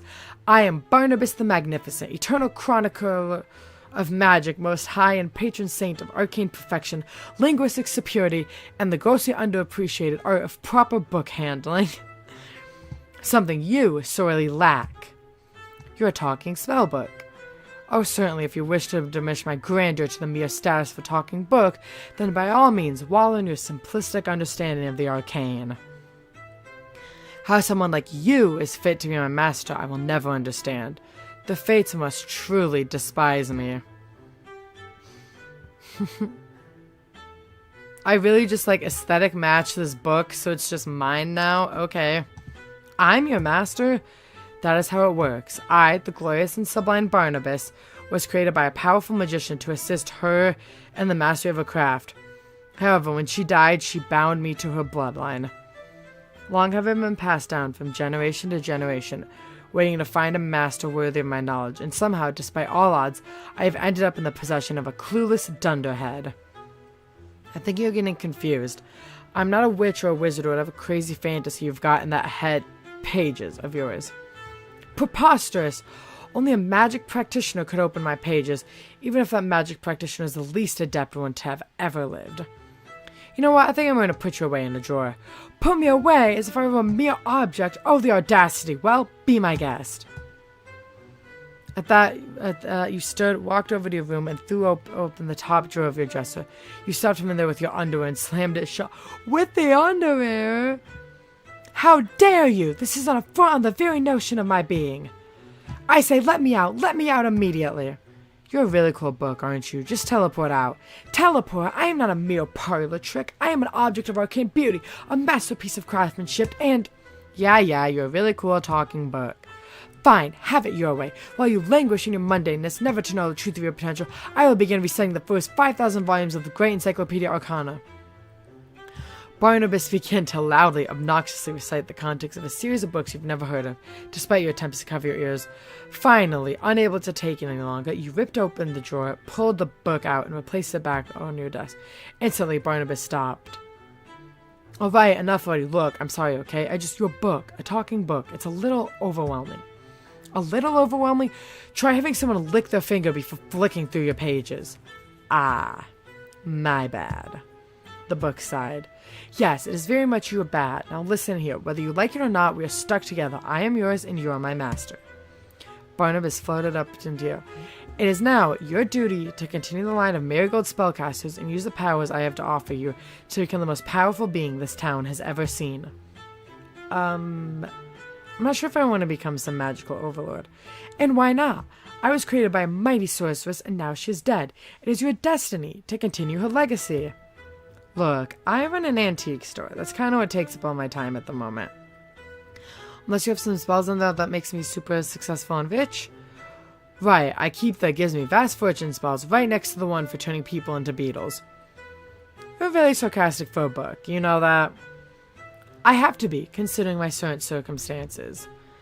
And, as you're my new master, I'm afraid the sarcasm is likely here to stay.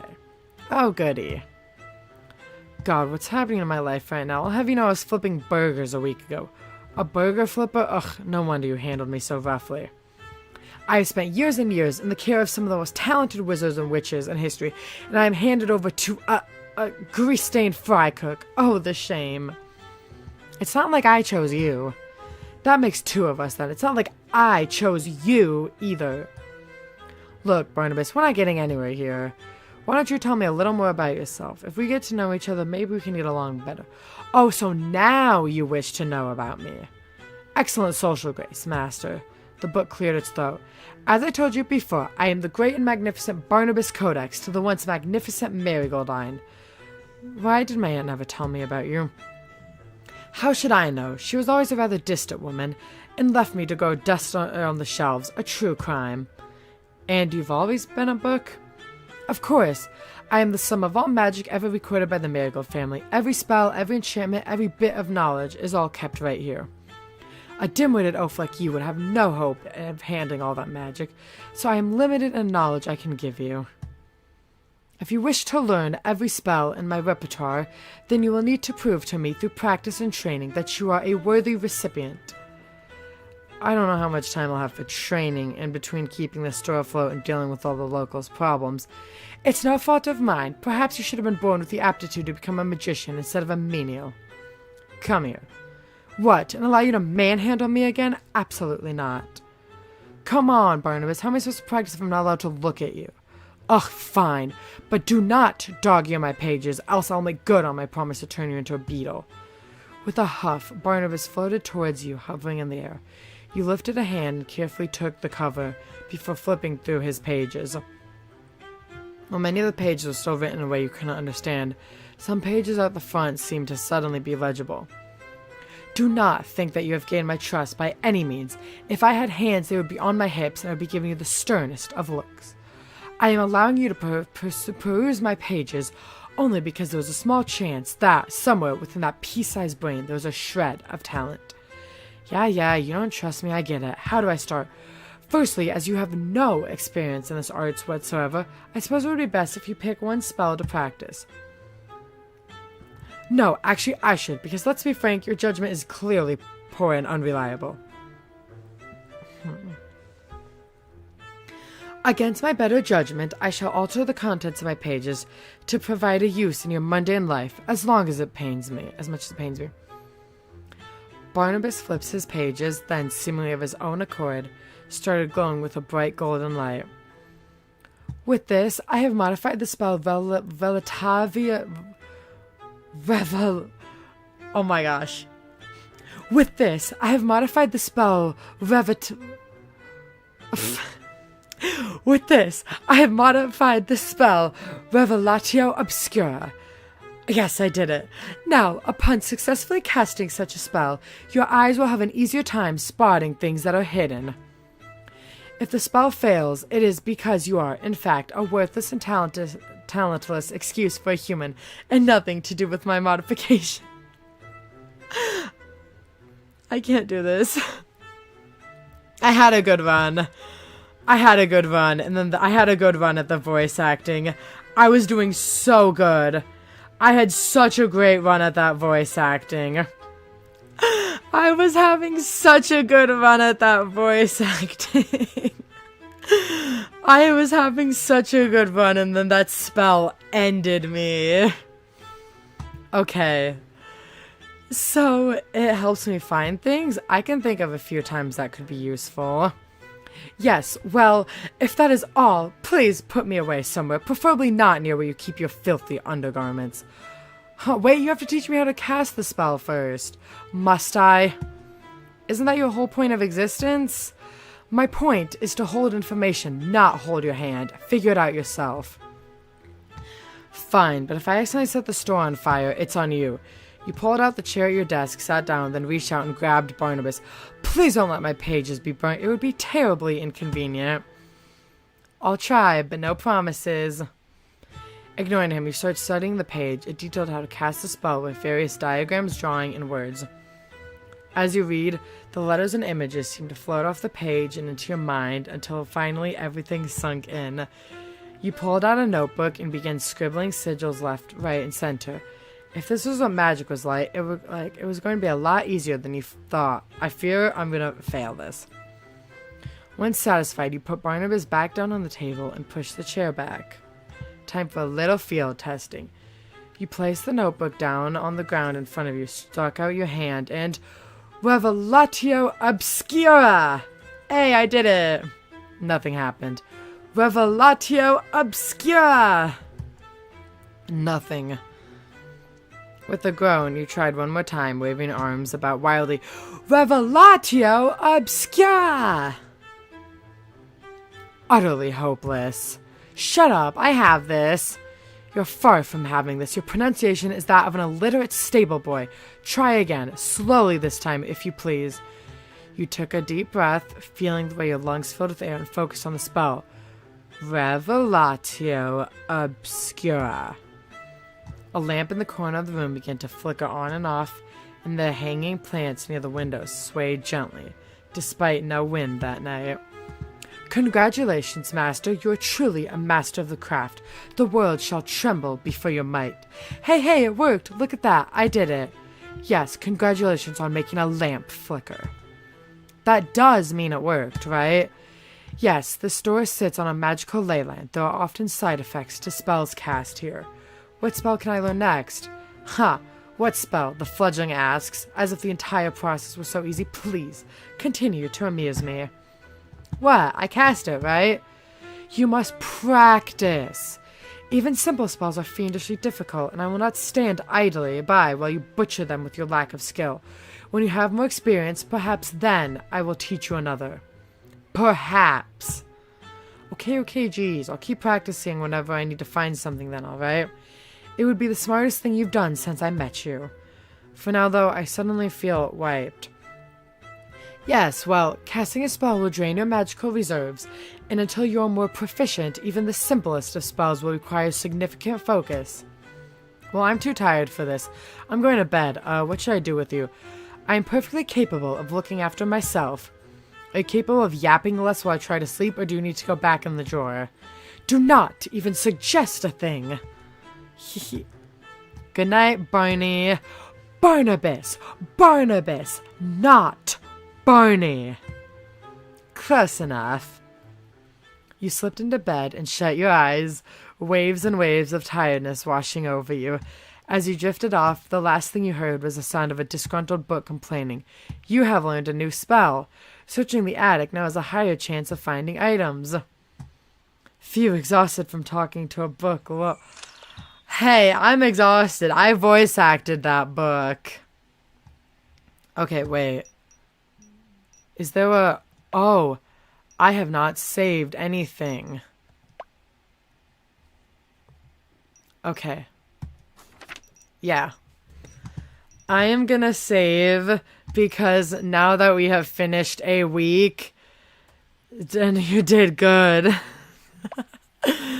Thank you. I wish I could I wish I could voice act the entire thing like streamers do. But I do not have the energy or the skill to. But anyways, now that it's been 4 hours and we've met the magical book and we did some voice acting, I think I'm going to call it here. Because I think finishing an entire work week is a good place to stop. We'll do more of this next week. Are you sure you want to return to the main menu? Yes, I saved. Okay. Let me turn off the desktop audio. Let's wait for the model to load. Let me pull her up a bit. Okay. Ugh. Oh, wait. There's extras? Oh, they have all the music. Honestly, that just takes time practice. Even they get exhausted too. You'll definitely do a full stream voice act one day. Yeah. I try to voice act a little bit here and there. Like, really eccentric characters like the book that are easy to voice act, I like to voice act characters like that. Goodness. But anyways, we are gonna end it here though, guys. Thank you so much for coming to stream. I hope you guys enjoyed the Willowmist Emporium of Antiques and Curiosities. That was a lot of fun. I love to have studio games. That's why we played for 4 hours. I didn't want to stop. We have to continue this. We have to finish the demo next week. But yeah. Thank you all for coming to stream. Oh goodness. And yeah. Sorry guys, I'm tired. That voice acting was so fun, but that was a lot. It takes so much energy. But no, this was so much fun. I love to have studios so much. Yeah. I hope you guys had as much fun as I did though. Thank you all for coming to stream. Love you guys. And I'm so excited for tomorrow's stream. We're doing the tier list. We're doing the TN tier list. I can't wait. It's going to be so fun, and it's going to be a super interactive stream because you guys are going to be helping me make the tier list. I'm excited. This one has been one we've been waiting for weeks. I'm still trying to figure out which tea. If I have time, I saw, and it's like available in stores near me, I saw something about osmanthus like milk tea, but I don't know if we have like osmanthus tea in America. So if I have time, I'm thinking osmanthus milk tea, because it looked really good and yummy. But if not, then I'll probably just get whatever tea I have in my house, because I know we have a lot of tea in my house because my parents sometimes drink it when they're sick. So I'll have to do some digging, and I'll have to see what's in stores near me. But yeah, I'm excited for tomorrow's stream. But yeah, so tomorrow is the tier list stream. Don't miss it. But yeah, I hope you guys had as much fun today as I did. Thank you all for coming. Once again, love you guys. And I will see you all tomorrow. But yeah, so bye. Bye, y'all. Bye, otakus.